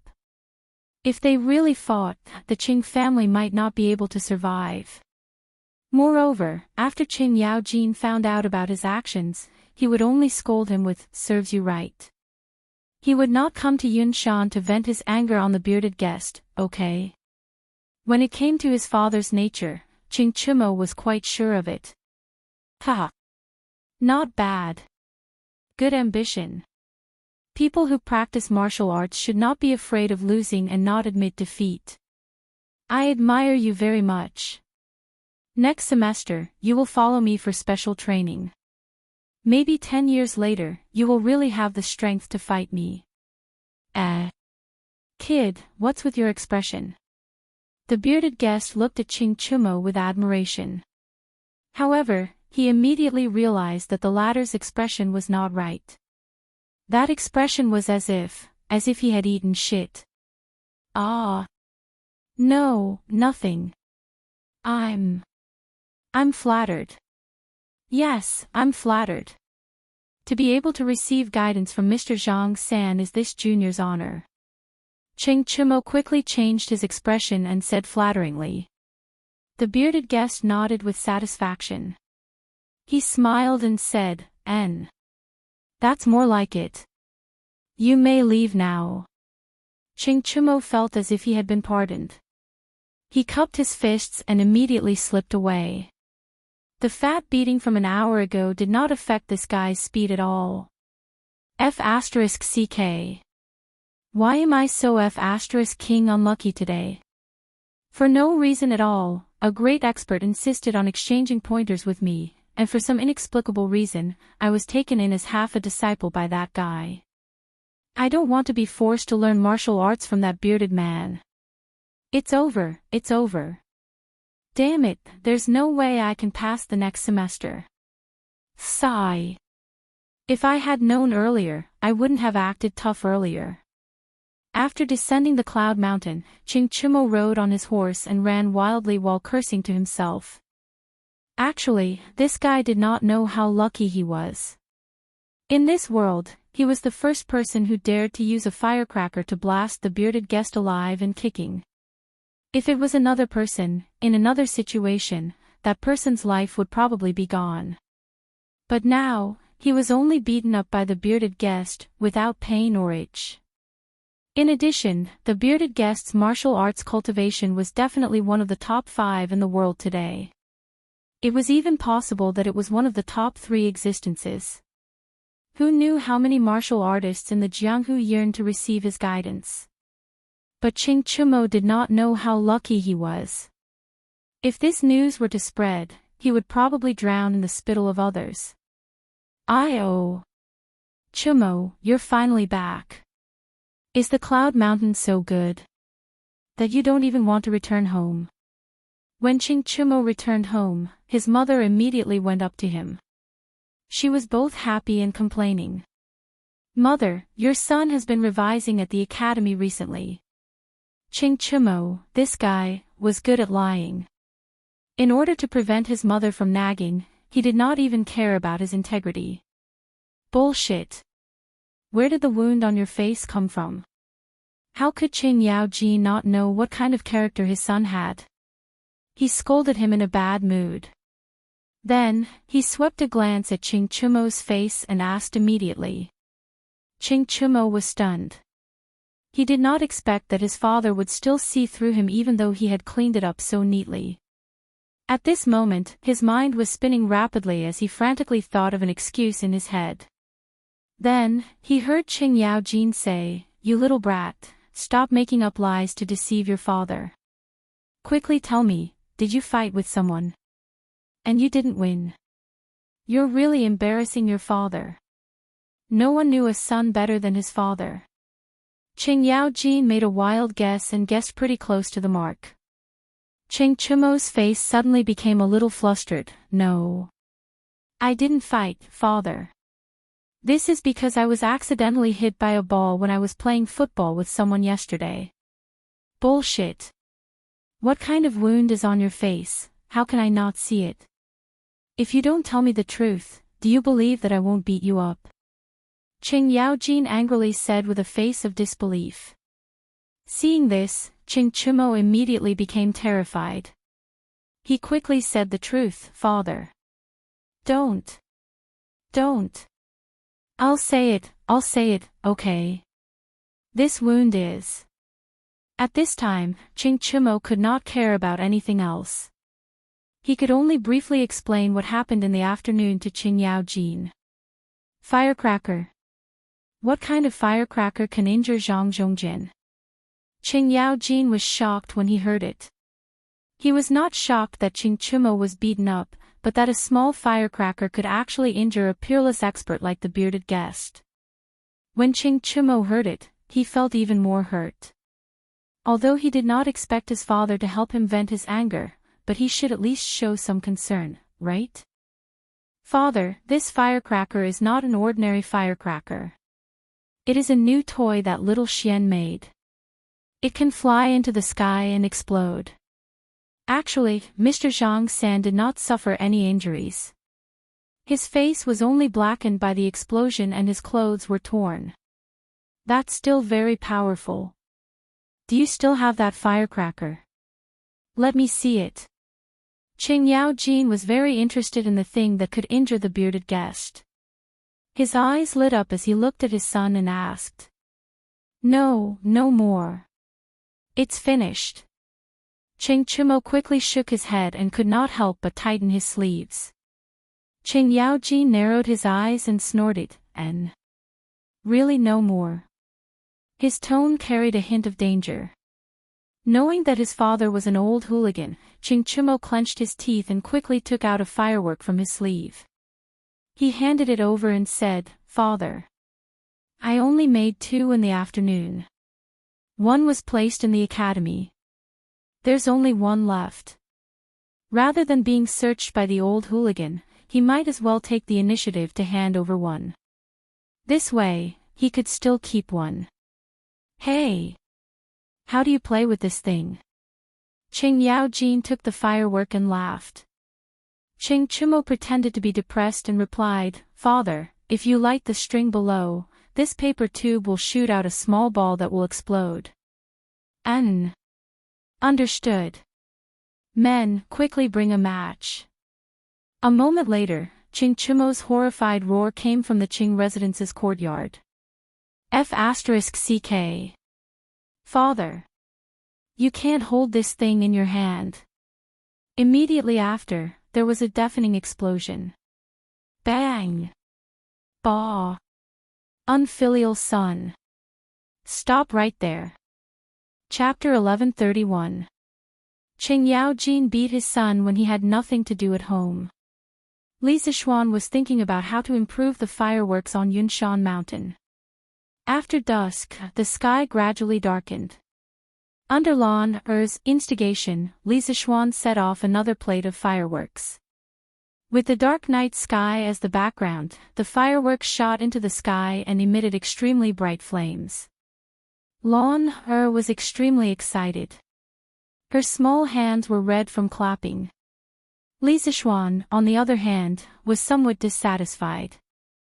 This was because although these fireworks were indeed very novel to the ancient people, to a modern person like him, the color was somewhat monotonous. Modern fireworks were not only colorful but also varied in forms.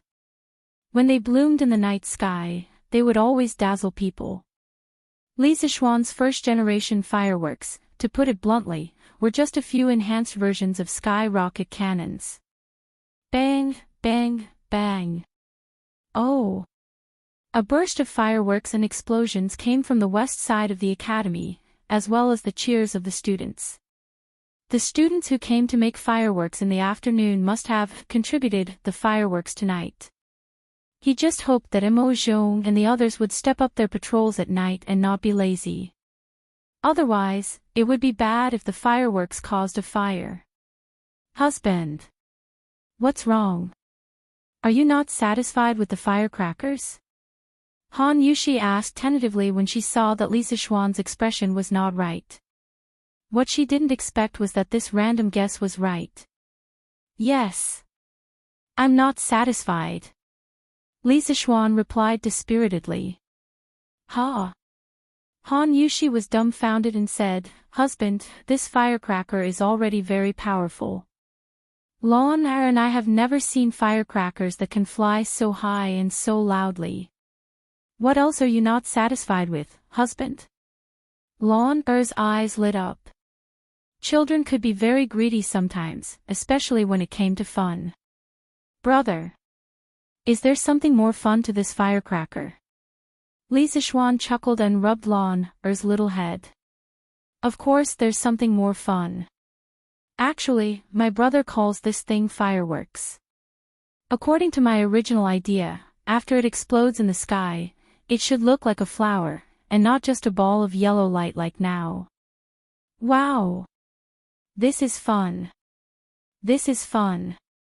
Brother, can you make a real firework for Lon to play with? Lana cried out excitedly when she heard that. Han Yushi's face was full of disbelief. She tugged at Li Zishuan's sleeve and murmured, "Husband, is there really such a magical thing in this world?" Li Zishuan said with a smile, "Of course. I'll make one tomorrow. It's just a matter of adding a few more ingredients. It's not difficult at all." Theoretically speaking, it was not difficult to obtain the kind of fireworks he had just mentioned. That firecracker was just filled with black powder. How could it hurt someone? How strange. Around midnight, in the teacher's dormitory of Yanhuang College, the bearded guest's room was still lit. The bearded man sat upright on the stool with his arms crossed in front of his chest. He stared unblinkingly at the small pile of black powder placed on the desk in front of him in a daze. In the end, he muttered with a puzzled sigh. The scene in the afternoon certainly made him angry. However, after his anger dissipated and he calmed down, a layer of cold sweat suddenly appeared on his back. He was afraid. He had been apprenticed to a master since he was young and had practiced martial arts for decades. That was how he had achieved his current achievements.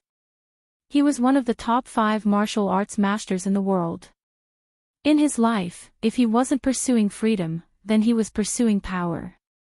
However, the thing he had pursued his whole life was almost broken because of a small toy. How could he not be shocked and afraid? If this continued, wouldn't it mean that in the future, even a martial arts master who had practiced martial arts for decades would not be a match for a firecracker child? Wouldn't that be the biggest joke in the world? If that was the case, then what was the point of martial arts practitioners like them practicing martial arts regardless of the winter and summer? Others might not believe it, but that was the truth. A small firework, a small accident, actually made the infamous bearded guest fall into a daze and fall into a demonic trance. Let's ask Yamacho tomorrow. He's also a martial artist. He sat like this until midnight, but the bearded guest still did not walk out of his demonic trance. He finally gave up thinking about it. Feiji, go to the workshop and get me some more things. The next morning, Li Zishuan had breakfast and ordered Pang Feiji. Yes. Marquis. Pang Feiji responded, then smiled and said, Marquis still wants to make firecrackers? Obviously, when the fireworks were set off yesterday, this guy was also watching from the side. At that time, he was still surprised. He did not understand how the few materials he brought back yesterday could explode after being fiddled with by Li Zishuan. Li Zishuan glanced at him and said unhappily, "You're smart. If you don't keep your mouth shut, see if I don't teach you a lesson later." It could be said that in today's world, other than Li Zishuan, Pang Feiji was the one who knew the method of making fireworks the best. If it was not out of trust, Li Zishuan would never have handed the fireworks gunpowder formula to Pang Feiji. Pang Feiji clasped his fist and said, "Hee hee. Marquis, don't worry. My mouth is very tight. Even if you use a metal rod to pry it open, you won't be able to pry it open." Pang Feiji obviously understood that Li Zishuan was willing to give him this kind of task, so he was very excited. "Go quickly." "What are you talking about?" "Hee hee. I'll go now." Pang Feiji took the new formula and hurriedly left. "Yo. Good morning, Mr. Zhang-san." Just as he stepped out of the door, Pang Feiji almost bumped into the curly-bearded guest who was striding towards him.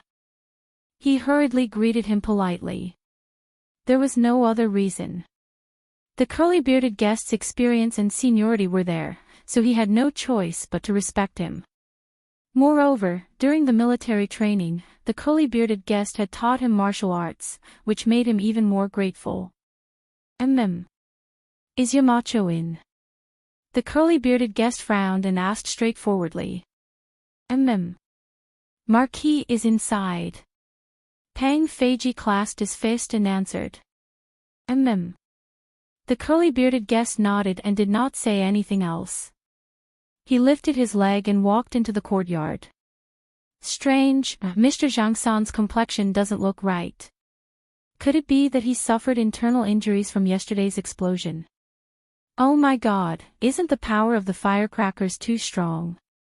Pang Feiji walked for a while and could not help but mumble to himself. Let's not think about it anymore. I should hurry up and finish the task that Marquis gave me. I just don't know if the firecrackers made by Marquis' new formula will be even more powerful. Pang Feiji shook his head and mumbled to himself. He then walked down the mountain. Chapter 1132. Yamacho, this firecracker is so powerful when it explodes. Have you ever thought of using it against your enemies? Yunshan Villa. Li Zixuan had just sent off Pang Feiji when the bearded guest arrived. The moment the bearded guest sat down, he asked such a strange question. Li Zixuan's heart moved. He raised his head to look at the bearded guest and asked, Mr. Zhang San, why would you have such an idea? Yesterday, Ching Chimo used that firecracker and almost injured me. Last night, I thought of a problem. If Yamacho's firecracker was even more powerful, wouldn't it be able to threaten some of the Jianghu experts? The bearded guest was silent for a moment before he said expressionlessly. Li Zixuan did not expect the bearded guest to think in this direction. Wasn't the firecracker he was talking about equivalent to modern firearms? It's like this. In fact, as far as I know, there is a weapon that works in a similar way to firecrackers. It has something similar to a hidden weapon hidden in it, and this hidden weapon can be propelled by a material. Its speed is not inferior to that of an ordinary grandmaster. This weapon has very low requirements for the user. Ordinary people who have never practiced martial arts can easily use it. I call this weapon a firearm. Actually, the firearm he was talking about was a gun. China was the first to invent gunpowder. However, it was initially used to make firecrackers. Foreigners were inspired by gunpowder and made guns. Li Zixuan felt that when he led Tang Dynasty's industry to a certain level, guns and cannons would definitely be made. The bearded guest was even more shocked. He did not suspect that Li Zixuan was lying or exaggerating. Previously, when he saw the detailed sea map, it already proved that Li Zixuan had some kind of ability to know everything. Therefore, when he heard Li Zixuan describe a firearm, his first reaction was not suspicion, but shock. If the firearm Li Zixuan said really existed, then the matter would be more serious than what he was worried about last night. Firearm. Yamacho, in this firearm, does it also use the black powder from firecrackers? That's right. But I call that powder gunpowder. Different uses would lead to different formulas for gunpowder. Correspondingly, the power of gunpowder would also be different. The gunpowder in the firecrackers is the least powerful type of gunpowder. Li Zixuan said indifferently. He understood that because the bearded man was highly skilled in martial arts, it was inevitable that he would be somewhat arrogant. Now that he had instilled a bit of knowledge on firearms into this bearded man, perhaps it would give birth to a trace of reverence in his heart. The least powerful one. The bearded man's pupils constricted. At this moment, he felt that he was like a frog at the bottom of a well. Right. A few months ago, the Serpent Spirit Mountain was destroyed overnight. Yamacho, did you use those so-called firearms? Having been in Chang'an for so long, the bearded man had already investigated everything about Lisa Schwan, so it was not surprising that he knew about the snake spirit mountain. The corner of Lisa Schwan's mouth twitched. Was he shooting himself in the foot? Originally, he wanted to open the eyes of the bearded man and make him feel some reverence. He did not expect the bearded man to hit the nail on the head and guess the real reason for the destruction of the serpent spirit mountain. The inside story was top secret at the moment. Only he and Lier knew about it. More or less. Lisa Schwan gloomily gave an ambiguous answer. The bearded man sucked in a breath of cold air. He was really frightened by the power of the firearms described by Lisa Schwan. A powerful Jianghu sect was actually annihilated just like that. In the face of firearms, a person's bravery seemed so weak at this moment. Sigh. Doesn't that mean that all the hard work we put into practicing martial arts in the winter and summer is all in vain? In the end, we can't even compare to an ordinary person with a firearm. The bearded man suddenly let out a long sigh, and his aura became much more depressed. Lisa Schwan was stunned. Only then did he understand the true purpose of the bearded man's visit today. It turned out that this bearded man was almost hurt by the fireworks yesterday, causing his martial arts heart to suffer a blow. Ha! Mr. Zhang San's words are wrong. Lisa Schwan pondered for a while, then smiled and said, "Firstly, practicing martial arts is not for the sake of fighting with others. Mr. Zhang San's martial arts understanding shouldn't be so shallow for you to have such great strength today. Secondly, practicing martial arts can strengthen one's body and even prolong one's life. A person's life is short. What could be more important than living for another 2 years? Thirdly, although firearms are powerful, normal firearms will not be able to hurt a martial arts expert of your level. Furthermore, if both parties have firearms, a martial arts expert will definitely be much better at using firearms than an ordinary person. Furthermore, when faced with firearms, a martial arts expert will obviously have a higher chance of survival compared to an ordinary person. Fourthly, if Tang Dynasty can really create firearms in the future, it will only be in the hands of the imperial court. The commoners will definitely not have them. Martial arts practitioners who abide by the law will not have to worry about the threat of firearms. Therefore, in conclusion, martial arts practitioners will have an advantage whether or not firearms exist in this world. Mr. Zhang San, there is no need for you to doubt martial arts. The bearded man seemed to have understood something. After a moment of silence, he stood up and clasped his fists. Looks like I'm wrong. I'm a few decades old, but I can't see through things as clearly as Yamacho. I'm ashamed. Since that's the case, I won't disturb you any further. Goodbye. After saying that, he turned around and walked out of the door. Lisa Schwan shook his head helplessly. What the bearded guest did today actually made him feel quite refreshed. A peerless expert could actually see the threat from the firecrackers. This kind of unique eyesight, there was no one else like him. When it was close to noon, Pang Feiji returned with a few bags of materials. Lisa Schwan inspected them, then went straight to the backyard to do his experiments. He wanted to create real fireworks of different colors and shapes. In order to achieve this goal, he had to add something to the fireworks. In fact, every modern firework was made up of a pod, and each pod could be called a star. These stars had a diameter of about 1 to 1.5 inches, 3 to 4 centimeters.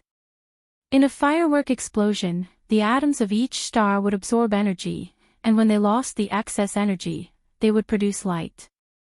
Different chemical substances would release different amounts of energy, thus producing different colors of light. For example, when sodium nitrate was heated, the electrons in the sodium atoms would absorb energy and become excited. When the electrons transitioned from a high energy level to a low energy level, they would release about 200 kilojoules per mole of energy, which was the energy of yellow light. This was known as the flame reaction in chemistry. When different metals were burned, the light they emitted was different. For example, calcium's flame reaction was the red color of bricks. Copper's flame reaction was blue, and potassium's flame reaction was purple. There were also many other metal elements that had their own unique colors. Now that he knew the color of the flame, he could understand how the colorful fireworks were made. In fact, different metal elements were put into the fireworks according to different proportions. After the fireworks were ignited, they would produce different flame reactions in the sky and emit different colors of light.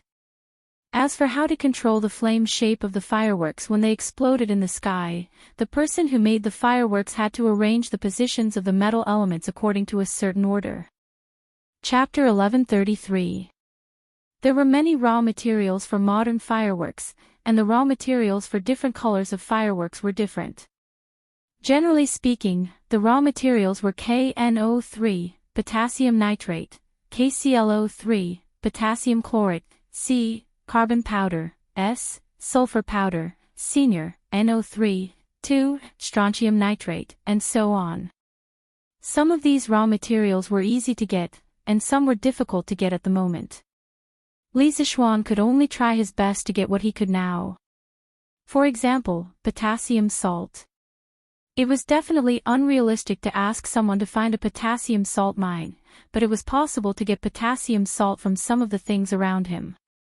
For example, there was some in the ashes of plants. Because the ashes of plants were the ashes after burning, it contained almost all the mineral elements contained in plants. The most abundant element was potassium, which generally contained 6 to 12% potassium, and more than 90% of it was in the form of carbonate. The next was phosphorus, which generally contained 1.5 to 3%. It also contained calcium, magnesium, silicon, sulfur, iron, manganese, copper, zinc, boron, molybdenum, and other trace elements. Just like that, Li Zishuan exhausted his brain power and used all the available raw materials around him, and finally made the first batch of fireworks with multiple colors. Brother! Is it done? Can this thing really be as beautiful as a flower? Lan saw Li Zishuan get up and quickly came over to ask. This girl had been circling around Li Zishuan since morning. One moment she asked this, the next moment she asked that, making Li Zishuan's head hurt from all the noise. In the end, Li Zishuan told the little girl that if she continued to be noisy, he wouldn't be able to make today's fireworks. Only then did Lan quiet down. At this moment, seeing that Li Zishuan was obviously going to call it a day, how could she bear it after holding it in for so long? She immediately ran to Li Zishuan to find out what was going on. Hee. Of course. Li Zishuan clapped his hands and said confidently. Lan said excitedly, then brother, let's see. Li Zishuan said unhappily, Lan it's still daytime now. Even if I let it go, you won't see anything. I'll let it go at night. Ah. Do we still have to wait until nighttime? Lanu's face, which was still very bright and beautiful just now, instantly turned gloomy.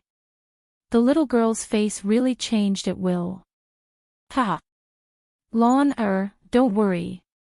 The sky will turn dark in about 2 hours. It won't take long.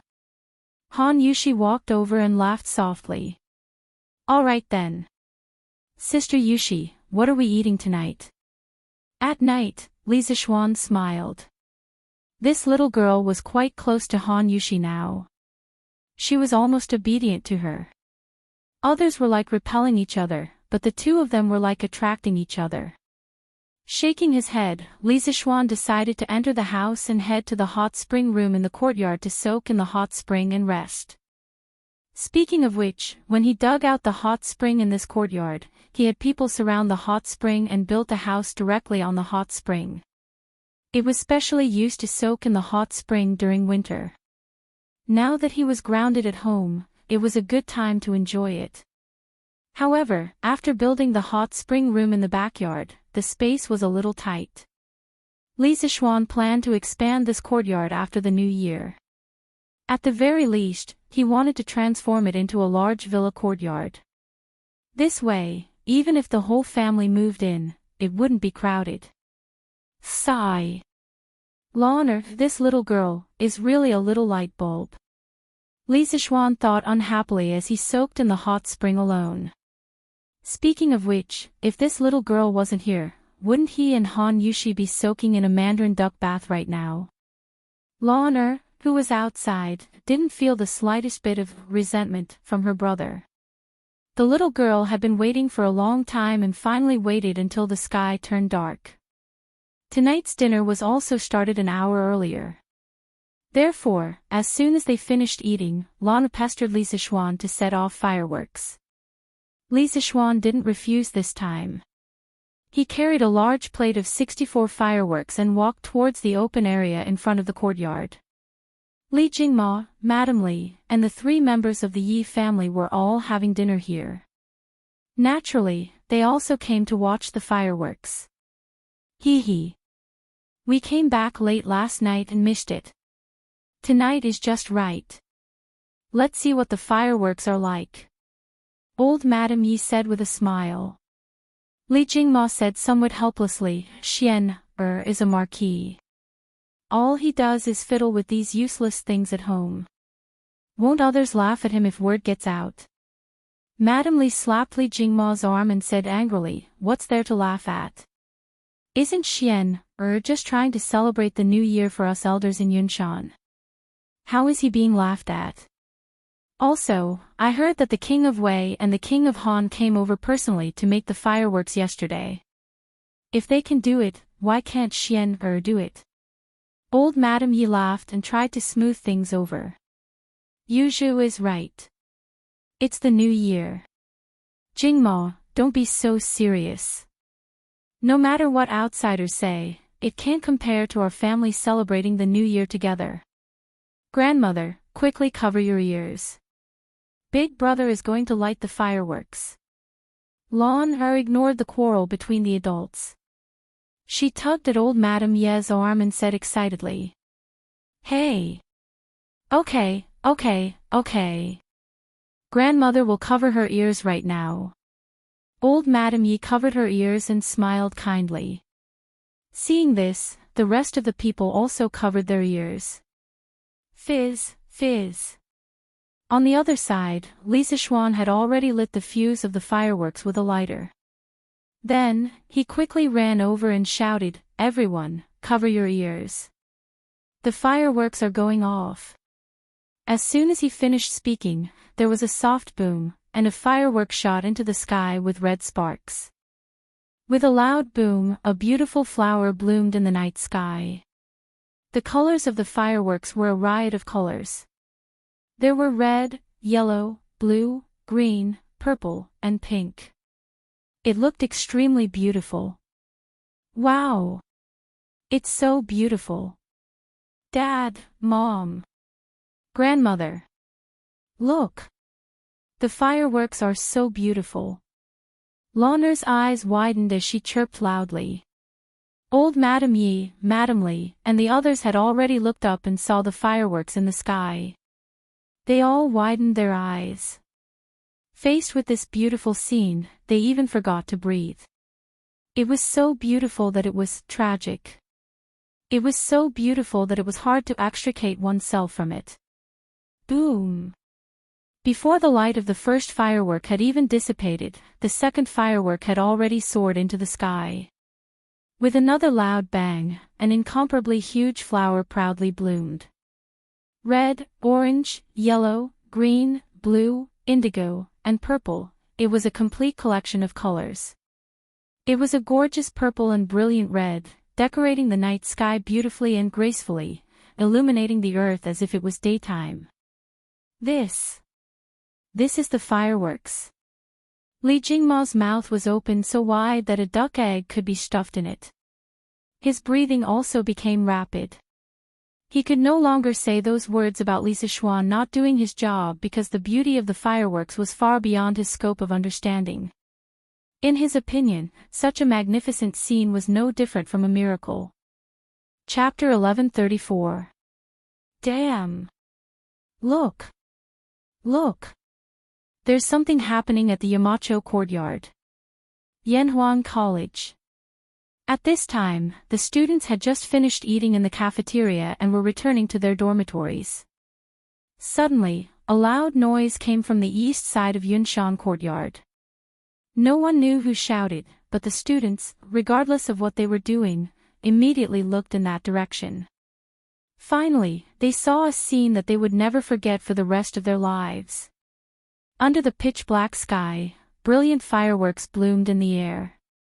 The flames continued to spread, looking like giant glowing peonies. They directly lit up half of the sky in the east. Damn! These are not the firecrackers from yesterday. These are probably Yamacho's new firecrackers. Li Tai turned his head to look and was immediately flabbergasted. Wow! These firecrackers are so beautiful. They are completely different from the ones you set off yesterday, Qin-Kei. Yes. These are 100 times more beautiful than the ones the Academy set off yesterday. How can firecrackers be so colorful? This is amazing. Li Ku looked to the east and was in a daze. After a while, he said eagerly, Qin-Kei, let's go to Yamacho's place to see these new firecrackers. Li Tai also wanted to go, but he was still clear-headed. He said, Ku, are you confused? It's late at night, and the Academy's gate is already closed. Yanhuang College did not restrict students from entering and leaving during the winter holidays, but students were still not allowed to go out at night. This was for the safety of the students. There was a curfew in Chang'an City, let alone a small place like Yunshan. If they were to meet some bad guys or beasts outside, they would not even be able to find their bodies. Sun Zifan laughed and said, why don't we climb over the wall? Just like last time. He had to admit that this guy was really the king of ideas. He could even come up with such a stupid idea. Li Tai rolled his eyes and said crossly, are you stupid, kid? We climbed over the wall last time to look for meat. Why are we going out this time? Going to Yamacho's place to see the fireworks? Isn't that walking right into their trap? Ah. That's true. Sun Zifan scratched his head awkwardly and said gloomily. Stop talking nonsense and focus on watching. We can see it clearly from here.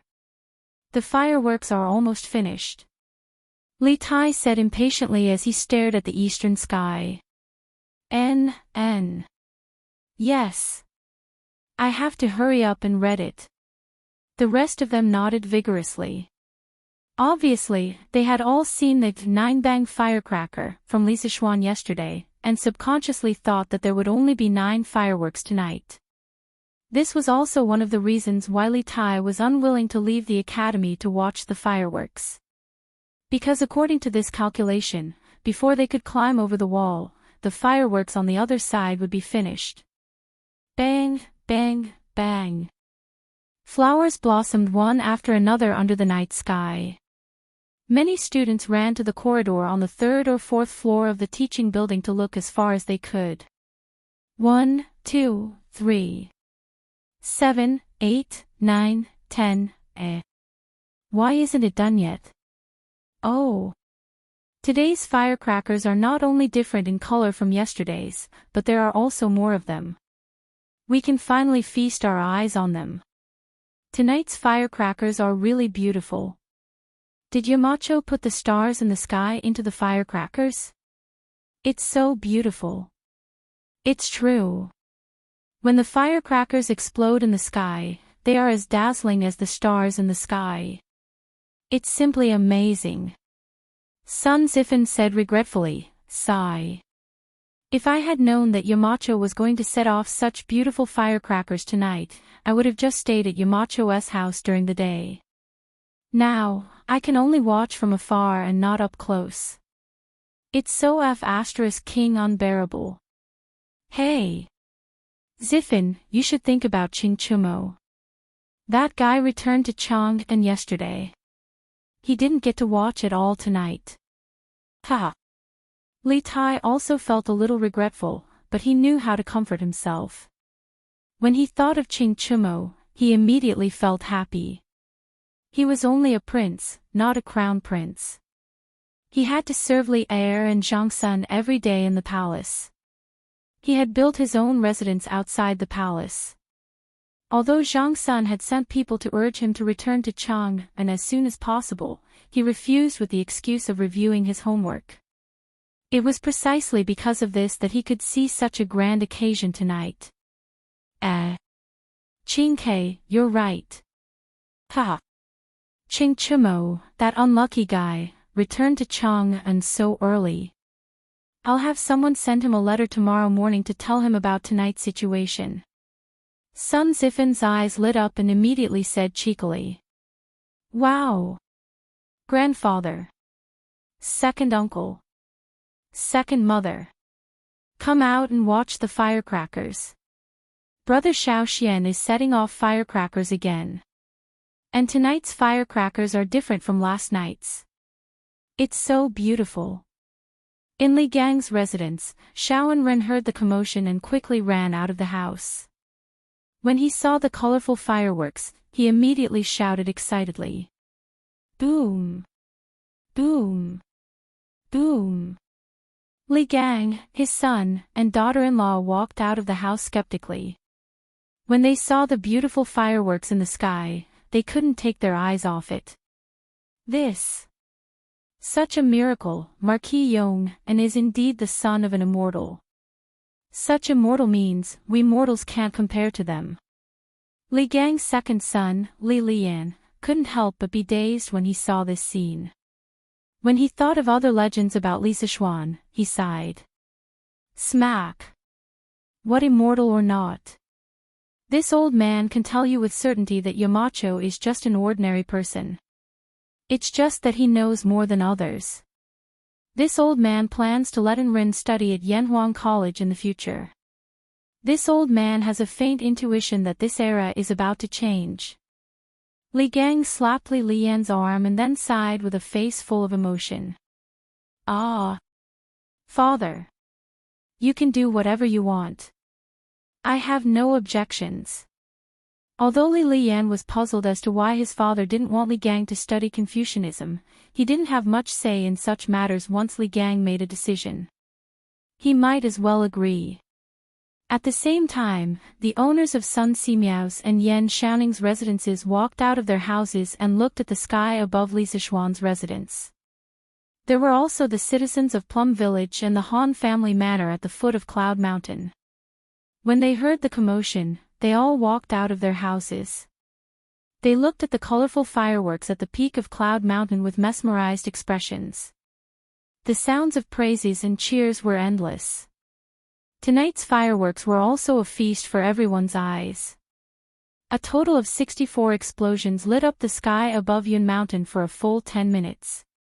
It was far more beautiful and lasted longer than last night's fireworks. The beauty of fireworks was so short, but so bold and so passionate. Even if it only had a second of life, it had to be done perfectly and in the most brilliant way possible. The first time it appeared in the Tang dynasty, it left an indelible impression in the hearts of thousands of people. Chapter 1135. Your Majesty, according to the palace guards, there seems to be a blazing fire in the direction of Yanhuang College. At Ganlu Palace, Li Er had not gone to rest. He was still bitterly working overtime to read the memorials. At this moment, Zhao Song walked in from outside and bowed to Li Er. Why do you say there seems to be a blazing fire? Whether there's a fire or not, can't you confirm such a simple thing? Li Er's mind was sharp. He immediately caught the loophole in Zhao Song's words and asked with a frown. Zhao Song replied, Your Majesty, I also went up to the city gate to take a look. In the direction of Yunshan, there's not just a blazing fire. Other than that, there's red, orange, green, blue, purple, and all sorts of other colors. It looks like the rainbow divine light that was accompanied by the gods in ancient legends. Rainbow divine light. Li Er was shocked.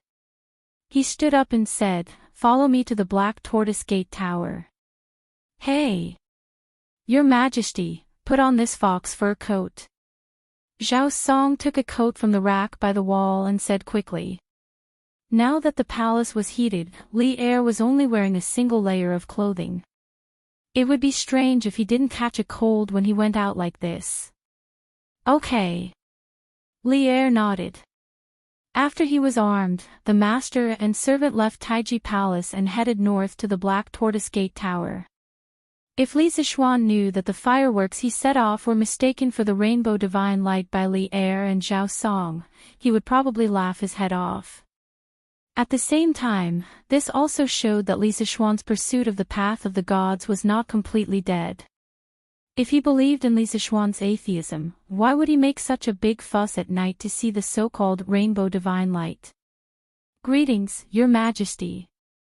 Li Er brought Zhao Song to the Black Tortoise Gate Tower. When the general on the tower saw Li Er, he quickly cupped his fists and bowed. Li Er was unmoved. He looked straight in the direction of Yunshan, but all he saw was darkness. There was nothing. That was because the fireworks at Yunshan had already finished. Didn't they say there was a Rainbow Divine Light? Why is there nothing? Li Er frowned and said unhappily. Your Majesty, the seven-colored light in the direction of Cloud Mountain has just disappeared. Zhao Song looked at the soldiers guarding the city. The soldiers quickly stepped forward and answered. Oh. Li Er's face was filled with disappointment. He looked in the direction of Cloud Mountain. After a moment of silence, he said, Send someone to Cloud Mountain tomorrow to find out what happened. Zhao Song bowed. Yes, Your Majesty. Li Er flicked his sleeves and turned around to descend the city gate tower. There were no neon lights in this era. Naturally, there was no light pollution at night. Generally, the sky was pitch black except for the night of the full moon. The fireworks show on Yunshan dyed the sky red, which was quite conspicuous in the dark night. Therefore, not only did Zhao Song and the generals of the imperial city see the Rainbow Divine Light in the night sky, but many people in Chang and city also saw it. Early the next morning, the people in the city immediately started discussing. It was close to the new year, and most people were preparing for the new year. They were busy all year round, and this was the only time they could have some free time. It was normal for them to gossip with their neighbors in the morning. Hey! Old Lu, did you see the Rainbow Divine Light in the east last night? I also faintly heard the sound of thunder over there. Hey! Old Hua, you saw it too. I thought I was the only one who saw it. Hey! Do you think it's the divine light brought by the gods who descended from the heavens? Yo! That's possible. But shouldn't that direction be Cloud Mountain? Could it be that a literary star descended on Cloud Mountain last night? Hey! What you said makes sense. Yanhuang College's students are so outstanding. Who knows, there might be one or two literary stars among them. TSK. Yanhuang College is indeed a godly school. If my little brat can get in, even if I, Lu Dolly, die immediately, it will be worth it. With the lively atmosphere close to the new year, more and more people knew that the Rainbow Divine Light had appeared in the sky in the east of Chang and city last night. There were all kinds of speculations. Some said that a divine immortal had descended to the mortal world, some said that a divine light had descended from the sky, and some even said that a divine treasure had appeared. There were all kinds of different theories, but the most popular one was that a literary star had descended from Yanhuang College on Cloud Mountain. Yanhuang College had been completely pushed to the altar by word of mouth this time. This was something that Li Zixuan had never expected. Your Majesty, after dinner last night, I heard from the servants in the mansion that there was a divine light in the east. I went to the tower to take a look and saw the Rainbow Divine Light in the east. I guess that a divine immortal must have descended to the mortal world where the divine light descended. This is an auspicious sign. I congratulate Your Majesty. I congratulate the Tang Empire. Taiji Palace, Morning Court. After the ceremony, a middle-aged official in his 30s came forward and bowed to Li Er, and said in a loud voice. Hearing this, the officials were stunned. Many of them had indeed seen the divine light in the east last night, but seeing it was one thing. Wasn't he flattering the emperor? Oh, no, he was flattering the emperor. Wei Zheng's face darkened, and he said angrily, Su Sharon, don't talk nonsense. How can a divine light be auspicious? After that, he cupped his hands to Li Er and said loudly, Your Majesty. I impeach Su Jingzong of the Secretariat for flattering Your Majesty and speaking nonsense about a divine immortal. Your Majesty, please punish this person severely. Otherwise, it will hurt Your Majesty's wisdom. Su Jingzong, this person was actually Su Jingzong, the censor of the Secretariat, the person who held the position of Prime Minister during Li Ji's era. Your Majesty, I am innocent. I was just speculating. How can I flatter Your Majesty? May I ask if Wei Zhuqing saw the divine light in the east last night? Su Jingzong didn't get angry at all after being scolded by Wei Zhuqing. Instead, he defended himself and asked Wei Jing back. Wei Jing glared at him and said, So what if I saw it? Could it be that the heavenly light was an auspicious sign of the arrival of a true immortal? Su Sharon, before you investigate clearly, don't jump to conclusions. The Great Tang's current prosperity is not due to an auspicious sign from the heavens, but due to His Majesty and the hundreds of civil and military officials working hard to achieve it. During Jingguan's era, the governance was rather clean. As the saying goes, when the water is too clean, there will be no fish. Under Li Er's leadership, the court was filled with upright officials. Wei Zheng's words were so persuasive that they could enlighten even the apathetic. Immediately, he gained the favor of many upright officials. Kong Yingda stepped forward and said, I agree with Wei Zhuqing's words. Auspicious omens can't be trusted. The Great Tang is able to have peace today because of auspicious omens. Su Jingzong opened his mouth and was about to step forward to argue with old Kong when he heard Li Er's slightly angry voice, Stand down. The Great Tang is surrounded by wolves. How can there be auspicious omens? If there's nothing, the court is dismissed. Chapter 1136. Inside the Taiji Palace. Hearing Li Er's angry rebuke, Su Jingzong was stunned. He didn't understand why Li Er rejected his idea so decisively. Was this still the same Emperor Li Er who loved to achieve great things? What he didn't know was that when Li Er woke up this morning, he received news from Yunshan. Last night, Li Zixuan was only setting off a new type of firecracker. Thinking of this, old Li's face burned. Someone else was setting off firecrackers in Yunshan, and he actually thought that there was a real immortal descending with colorful lights. If this matter were to spread, wouldn't he, the emperor of the human world, be laughed at? Now, Su Jingzong's bootlicking had completely failed. The words, auspicious sign from the heavens, were extremely ear-piercing to Li Er's ears. He had already restrained himself by not throwing Su Jingzong into jail on the spot. Your Majesty is wise. Wei Zheng, Kong Yingda, and the others cupped their hands in front of Li Er in satisfaction and flattered him. If old Li had made any other choice, Wei Zixuan would probably have said, You are a tyrannical and fatuous emperor. Your Majesty, as you wish. At this time, it was undoubtedly irrational to continue with his admonishment. Su Jingzong sighed in his heart, cupped his hands in front of his chest, and obediently retreated. At that time, he was just a secretary under Li Mi. Later, Li Mi was defeated by Wang Shichong in the Great Battle Royale, and he himself became a stray dog. Waigong village naturally collapsed, and he also became a stray dog. Fortunately, he was full of poetry and was quite talented. He was discovered by Li Er. Soon, he seized the opportunity and entered Li Er's literature hall, becoming one of the 18 scholars. However, what was depressing was that although he was also Li Er's aide, compared to people like Zhang Sanwuji and Fang Xianling, his official fate was a little worse. Zhang Sanwuji had been prime minister for several years, but he was only a fifth-rank imperial secretary. Among the 18 scholars of King Qin's manor, he was the most unknown existence. Of course, he was unwilling, but in terms of strategy, he was not as good as Fang Xianling and Du Ruhui. In terms of foundation, he was not as good as Zhang Sanwuji. In terms of admonishment, he was not as good as Wei Zheng.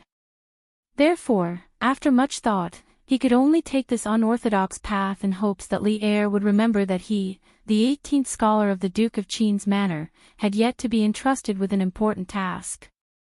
If Li Zishuan knew what Su Jingzong was thinking, he might have laughed and said, "Old Su, don't make it so complicated. You are still young. Endure until all the other old officials in the imperial court have retired. That will be the day you rise to prominence. It's not a dream to become an official." Although the truth was not entirely like this, it was not far from it. In the end, Su Jingzong was able to become the prime minister. Of course, part of the reason was that he had no moral integrity, but more importantly, it was because he could endure.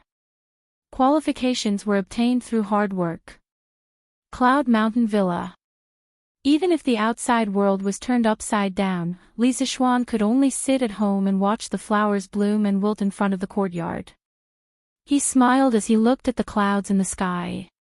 The fireworks last night had left a huge impact on Lan Han Yushi, Li Jingma, and the others. When they found out that Li Zishuan planned to make more fireworks for the new year, Madame Li agreed with both hands, and Lan even agreed with both hands and feet. At this time, Li Jingma could not say anything against it. He even subconsciously felt that if there were fewer fireworks for the new year, it would be a lot less interesting. San Bao, Fu, and the other loyal servants of the Li family were all summoned to Cloud Mountain to help make the fireworks. After breakfast, Li Zishuan ordered Pang Feiji to prepare a large amount of raw materials for the fireworks. He called San Bao and Fu over and taught them the steps of making fireworks. Coincidentally, Faubert also rushed over early in the morning. Li Zishuan might as well teach them all together. Anyway, the loyalty of these three people was unquestionable. Li Zishuan was not worried at all that they would leak the secret. "Young master, why don't we make the fireworks in the workshop? After all, if these things are not stored properly and cause an explosion, it is still very dangerous." After receiving the training, Faubert suggested to Li Zishuan. Last night, others were watching the show, but he saw the dangerous side of the fireworks from the show. Li Zishuan thought about it and felt that Faubert's words made sense. He nodded and said, "Yes. Then let's do it. But the method of making fireworks must be kept a secret. San Bao and Fu will go to the workshop soon. Faubert, if you have any confidential matters, just let them do it. The secret recipe that I have given to the three of you must not be leaked under any circumstances." The reason why Li Zishuan wanted the recipe to be kept a secret was not because he was worried that someone would get hold of the recipe and imitate the fireworks, thus affecting the profits of the workshop or using the gunpowder in the fireworks to harm others. In fact, he was not worried about this at all. Firstly, even if someone got hold of the recipe, it would be very difficult for them to mass-produce it without the advanced craftsmanship of the Strange Taste Pavilion. Secondly, the gunpowder in the fireworks was very weak and would not be able to cause mass destruction. What Li Zishuan was really worried about was that someone would use the recipe of the fireworks to deduce the recipe of the gunpowder.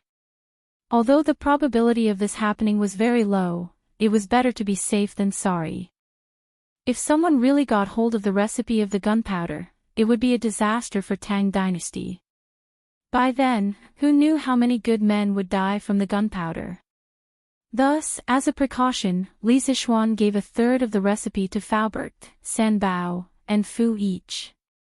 This way, unless the three of them betrayed him at the same time, and the person who got hold of the complete recipe was a peerless genius in chemistry, the real recipe of the gunpowder would not be leaked. In fact, the probability of this happening was basically zero. Young master, don't worry. This old man understands. Faubert could roughly guess the problem that Lisa Schwan was worried about.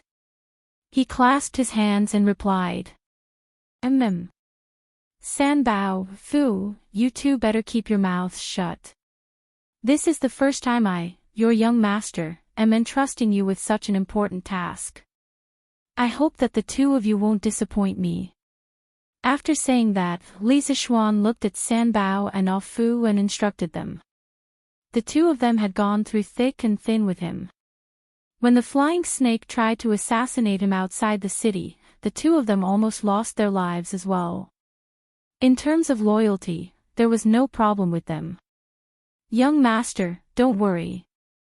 San Bao, Fu, will definitely not disappoint you. The two of them said solemnly. Go. Li Zichuan waved his hand and said with a smile. The three of them left. At this moment, there was a commotion outside. Li Zichuan went out to take a look. It was Li Tai leading a group of students from the academy. Yamacho, aren't you a little too cunning? The firecrackers you taught us the day before yesterday were of inferior quality. The ones you set off last night were of superior quality. As soon as Li Tai came up, he acted like a resentful, little wife and spoke in an aggrieved manner. Chapter 1137. What do you mean by inferior firecrackers? What do you mean by superior firecrackers? These things are called fireworks. In the Yunshan residence, Li Zichuan looked at Li Tai, whose face was full of resentment, and said unhappily. Ah! Fireworks. Li Tai was stunned. The day before yesterday, when they came to Li Zichuan's place to make firecrackers, Li Zichuan did not tell them that those things were fireworks. However, when he thought of the scene last night, the little fatty narrowed his eyes and sighed. Yes. Fireworks is a good name. It's worthy of its name. When that thing exploded in the sky last night, it did look like a flower. Yes, yes. This name sounds better than firecrackers. Sun Zifin also nodded and said, Yamacho, do you have any more of those fireworks from last night? We want to make a few ourselves. We can even buy them. Yes, yes. That's right. Yamacho, do you have any more? We can even buy some with money. Li Tai agreed. Li Ku, Zhang Sun Chong, and the others looked over eagerly. Obviously, they had the same idea. They were the children of officials and did not lack money. However, the eyes of the rest of the students behind them dimmed. Not everyone in Yanhuang College came from wealthy families. However, Li Zichuan's next sentence made their eyes light up. Li Zichuan shook his head and said, I don't have any more of those fireworks at the moment. The workshop is stepping up production. However, you don't have to pay for them. I plan to hold a fireworks show at the college during the new year. All students can watch it for free. Take it as a thank you to the students for your hard work in Operation Warm Winter at the end of this year. Oh! Thank you so much, Yamacho. Yamacho is so generous. As soon as Li Zichuan finished speaking, many students who lived in other places and could not go home for the new year because of the long distance suddenly cheered loudly. At this moment, they really felt that this winter break was worth it. No one in the college could deny the beauty of last night's fireworks. Moreover, these fireworks were currently unique in the entire Tang Empire and could not be bought with money. From this, one could see how precious they were. However, Li Zichuan did not hesitate to take out a large number of fireworks for the college students to celebrate the new year. How could they not be moved? How could they not cheer? Yamacho, how many fireworks will we set off? Class 1's Kushirqing asked loudly. His hometown was in the Basha region, and he couldn't go home for the new year either. This year was his first time celebrating the new year in another place. Although it was Chang'an, the capital of the Tang Empire, no matter how good it was outside, it couldn't compare to the warmth of home. Going home for the new year was something that the Chinese would never be able to let go of. However, Li Zishuan's actions made him feel some familiarity. Yamacho Yamacho. How many fireworks will be set off during the fireworks display? The rest of the students reacted and asked in unison. Last night, Li Zishuan had set off 64 fireworks. Although it was far more than the previous 9, many people felt that it wasn't enough to satisfy their cravings. Li Zishuan smiled and announced an even more exciting news. Ha! Shuqing, I can't answer your question. I don't know how many fireworks I will set off because I plan to set off 2 hours. 2 hours. Everyone's breathing quickened and their eyes widened. Some people were frantically calculating how many fireworks they could set off in 2 hours. However, they were confused because it was impossible to calculate. Thank you, Yamacho. Thank you, Yamacho. No matter how many fireworks there would be a lot of fireworks. This time, the students could fully feast their eyes. Therefore, they cheered to their heart's content. Their voices were so loud that it gave Lon, who was in the backyard, a big fright. Li Tai, Sun Zifan, Zhang Sunchong, and the other officials' children were depressed. They had to go back to Chang'an for the new year. In that case, wouldn't they only be able to watch the gorgeous sky in Chang'an? Most of the students were satisfied with the answer. However, Li Tai and the others did not leave. The little fatty came up and said with a smile that, Yamacho, I wonder if there will be more fireworks. Every year during the new year in the palace, it's boring. If there aren't any fireworks to liven things up, it won't be perfect. Yes, yes, yes. Zhang Sunchong, Sun Zifan, and the others nodded in agreement. Li Zishuan thought for a while and said, it's hard to say. Even if there are some left, there probably won't be many. Qing Ke, if you want some, it's best to wait until next year. Next year. Li Tai opened his eyes wide and shook his head. We can't wait. Yamacho, can't you ask the workshop to send more people to make more? What a joke. After seeing the charm of fireworks, Li Tai felt that waiting for one more day was too much, let alone waiting for next year. Li Zishuan said angrily, you brat, it's easy for you to say that. Don't you know how many days are left until the new year? Do you know how long it takes for the workshop to prepare the fireworks for the academy? If you really want to see the fireworks, just come to the academy. On the night of the new year, the academy will start to set off the fireworks at midnight. midnight. You can come after dinner in Chang'an City.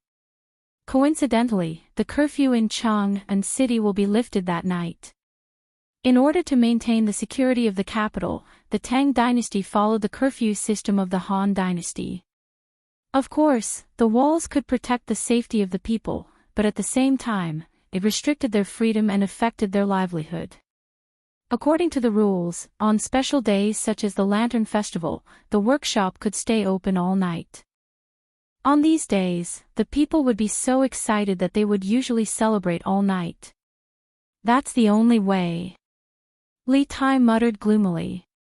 Suddenly, his eyes lit up and he said, oh right, Yamacho. Why don't you set the fireworks show in Chang'an City? At that time, the people in Chang'an City can feast their eyes. In fact, these were all excuses. He was just too lazy to run errands. After all, Chang'an City was more than 20 miles away from Yunshan City. Li Zishuan frowned and said, there are many people in Chang'an City, and the houses are close together. If we set off the fireworks on a large scale, it will easily cause a big fire. When His Majesty blames us, who can bear the responsibility? Although he said so, Li Zishuan thought in his heart, your master is now grounded in Yunshan City. If the fireworks show is changed to Chang'an City, I won't be able to watch it. The master and disciple looked amiable on the surface, but they actually started a battle of wits and courage in secret. In the end, Li Tai gave up and said, "All right then. When the time comes, we'll come to the academy to watch the fireworks show." "Oh right. Yamacho." Last night, the people in Chang'an City also saw the fireworks at Yunshan City.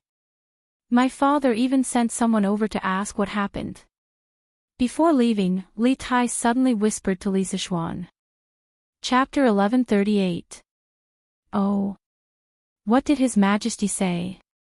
In front of the Yunshan residence, Li Zixuan heard from Li Tai that Li Er had sent someone to Yunshan this morning to investigate.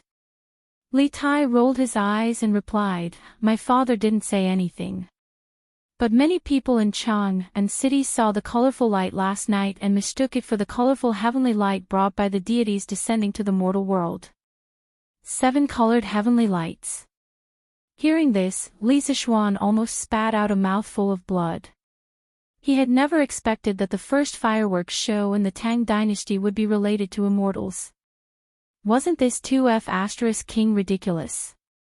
In fact, what he did not know was that Li Tai also thought so at first, but in order to save some face for his father, he deliberately concealed this point. After Li Tai left, Li Gang, Li Anren, and Yan Xiaoning came one after another. Their purpose was more or less the same, which was to see the fireworks. In desperation, Li Zixuan told them about his plan to hold a fireworks show in the academy during the new year. These people were the homeowners of Yunshan and planned to spend the new year in Yunshan. After hearing this plan, of course, they did not have any objections and returned with satisfaction. As for the other native of Yunshan, Sun Simiao, the old Taoist priest brought him to the county at the foot of the mountain early in the morning. Moreover, even if he had time, he would not be so bored as to come and ask Li Zixuan for fireworks.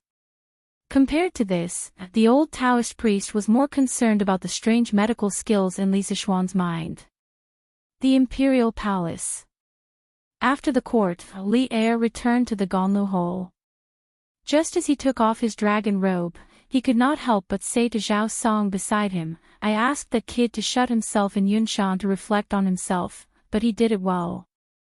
Today he has a hot pot feast, tomorrow he will fiddle with some new firecrackers. His life is more comfortable than mine. Is he grounded, or is he on vacation?" It was no wonder that Li Zixuan complained. As a sinner, Li Zixuan did not reflect on himself sincerely all day long. Instead, he was treated like a master at home. On the other hand, although Li Zixuan was the emperor and was in charge of the life and death of the people in the world, he still had to work overtime every day to deal with state affairs. What's more, it's fine if you say you're living comfortably at home, but why did you have to make such a big commotion and make him mistakenly think that an immortal has descended to Earth? If it weren't for the fact that he had sent 100 riders to bring back the news early this morning, he might have really believed in Su Jingzong's nonsense in the imperial court and thought that the fireworks were rainbow-colored heavenly light, an auspicious omen, and felt complacent. Then the news on Cloud Mountain would be transmitted back to Chang'an. At that time, as the monarch of a country, where should he put his face? That was as awkward as it could get. "Ah, Your Majesty, the Marquis of Yong'an has always had wonderful ideas. Otherwise, where would our Tang Empire have the curved plow, where would we have the honeycomb coal and heaters, and where would we have the Yanhuang College?" Zhao Song laughed dryly and spoke up for Li Zixuan without leaving a trace. "Humph. If it weren't for the fact that this kid is truly talented, would have removed him from his position long ago."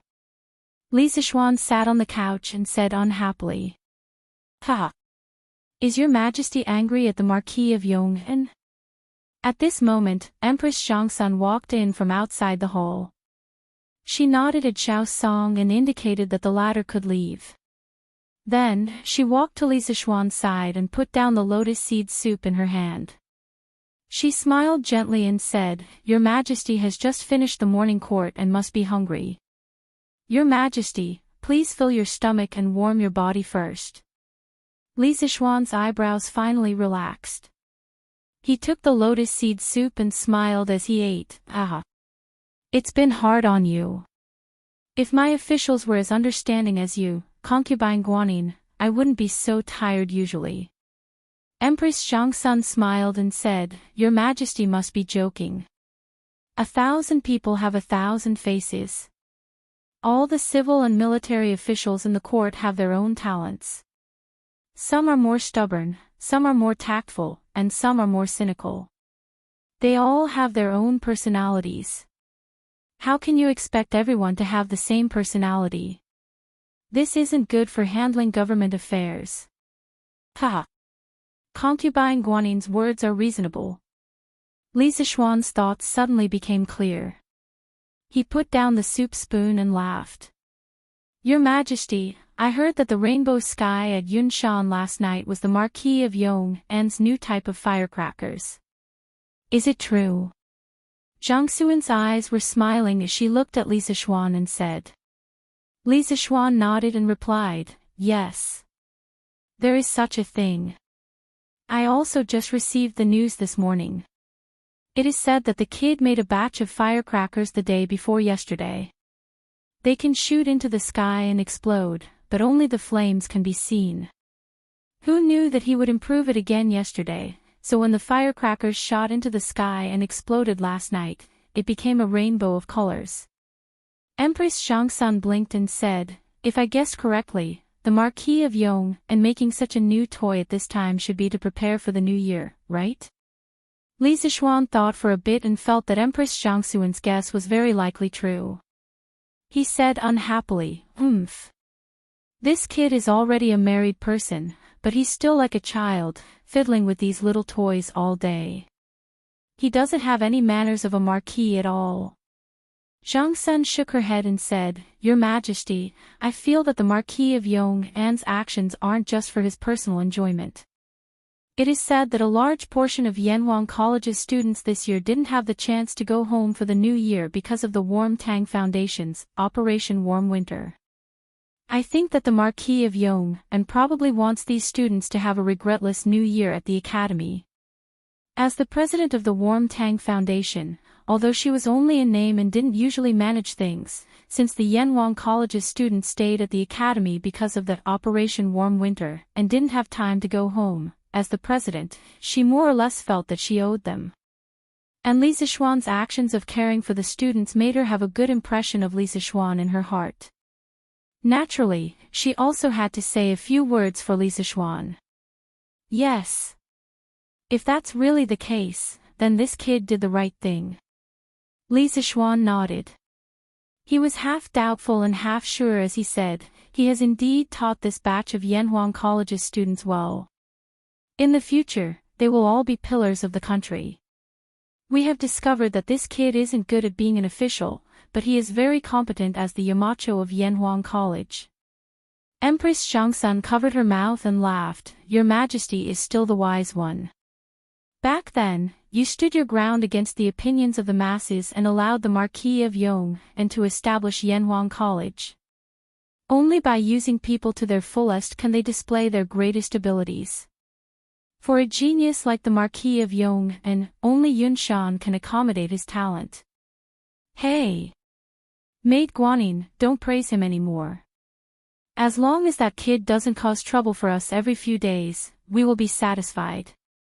Li Zixuan complained with deep resentment. Chapter 1139. The days passed, and soon it was the 28th of the 12th lunar month. What was strange was that Chang'an did not even have a single snowfall at this time of the year. It was said that a timely snow promised a bumper harvest, but there was not even a single snow seed this year. How could there be a good harvest next year? The children were immersed in the joy of the upcoming new year, but some of the experienced farmers were frowning more and more. Li Zixuan, who was living in seclusion in the Cloud Mountain, suddenly had a trace of worry in his heart. He looked up at the sky and muttered to himself, If there is no snow for a year, the locust eggs in the ground will probably survive in large numbers. The next year's locust plague will definitely be fierce. Fortunately, the Tang Empire was prepared. The first voyage of the Tang Empire's fleet brought back a large amount of food. After that, Li Shaogong went to Lingnan to take up the position of the Left Commissioner of the Department of Shipping. He was in charge of the trade between the Nanyang countries and the Tang Empire. Gradually, he brought back a lot of food from other countries. Now, the Tang Empire's warehouses were all full, and the warehouse near Chang'an was still expanding. It could be said that the Tang Empire's warehouse had never been so full before. Young master, according to your instructions, we have distributed the 280 bicycles produced by the workshop to the members of the Chamber of Commerce. They should be selling them today. Faubert came over early in the morning to tell Li Zixuan this news. The workshop was now well staffed. In just a few days, they could produce more than 200 bicycles. On average, they could produce dozens of bicycles a day. Li Zixuan was quite satisfied with this speed.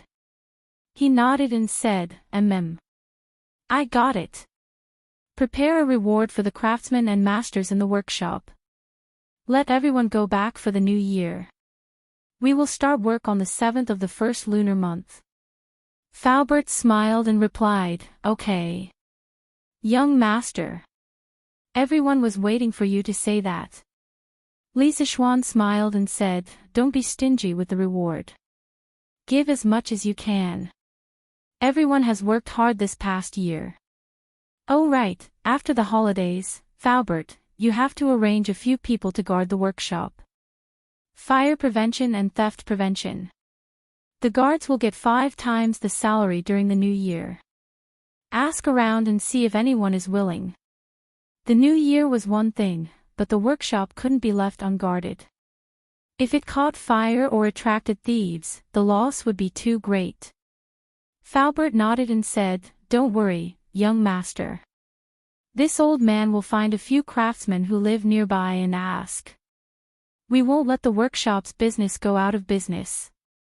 Yes. Chang'an City was particularly lively today because the citizens had received news from the Datong Daily that 280 bicycles had arrived in Chang'an and were about to be sold. The workshop only produced 40 bicycles during the first sale.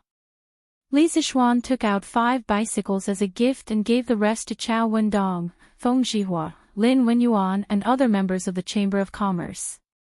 In addition, the members of the Chamber of Commerce would also privately detain 1 or 2 bicycles as gifts. In total, there were less than 30 bicycles entering the market for the first time.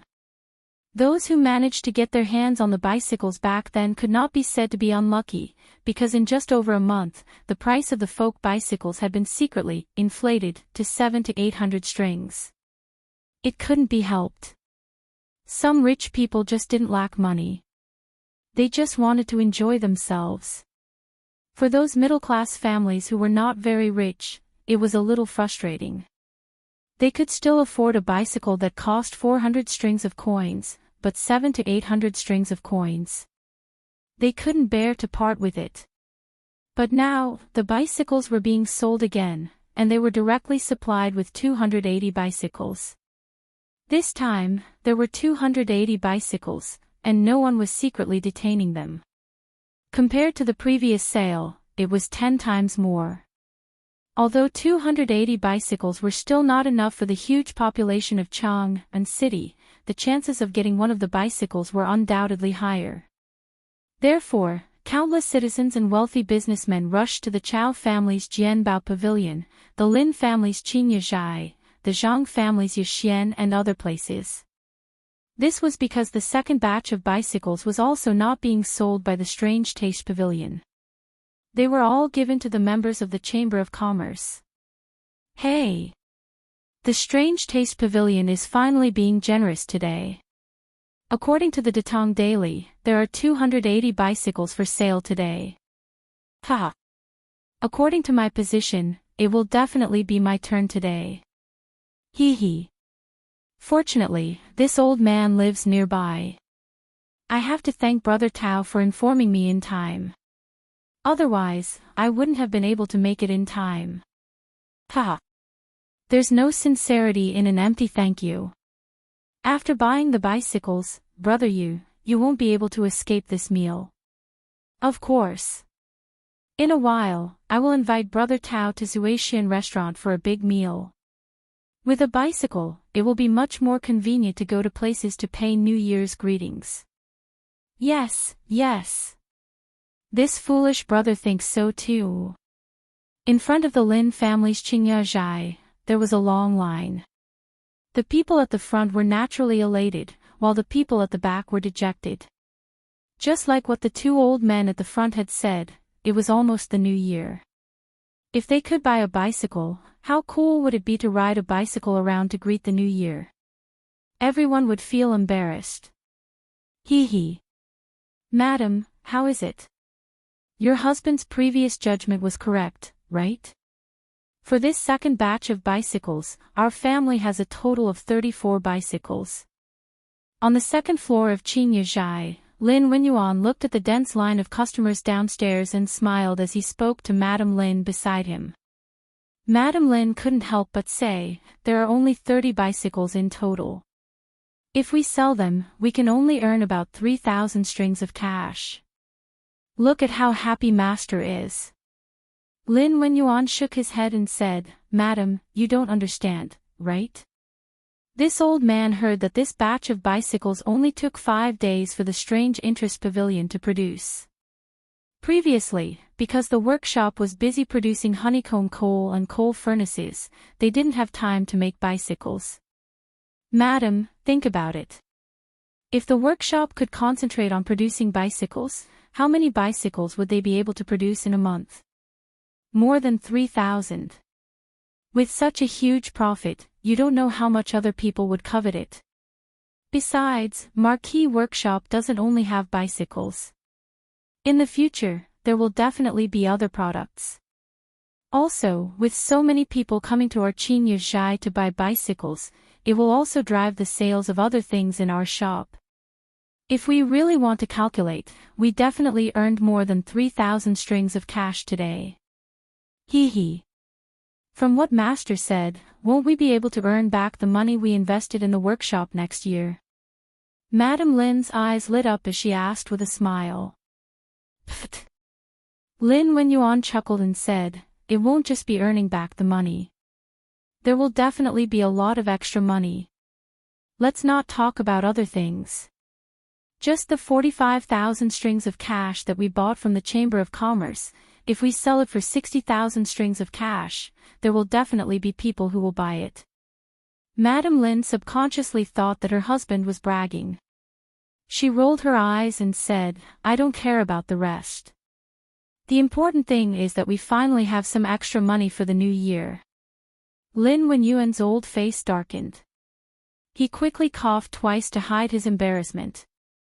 Previously, he had taken out more than 40,000 strings of cash to invest in the Yanhuang Chamber of Commerce, causing the Lin family shop to be in a tight spot.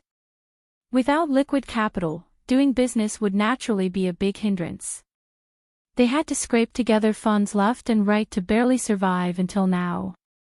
During this period, the Lin family could be considered to have lived frugally for a long time.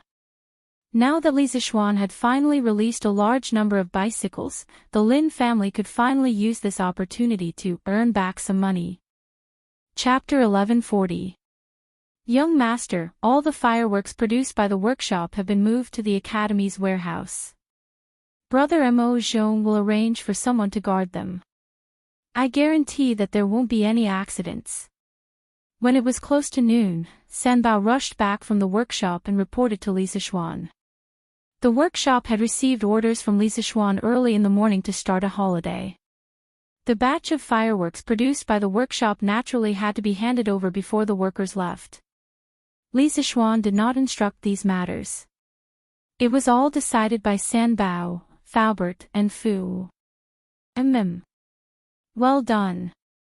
Li Zixuan nodded, then looked at Sanbao and asked with a smile, how is it? Have you and Fu gotten used to the workshop recently? Sanbao was flattered and bowed. Young Master, what are you talking about? It's my and Fu's good fortune to be able to work for you. What's there to not get used to? Li Zixuan said angrily, you rascal.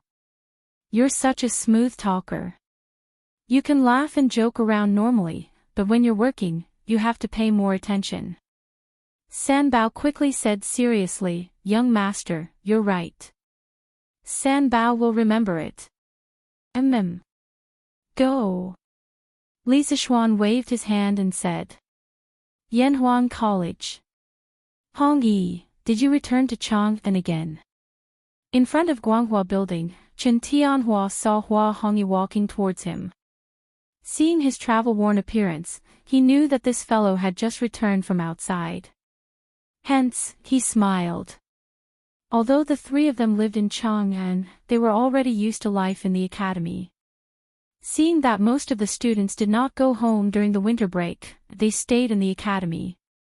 Coincidentally, the academy's canteen was free of charge during the winter break. The benefits were amazing. As for the Chinese New Year, they planned to go back for a reunion dinner and come back to the academy to watch the fireworks at night. Haha. Tianhua.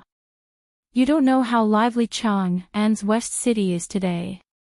It wouldn't be an exaggeration to say that tens of thousands of people came out to watch. Hua Hongyi walked over with a beaming face and laughed heartily.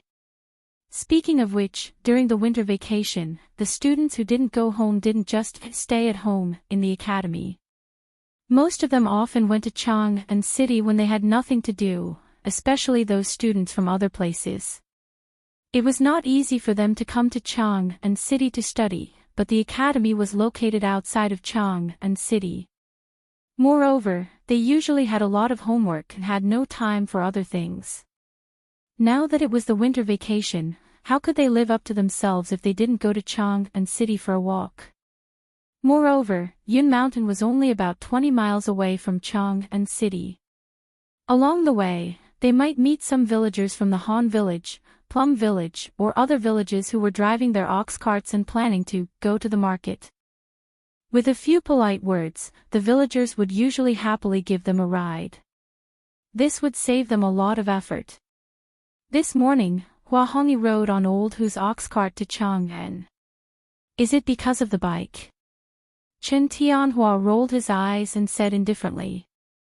Obviously, he had already read today's Datong Daily. Hua Hongyi gave a thumbs up and praised, hee. It's the bike. Tianhua is indeed Tianhua. You don't even have to go out and you already know what's going on. Amazing. TSK, today's scene is really crowded.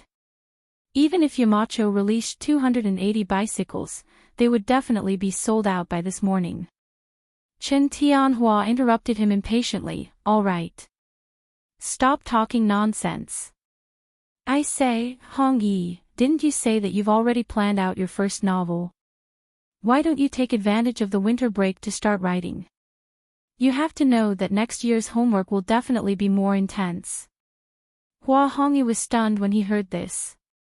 He then said, Tianhua, you don't know.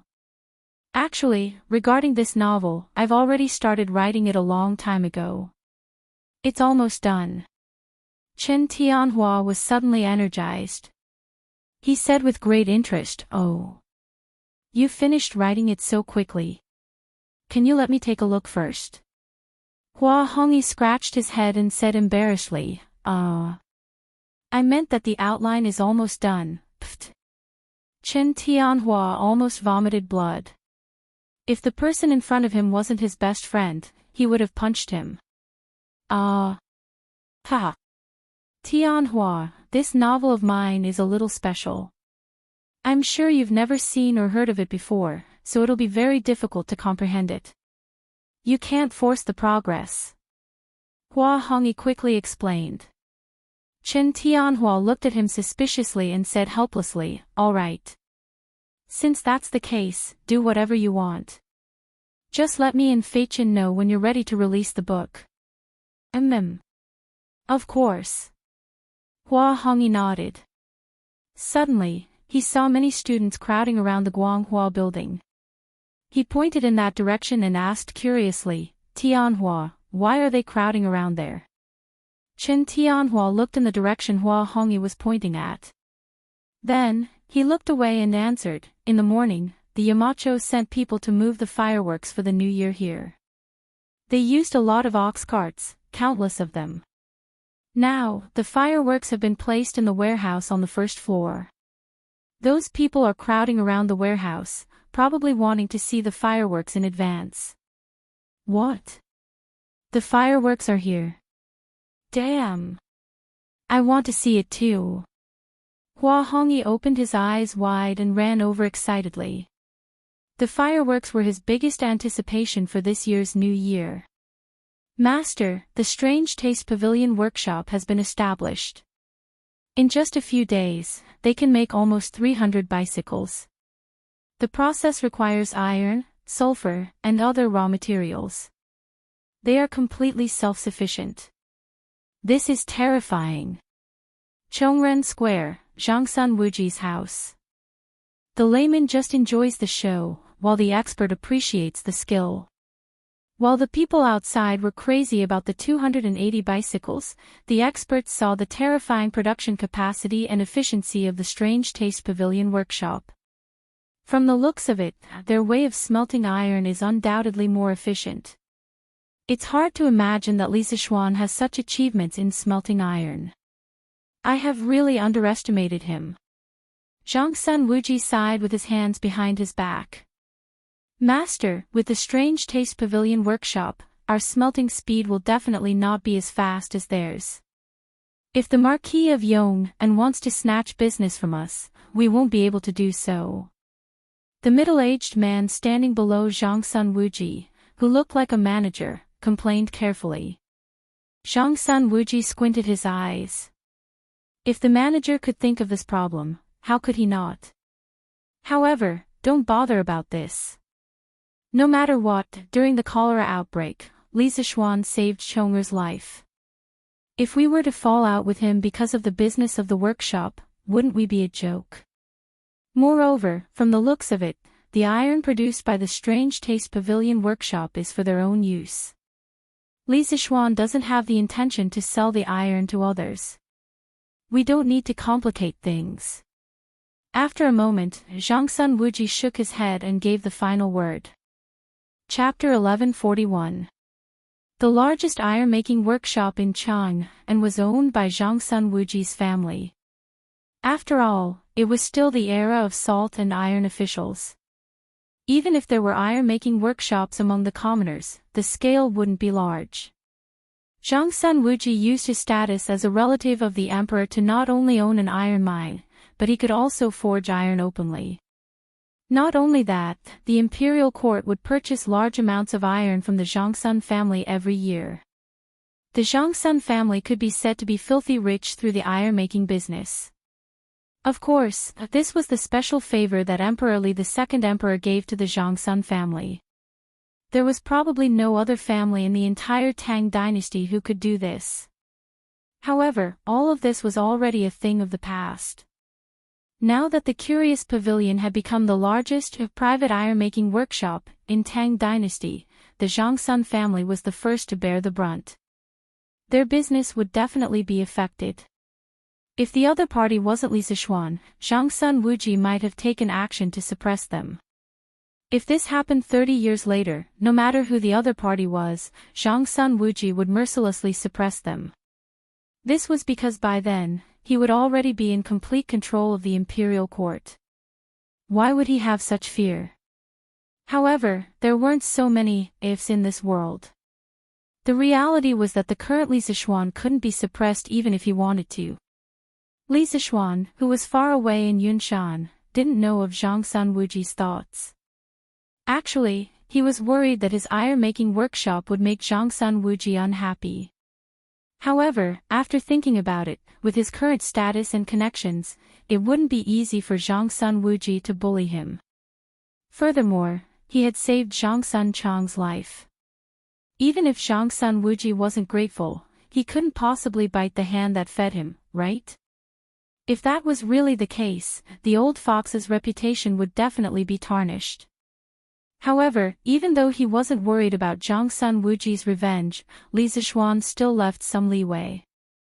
For example, the iron produced by the Curious Pavilion was never sold to the public. This was because the daily consumption of iron in the workshop was huge. On the other hand, Li Zixuan was taking care of Empress Zhang Xuan's face and didn't want to make things too difficult for Zhang Sun Wuji. Ever since he transmigrated to the Tang dynasty, other than his family and elders, Empress Zhang Sun was someone who took care of him. Li Zixuan naturally respected this woman from the bottom of his heart. On the other side, the 280 bicycles were all sold out in just half a day. Those who managed to snatch the car were still the lucky ones, as they could easily earn hundreds of strings of cash by casually selling it. In the end, there were too many monks and too little gruel. The number of bicyclists in Chang'an was still very large. Unlike the last batch, which only had dozens of bicycles, there were now 280 bicycles in Chang'an. People could often be seen riding bicycles on the streets, which was impossible a month ago.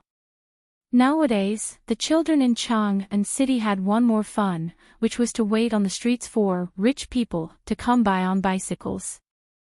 Once they saw one, these naughty children would crazily chase after the bicycle on their scooters. Speaking of which, these people were really reckless. On such a cold day, they were actually willing to ride bicycles or skateboards in the cold wind. If they were in modern times, they would definitely be idiots. Cloud Mountain Villa. The new year was the day after tomorrow. Although there were few people in Cloud Mountain, the New Year's atmosphere was very strong. Every household had already prepared all the New Year's goods, such as chicken, duck, fish, tea, wine, soy sauce, North and South stir-fried goods, sugar bait, fruits, and so on. In addition to these, every household had to prepare some gifts for visiting relatives and friends during the new year. Families with children also had to buy new clothes and hats for their children to wear during the new year. However, for a big family like the Li family, they did not lack these. This girl wore new clothes every day, no one would object. What surprised Li Zixuan was that there was actually bacon in the New Year's goods. He thought that this thing did not exist in the Tang dynasty. In fact, this was his own ignorance. Bacon had a very long history in China. At least in the era of Confucius, the ancestors knew how to make bacon. Confucius had a special fondness for bacon. He once said, "As long as you give me 10 strips of bacon, I will teach you." Confucius had 3,000 disciples and 72 followers. If they all gave him 10 strips of bacon as filial piety, this old man would not be able to finish it even if he opened his stomach. Later, it became the custom of students giving their teachers bacon. However, in the ancient language, it was called shu xiu, which meant a bundle of dried meat. Tsk. This bacon stir-fried with garlic core is a delicious dish. Wife, your husband will teach you a new dish in the afternoon. Li Zixuan looked at the bacon hanging in the house and said with joy. There were still garlic sprouts in the winter because garlic was a crop with relatively strong cold resistance. It could withstand a short period of -10 degrees Celsius. If the temperature below -10 degrees Celsius was low for a long time, or if the temperature was extremely low, garlic sprouts would easily freeze and die. However, the temperature in Chang'an City was not that low this year, so it was not difficult to find some garlic core. This was the first time Han Yushi heard of this dish. She thought for a while and nodded. Okay. Hubby, you can tell me later and I'll do it. Hey. That's right, my wife, I asked you to buy more pork. Did you not buy it? His original plan was to buy a batch of pork before the new year and give some to each household in his village as an auspicious sign for the new year. However, he realized that there was not enough pork in the New Year's goods at home. Han Yushi looked at Li Zixuan angrily and said, "Husband, you asked for more than 10,000 pounds of pork. Do you expect to pile it all up at home? Don't worry, Uncle Wang has already taken care of it. He bought more than 100 pigs and temporarily raised them in the field in front of Uncle Hu's house." Uncle Wang plans to distribute the pork to each village tomorrow. Then, the village chief of each village will personally distribute the pork to the villagers. Oh. Li Zishuan touched his nose embarrassedly. Then, he suddenly thought of the pig slaughtering banquet in the village in his previous life. He said, "Wife, we will distribute the pork tomorrow, but you have to let Faubert keep 8 pigs. I plan to hold a pig slaughtering banquet in each village during the new year the day after tomorrow." Pig slaughtering banquet. Husband, what is a pig slaughtering banquet? Han Yushi asked curiously. Li Zishuan thought for a while and replied, this pig slaughtering banquet is to put different parts of a pig, both inside and outside, into a big pot, half boiling and half steaming. Then, the meat in the big pot can be divided into many dishes, such as garlic minced meat, garlic minced heart meat, firewood meat, hand-chopped liver, pickled vegetables stewed with white meat and blood sausage, and so on. Wife, let me tell you, don't think that the pig slaughtering banquet is tasteless just because there are so many things cooking together. In fact, if it is done well, it will be delicious. Chapter 1142. Cloud Mountain Residence. Hearing Li Zishuan talk about the pig slaughtering feast so seriously, Han Yushi was also a little tempted, but, husband, although the pig slaughtering feast is good, don't forget that you are still grounded by His Majesty. Grounding, the desire for the pig slaughtering feast that had just appeared on Li Zishuan's face instantly disappeared without a trace. Once a person was pleased with himself, it was easy for him to forget himself. He was a typical example of this. All right then. Let Uncle Wang distribute all the pork to the villagers. Li Zishuan waved his hand dispiritedly.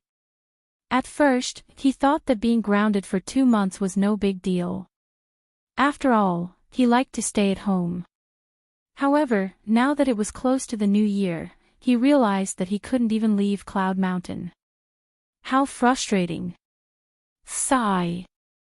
Now I have no choice but to be an otaku even if I don't want to. Li Zishuan sighed in his heart. He had heard what his father-in-law had said to him earlier. He knew that he had caused too much trouble this time.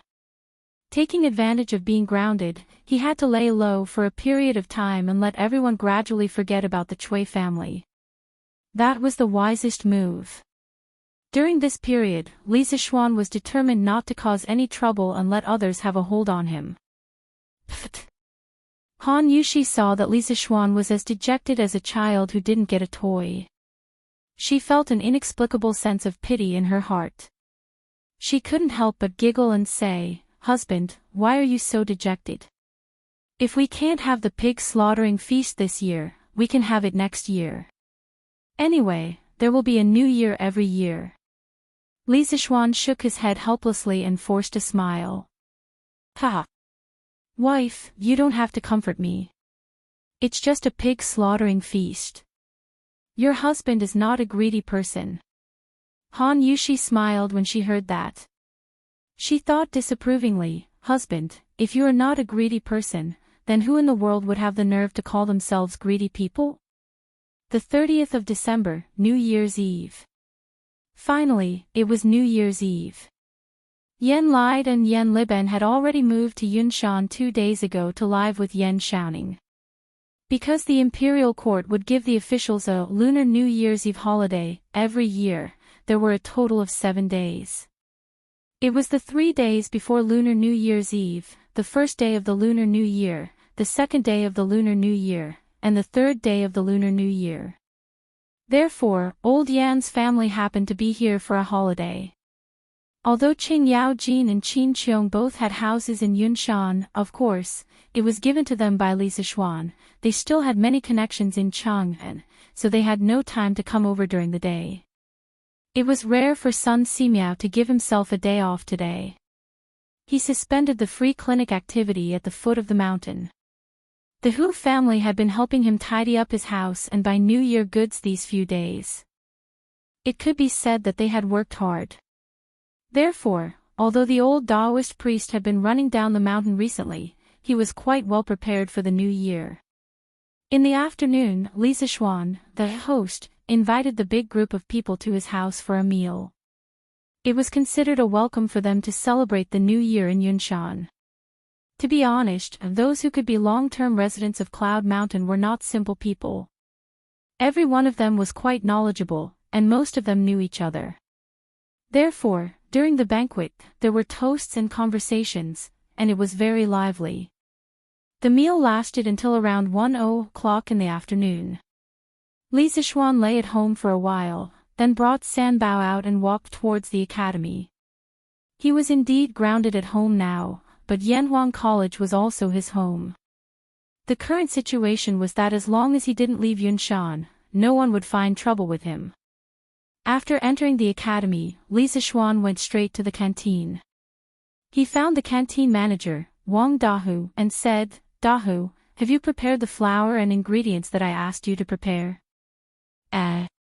Eru, you're here too." Li Zixuan saw Wang Eru, who was busy not far away. When Wang Eru heard him, he quickly ran over and said, "Yes. Young master. Today, the Drunken Immortal restaurant is on holiday, so I came here to help my brother. At the same time, the whole family will celebrate the new year at the academy." In the modern era, during the new year, the business was the best in the restaurant industry.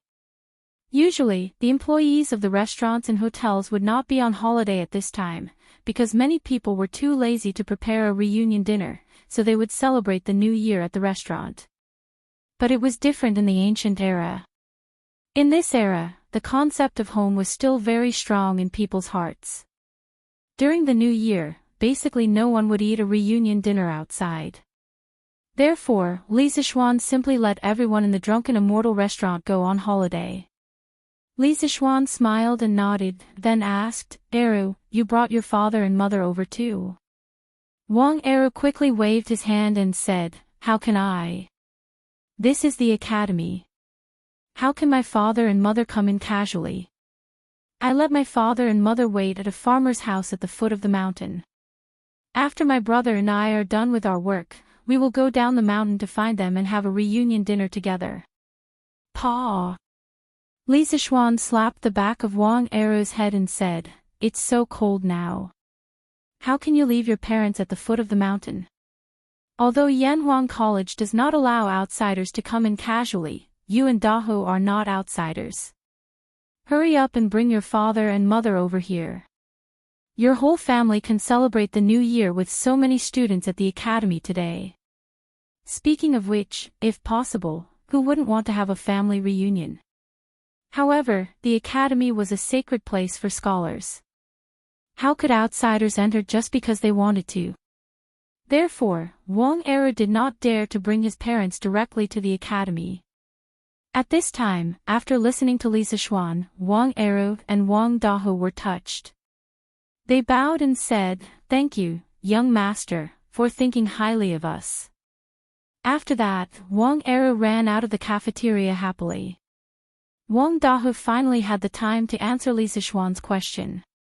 "Young master, the flour and ingredients that you asked for are all prepared here. The quantity is definitely enough." Li Zixuan laughed and said, "Ah, that's great. Bring everything to the table. Today, I will let the students have a dumpling-making competition." It was the new year. How could it be called the new year if they did not make dumplings? Wang Dahu was stunned and said doubtfully, "Dumplings? Yamacho, what are dumplings? At first, I thought you were going to make wontons." "Wontons? Ahem. Actually, the two are similar. It's just that the names are different. In the future, it will be dumplings, no wontons. We must eat dumplings for the new year."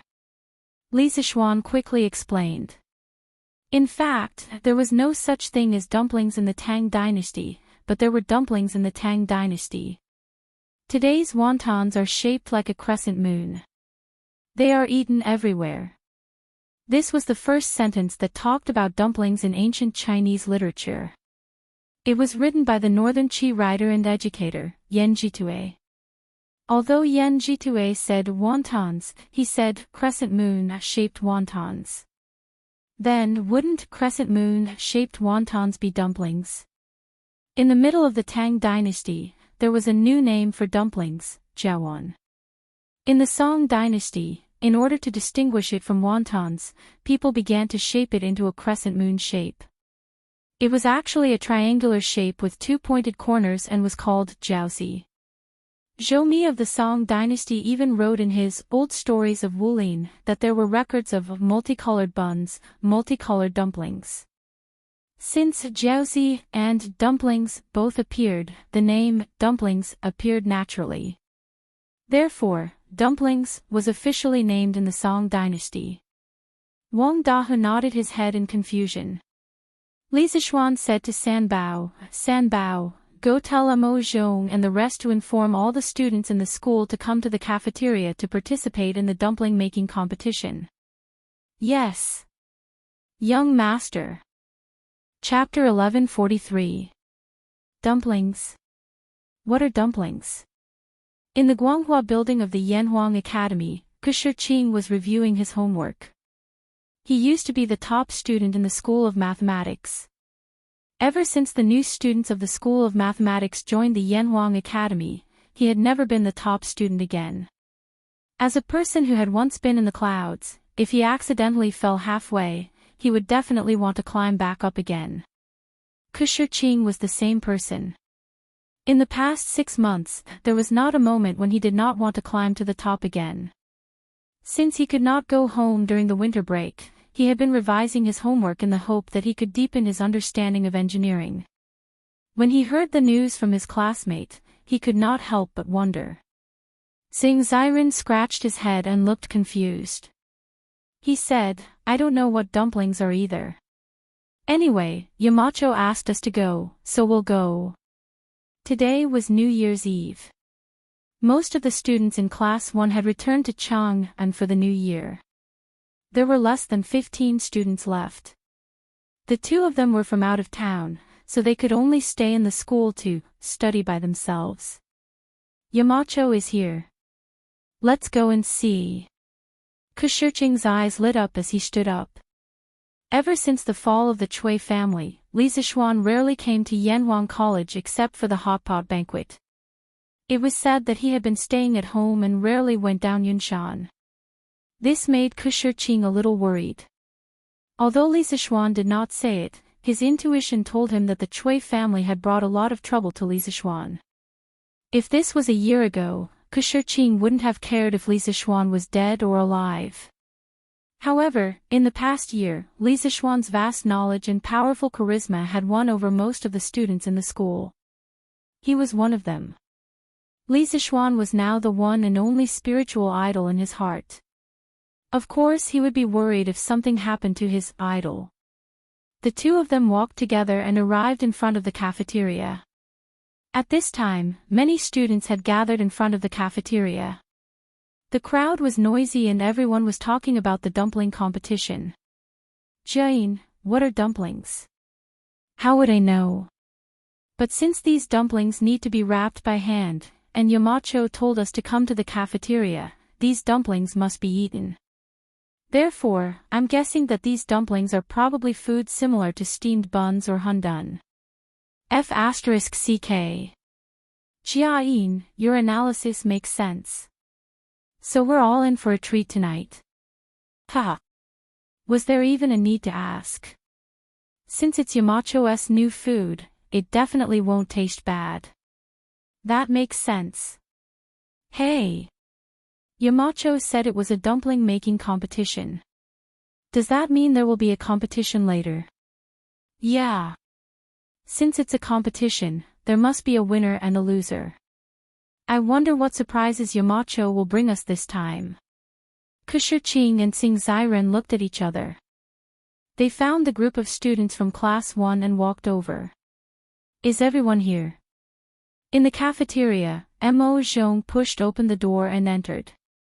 Before he could speak, Li Zishuan raised his head and asked. Mo Zhong cupped his fist and answered, Yamacho, everyone is here. Since it's New Year's Eve, there are only 300 students left in the academy. The rest have gone home for the new year. Li Zishuan nodded and said, "Okay. I'll go out and talk to them about something. By the way, Mo Zhong, the guards of the academy must be vigilant tonight. This place is decorated with lanterns and decorations, and there will be fireworks at midnight. It's easy to catch fire, so you have to strengthen the patrols. It's been hard on all of you these 2 days.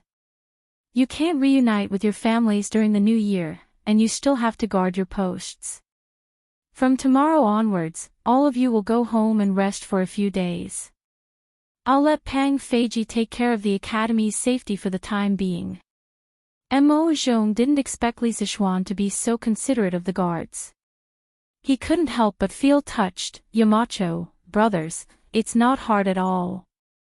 We've been in the academy for so long, and this place has long become our home. There's no need to reunite."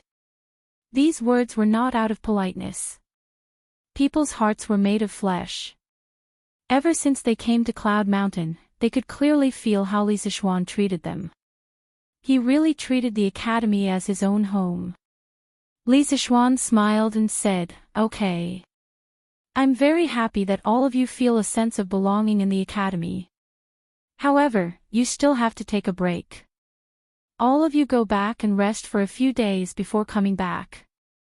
You can't reunite with your families tonight, but you have to make it up to them tomorrow." Mo Zhong thought for a while, and finally bowed deeply to Li Zishuan and said, "Thank you, Yamacho, for your understanding. Brothers, go back and rest for a few days before coming back." "Okay." Li Zishuan nodded and walked out of the door. He couldn't help but feel a wave of happiness in his heart. Mo Zhong and the others were originally from the Mo clan, and the academy's imperceptible influence on them during this half a year had finally caused them to develop a sense of belonging.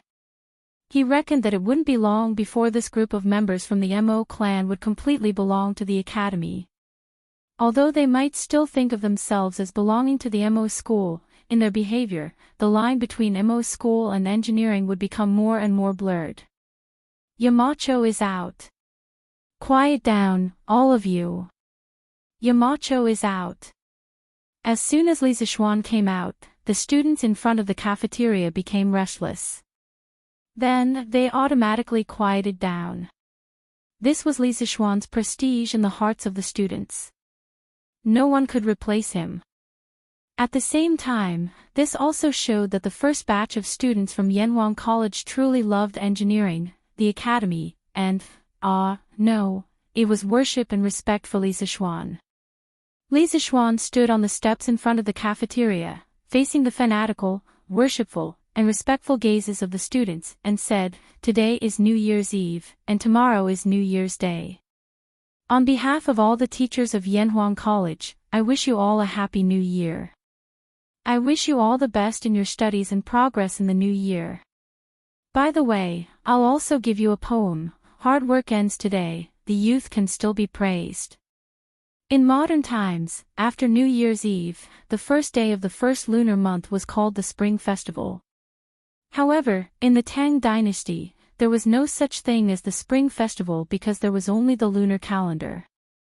The first day of the new year was called New Year's Day, Yuanjing, or Sui Day. As for the poem Li Zishuan said, it was an encouraging poem sent to his younger brother, Su Zhi, during the new year by Su Shi, an 8th-rank official in Shaanxi. The general idea was, young people should seize this day well, only then will they have the spirit to guide the country. Thank you, Yamacho. I also wish Yamacho a happy new year. The students were secretly praising Li Zishuan's literary talent and poetry as they cupped their hands towards Li Zishuan and said in unison. Li Zishuan was in a good mood and laughed, "Ha. Okay. I'll accept your blessings. Let's stop with the pleasantries. Next, I'll tell you the rules of today's dumpling making competition." Chapter 1144. Yamacho, what are dumplings? In front of the academy's cafeteria, someone finally asked the question that everyone wanted to ask. Li Zixuan pondered for a moment and explained, dumplings are similar to wonton, stuffing the dough with fillings. But I think dumplings sound better. Tonight, the hour is the beginning of 2 years, the time to welcome the new and bid farewell to the old. It has a special meaning. Dumplings are named after the meaning of coming of age. Z means the hour, which is homophonic to dumplings. It represents festive reunion and good luck, indicating good luck in the new year. In the future, no matter what position you hold or where you are, as your former Yamacho, I hope that you can eat dumplings during the new year and remember today's dumpling making competition. Good. Anyway, Li Zixuan said that the name of dumplings sounded good, so it sounded good. All the students cheered loudly. Li Zixuan continued, today's dumpling making competition will be held in classes. The time limit is 2 hours. The dumpling wrappers and dumpling fillings have already been prepared by the chefs in the cafeteria. After 2 hours, the class with the most dumplings will win. Note that those dumplings that are randomly made to make up the numbers will not be counted in the total, and the corresponding amount will be deducted from the qualified dumplings. As for the reward for the winning class, in addition to winning money, everyone will have a chance to personally light fireworks tonight. In addition, all the students can eat dumplings for free tonight. It will definitely be enough. Okay, let's not talk nonsense. If there are no questions, then go in and start making dumplings now. Winning money is almost equivalent to the modern red envelope. It was first popular in the Western Han Dynasty, but this kind of money is not the currency circulating in the market. It is specially cast into the shape of a coin to ward off evil spirits. The front of it is usually cast with words and various auspicious words, such as, long live the ages, peace in the world, get rid of evil spirits, etc. The back of it is cast with various patterns, such as dragons and phoenixes, turtles and snakes, fish, sword fighting, stars, etc. This is equivalent to the auspicious gifts that relatives and friends give to each other. It can't be used to buy things.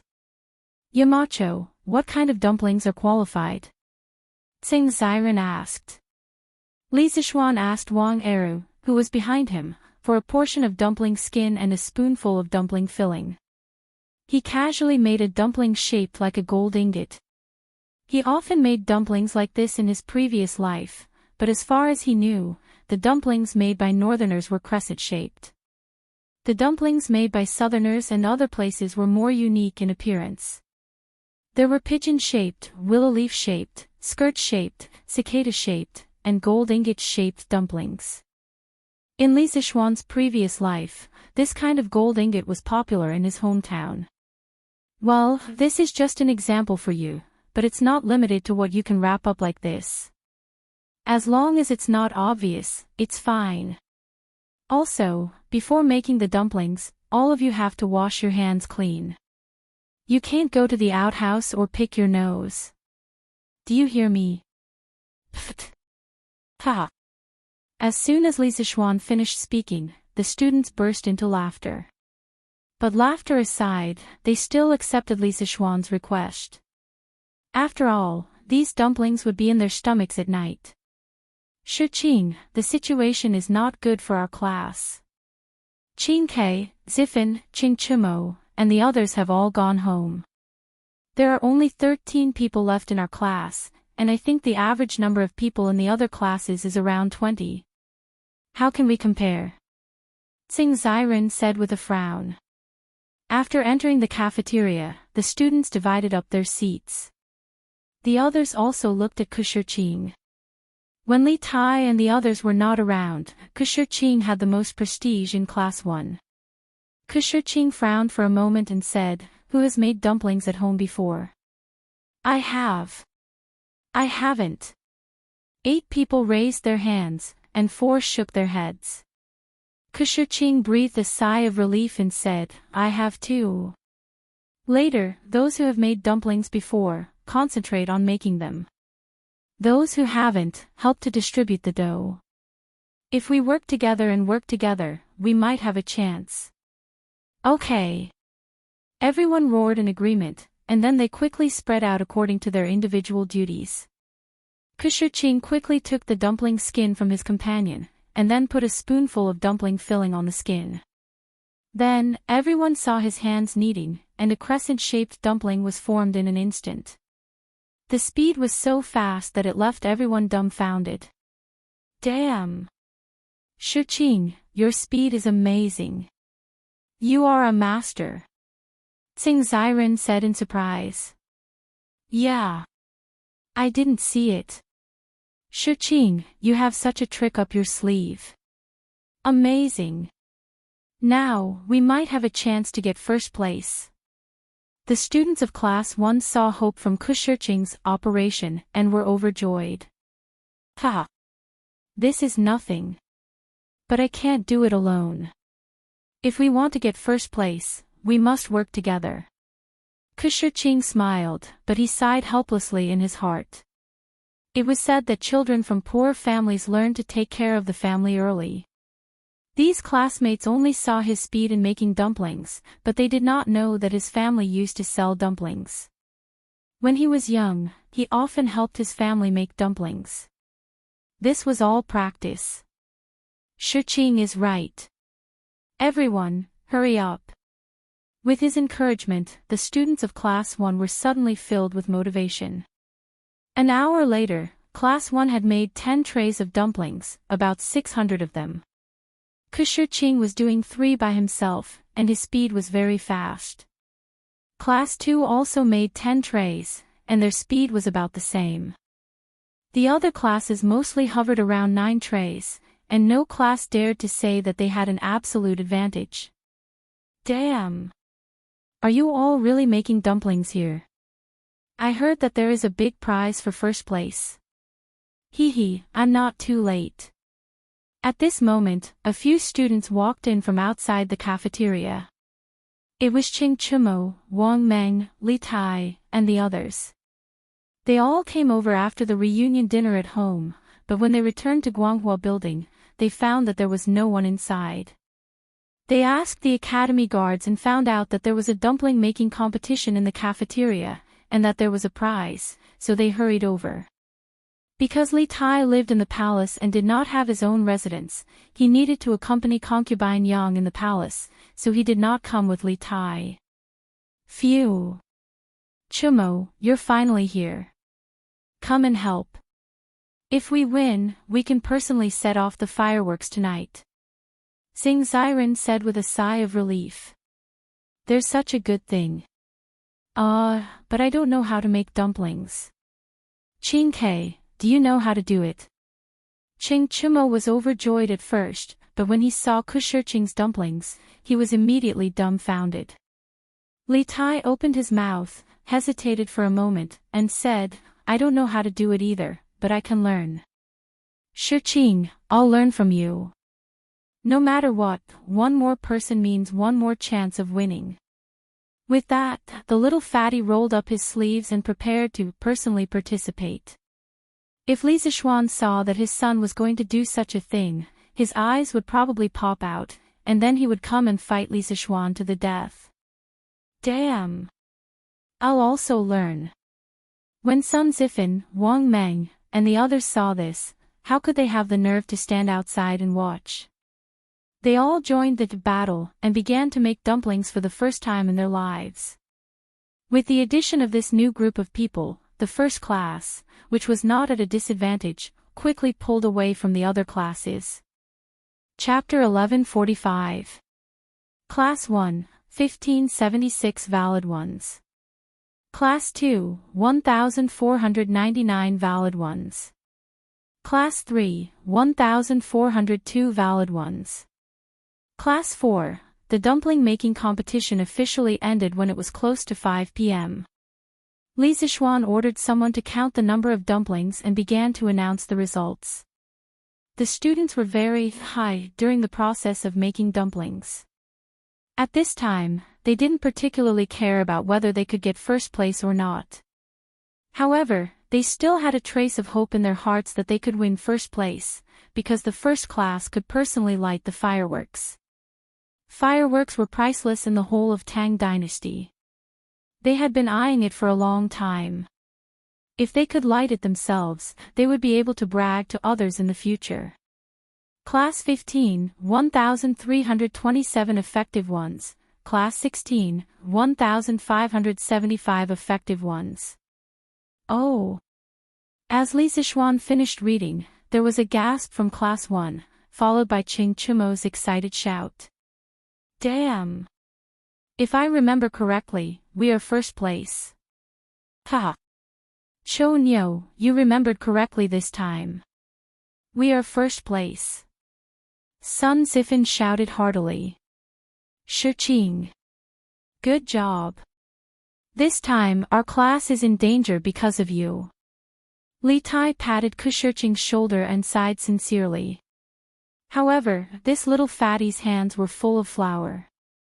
When he patted Shiqing's shoulder, there was a claw mark. However, Shiqing was in a state of excitement at the moment and didn't notice this small detail. He smiled modestly and said, "This is not just my credit. Class 16 is only one less than us. Qing Ke and the others, if you didn't come back in time, our class would have lost." Li Tai laughed and said, "No matter who the credit is, as long as we protect the glory of Class 1.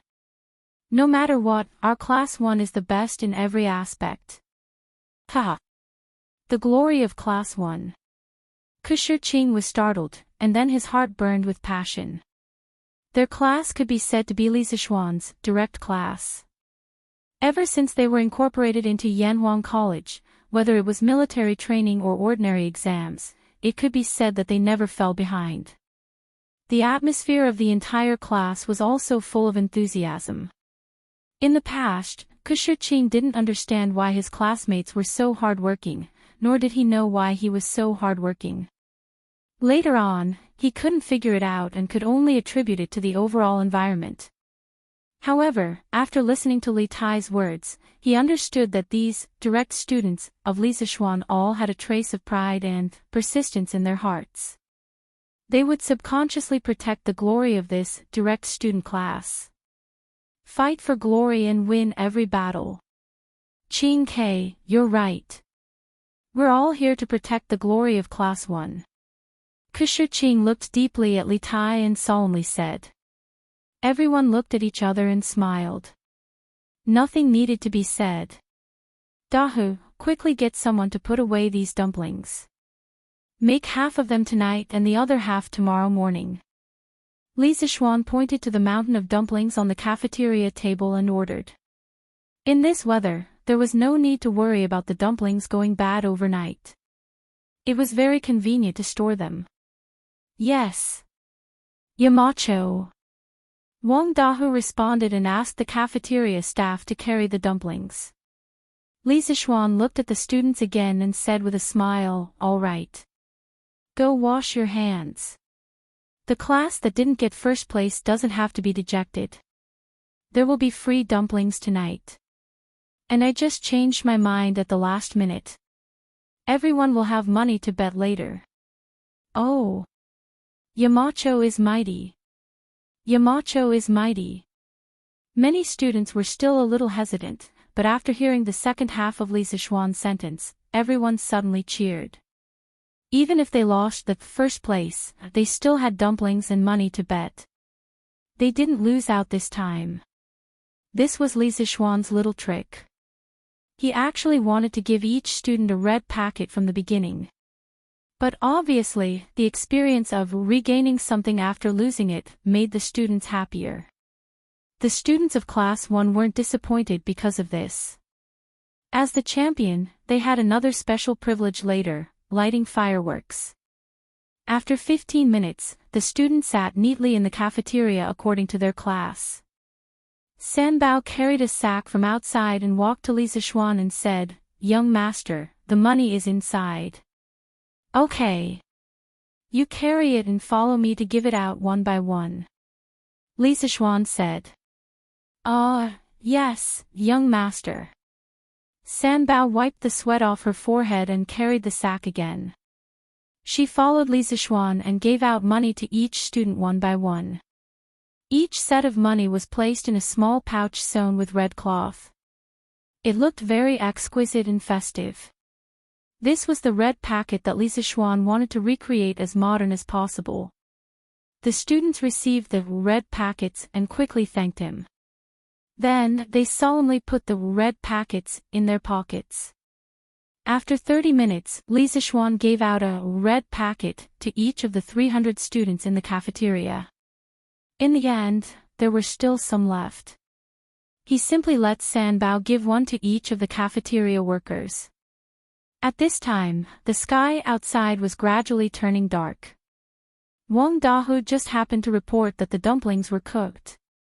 Li Zishuan took the opportunity to announce that dinner was ready. The students stood up and lined up to get their food. Li Zishuan walked out of the cafeteria. He planned to go home and bring his family over for the reunion dinner. The more people there were, the more lively it was. Have you brought little Yu, and Ma Zhou over? After walking out of the cafeteria, Li Zishuan looked at Sanbao and asked. Li Zishuan had planned for the whole family to celebrate the reunion dinner at the academy. Not only that, he also sent people to Chang and to bring Li Yu and Ma Zhou over. The two of them had no relatives in Chang and city. Their house was even rented. He thought that it would be too lonely to celebrate the reunion dinner alone, so he brought them over to celebrate the reunion dinner together. Young master, they are here. Miss Li Yu and Mr. Ma are at the side yard now. Sanbao replied. Good.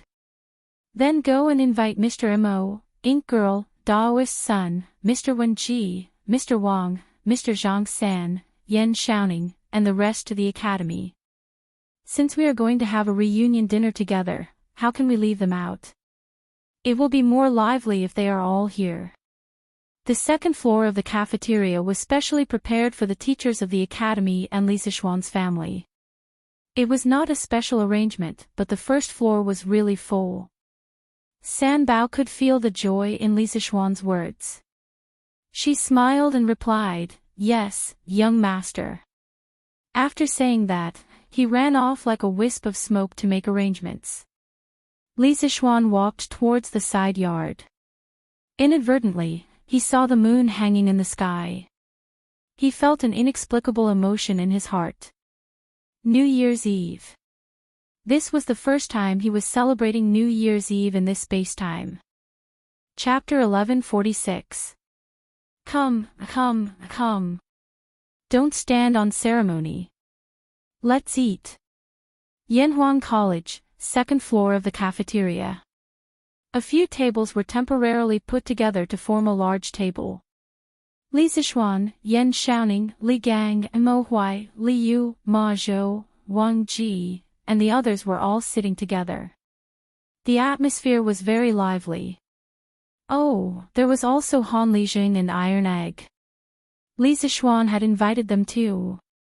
Han Yushi had told him a long time ago that she would invite her father over to celebrate the New Year together. Now that the Li family had chosen to celebrate the New Year in Yunshan, Han Lijing did not have to travel that long distance.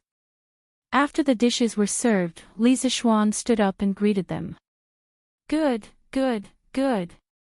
Everyone, let's eat. Don't reject the Yamacho's good intentions.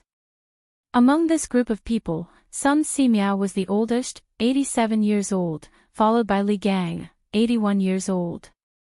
However, Sun Simiao did not like this kind of social interaction, so Li Gang became the opening person. The old man's son, daughter-in-law, and grandson were sitting next to him. Today, it could be said that several families were gathered together at this table. Everyone gave Li Gang face and picked up their chopsticks one after another. Even the bearded guest was no exception.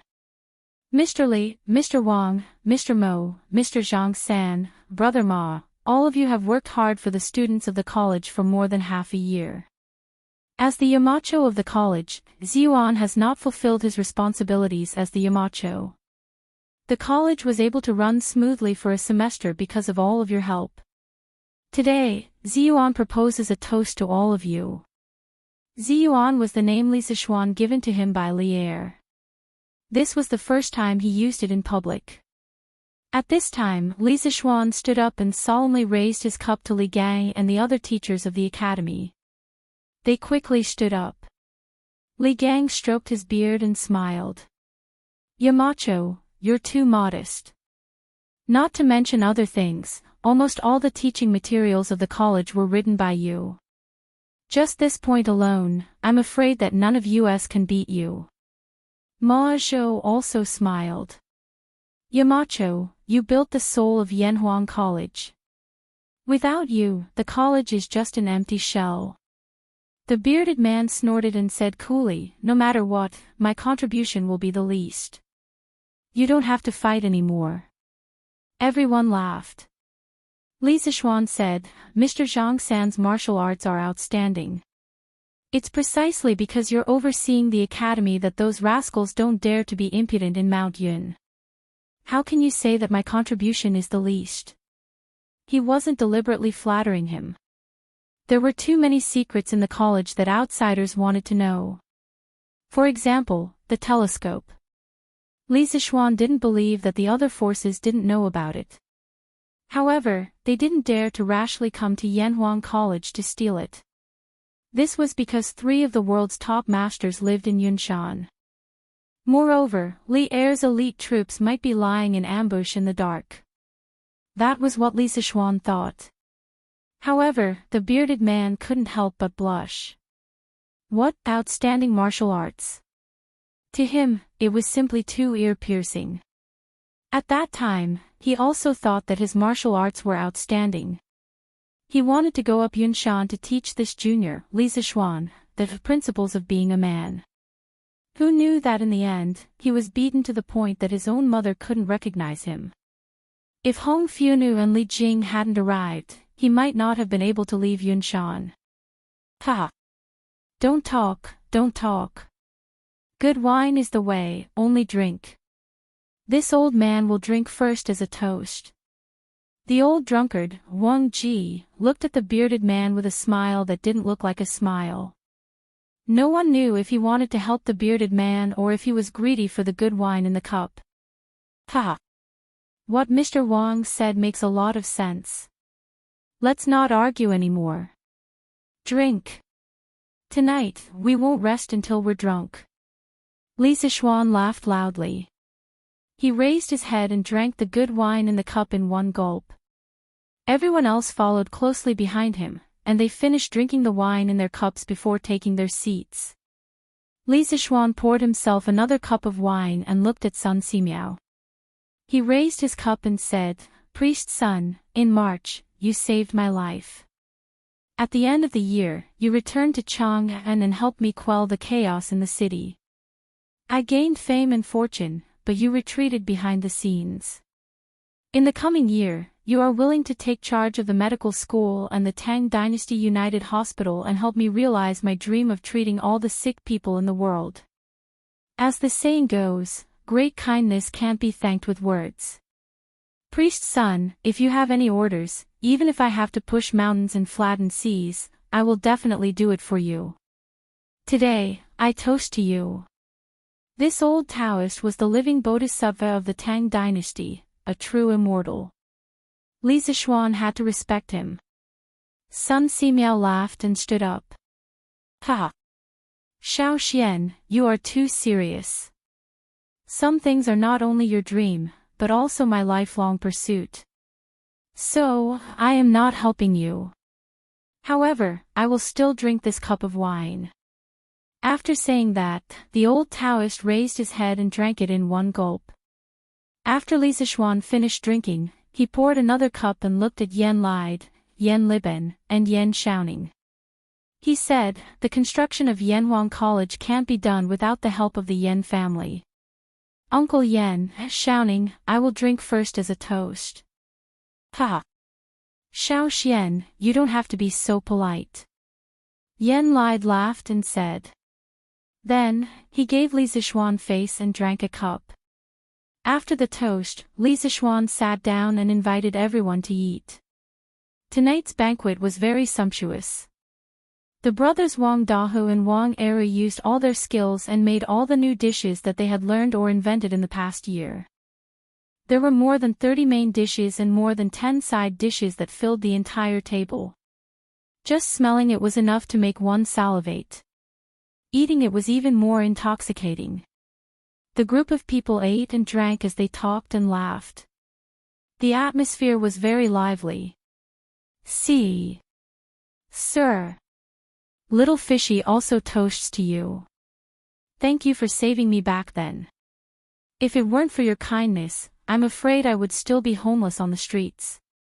After eating for a while, Little Fishy finally mustered up her courage and stood up to raise her wine cup and said to Lisa Schwan. She might have been a fearless person in the past, but today, there were bigwigs of the royal court like Yen Lide and Yen Liben, as well as esteemed seniors like Li Gang and Sun Simiao. Furthermore, she wasn't very familiar with any of them, so how could she dare to be presumptuous? Therefore, since the start of the meal, she rarely spoke. If she did, she would only speak to Han Yushi, who was sitting beside her. Ahem. Little Fishy, you don't have to be so polite. Actually, I'm ashamed. You asked me to find out where your parents are, but I was too busy and didn't put in all my effort to find them. Next year, I'll send someone to help you find them. Li Zixuan said to Little Fishy with an awkward expression. Little Fishy quickly waved her hand and said, Sir, you don't have to blame yourself. In this vast sea of people, it's very difficult to find two people. Actually, Little Fishy is living quite well now. With Sir taking me in and Uncle Ma taking care of me, Little Fishy has been very happy this year. This toast is to both you and Uncle Ma. Ha! Good. Then, sir, I'll drink this cup of wine first as a toast. Li Zixuan laughed. Ma Zhou, on the other hand, was a little depressed. He thought to himself, little girl, why do you call Li Zixuan sir but keep calling me uncle? Am I that old? Chapter 1147. Halfway through the reunion dinner, Qin Qiong, Yuqi Jingde, Qing Yao Jin, and Niu Jinda arrived together. Li Zixuan hurriedly ordered people to add 4 sets of bowls and chopsticks and warmly invited these big shots to sit. Hee hee. Xiao Xian, we've already eaten before we came. Don't trouble yourself. Qin Qiong smiled and waved his hand. Their families belonged to the new aristocratic groups after the establishment of Tang Dynasty. During the new year, they had many social engagements in Chang'an. That was why they could only come now. It's all right.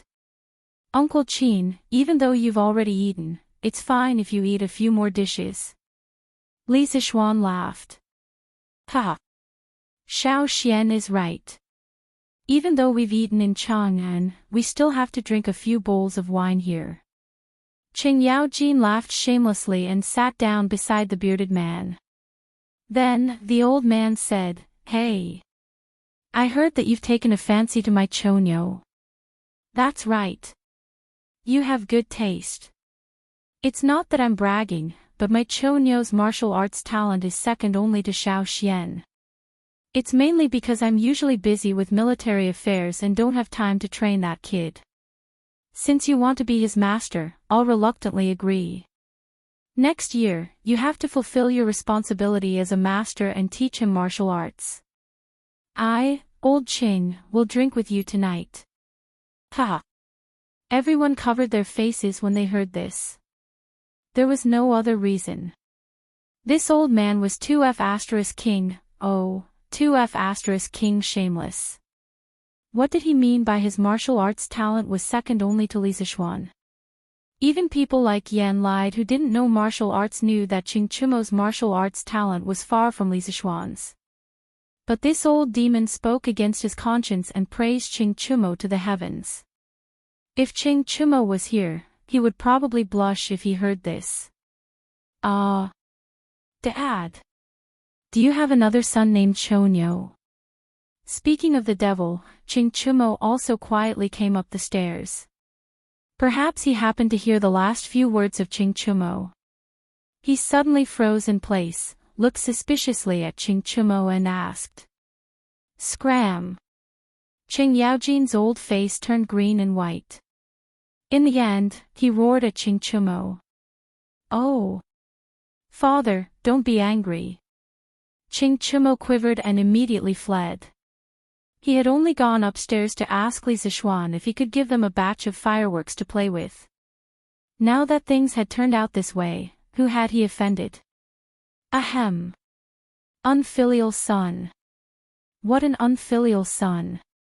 Old Zhang, you've seen it for yourself. Cho Ox has no confidence in himself. He doesn't know his own potential. You have to guide him well when you return. Cheng Yaojin first coughed dryly, then continued to speak to the bearded man without blushing or skipping a beat. Ha! All right. Lu Guogong, don't try to persuade me anymore. Since I've promised to train Cho Ox for half a year, I'll definitely do it when the time comes. The bearded man laughed heartily. He originally didn't have any good or bad feelings towards Cheng Yaojin. However, when he heard that old Cheng was going to drink with him, his interest was immediately piqued. As for the rest, he didn't care. Half a year. Old Zhang, why can't you train him for another 2 years? Cheng Yaojin was slightly dissatisfied. The bearded man replied, I have an agreement with the Yamacho. I'll only stay in the academy for a year. Next year, I'll be going out to sea. Cho Ox naturally can't follow me. His days in the academy were nothing more than teaching students, drinking fine wine under the setting sun, and bragging. It was indeed very comfortable, and it was comfortable to the point his fighting spirit was almost completely exhausted. However, the sea was where he should be. He liked the feeling of being able to roam the 4 seas. He wouldn't give up. Going out to sea. Oh. All right then. Come. Let's not talk about this first. Drink. Cheng Yaojin was stunned. Only then did he remember the bearded man's other identity, the pirate leader. He could only say helplessly. Suddenly, with this old bastard shouting and joking around, the atmosphere at the table became even more lively. Toasts were exchanged, cups were exchanged, laughter was exchanged, and drinking games were played. The scene was so lively that it was a little out of control. In the end, Li Zixuan had no choice but to let his mother leave with Han Yushi, Lan, and the other women from the other families. Following that, this group of men bragged and talked nonsense here, becoming even more unscrupulous. Chang'an City. There were millions of people living here. It was even more lively on New Year's Eve. Under normal circumstances, families would sit together peacefully and not sleep for the whole night. This was the custom of staying up for the new year that had been passed down from the modern era. The people of the Tang dynasty especially liked liveliness. When families gathered together, if there were old people in the family, there might be a house full of people staying up for the new year together. With children and grandchildren, wouldn't it be joyous? On the streets, although it was already dark, the streets were not dark at all. Basically, every house had 2 big lanterns hanging outside their doors. Every square also had lanterns placed at the entrance. Looking down from the sky, Chang'an City was like a city that never slept. Tens of thousands of lights were embellished in the city, as beautiful and moving as the stars in the sky. There was no curfew tonight. Many naughty children were chasing and playing in various squares. There were also some who set off firecrackers. However, these firecrackers were not made of gunpowder. They were purely made of bamboo sticks. Once this thing was thrown into the fire, it would make a muffled bang sound after a while. If passers-by happened to pass by, they would often be scared out of their wits. In addition to the naughty children, many love-struck men and women, couples would also come out for a stroll. After all, in a year, the number of times that there was no curfew in Chang'an City could be counted with one hand. If they didn't come out to have some fun, they would feel sorry for themselves. Xiao Qin, see if Bao Shun has prepared the carriage. South of Chang'an City and the square, Lin family's backyard. Lin Hao had just finished his dinner and went straight back to his courtyard. This fellow rubbed his stomach as he asked the maid beside him. Young master, Bao Shun said not to touch the things at home. I've already prepared them. However, I'm asking too much. Young master, are you really going to leave the city alone? The maidservant named Xiao Qin first responded, then asked timidly. Lin Hao raised his head and said matter-of-factly, of course. If I bring my parents along, they will definitely nag in my ears again. Hurry up, hurry up. Let's sneak out from the back door. Young master, let me tell you, the fireworks at Yanhuang College are really beautiful. When the time comes, I guarantee that you won't be willing to come back after seeing it. This fat otaku actually wanted to go out to Yanhuang College to see the fireworks. The sun really rose from the west. Since he was born, only God knew if he had taken the initiative to leave Chang'an City more than 5 times. Today, he actually took the initiative to leave the city. How rare. As for where he got the news that Yanhuang College was going to set off fireworks at midnight, it was self-evident. Chapter 1148. Humph. Where do you think you're going? At the back door of the Lin mansion, Lin Hao brought Qin, Qi, Shu, and Hua along with the 4 servant girls and was about to sneak away. Outside the door was the prepared carriage. But who knew that a cold snort came from behind him? He was shocked and turned around. If it wasn't his father, who else could it be? Father. Why are you here? Lin Hao was a little dumbfounded. He subconsciously took 2 steps back and stuttered. Humph. Why am I here? I want to ask you why you're here. It's the new year. Why are you here alone instead of talking to your mother? Lin Wenyuan glared at him angrily. Father. I'm going to the latrine. Yes, I'm going to the latrine. Lin Hao was anxious. Seeing that he was about to be exposed, he could only come up with an excuse. The 4 maids covered their faces and lowered their heads. They thought that their young master was really stupid. How could there be a latrine where they were now? This person was too honest. He didn't even know how to make up a lie. As expected, Lin Wenyuan furrowed his brows and roared, "Bullshit. You unfilial son, how dare you lie to me? Humph. You just want to leave the city. Kai Fu, prepare the horse. Madam and I are also leaving the city. To Yanhuang College." Master. Are we leaving the city now? The old steward behind Lin Wenyuan said in disbelief. Yes. Go and prepare. Father, why are you and mother going to Yanhuang College so late at night? Lin Hao's heart skipped a beat and he pretended to be confused. Lin Wenyuan looked at his son indifferently. Although he was proud, he didn't show it on his face. I'm going to do whatever you're going to do. You brat, why didn't you call your parents when you had something good? You're really ungrateful. At this point, Lin Hao finally understood that his father already knew that he was going to Yunshan to watch the fireworks. Father, how did you know?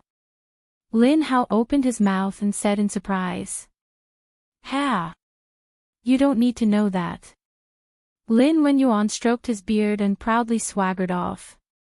As for Madame Lin, she had already packed her things and was preparing to board the carriage and set off. Humph. Little brat, you dare to play petty tricks with your father. You're still too young. Lin Wenyuan thought proudly in his heart. At the same time, the group of Yanhuang College students who had returned to Chang'an for the new year began to take their families to Yunshan. They wanted to go there to watch the fireworks up close. These students, together with their families, made up quite a crowd. Once there were too many people, it was inevitable that the news would leak out. Hurry up and leave. Hurry up and leave. We're going to Yanhuang College to watch firecrackers. Firecrackers? What's so good about firecrackers? Oh. Those things should be called fireworks. Yes. They were fireworks. A few days ago, the rainbow-colored skylight from the Cloud Mountain was the light from the fireworks. What? The skylight was made by the fireworks. That's right. Wang Lao, you said that there would be fireworks at Yunshan tonight. Where did you get the news? Hey. I heard it from the servants of Assistant Minister Wang next door. Their young master is a student of Yanhuang College. How could the news be fake? Now, their whole family is already on their way to Yunshan. Whoa. There's such a thing. Wang Lao, wait up. I'll go get my wife and children. We'll go to Yunshan tonight to watch the fireworks. Even if we can't enter the college, at least we can take a look from afar. It's not a wasted trip. Ha! Zheng Lao, hurry up. I'm afraid that there will be too many people and we won't be able to get a good seat. We're not the only ones who know about this. Okay. I'll be right there. Similar conversations appeared in many shops in Chang'an City. This was not an important business opportunity. Many people would gather their friends and go to Yunshan together after hearing the news. One person spread to 10, 10 spread to 100. As a result, more and more people went to the East City Gate of Chang'an City. It even far exceeded the flow of people during the day. Such a huge commotion naturally woke up many people who were interested.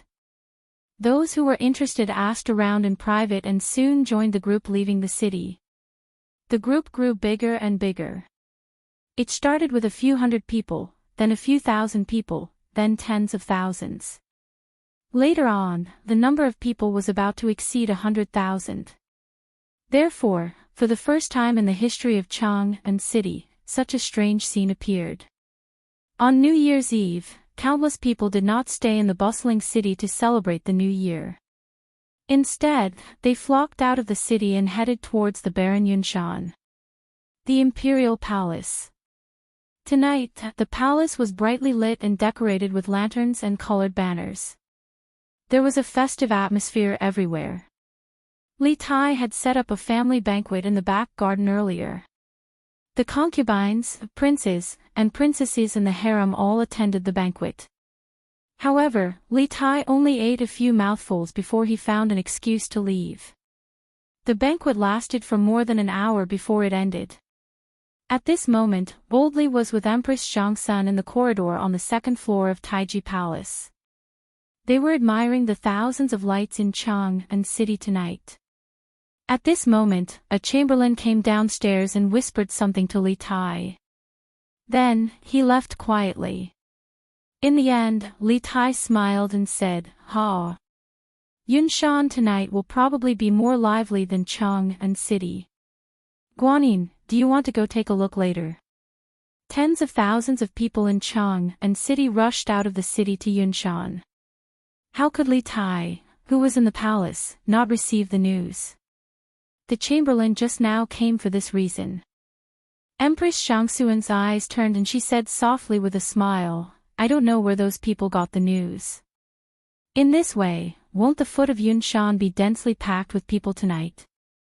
I found out a few days ago that the Marquis of Yong and would set off a large batch of fireworks at Yanhuang College tonight.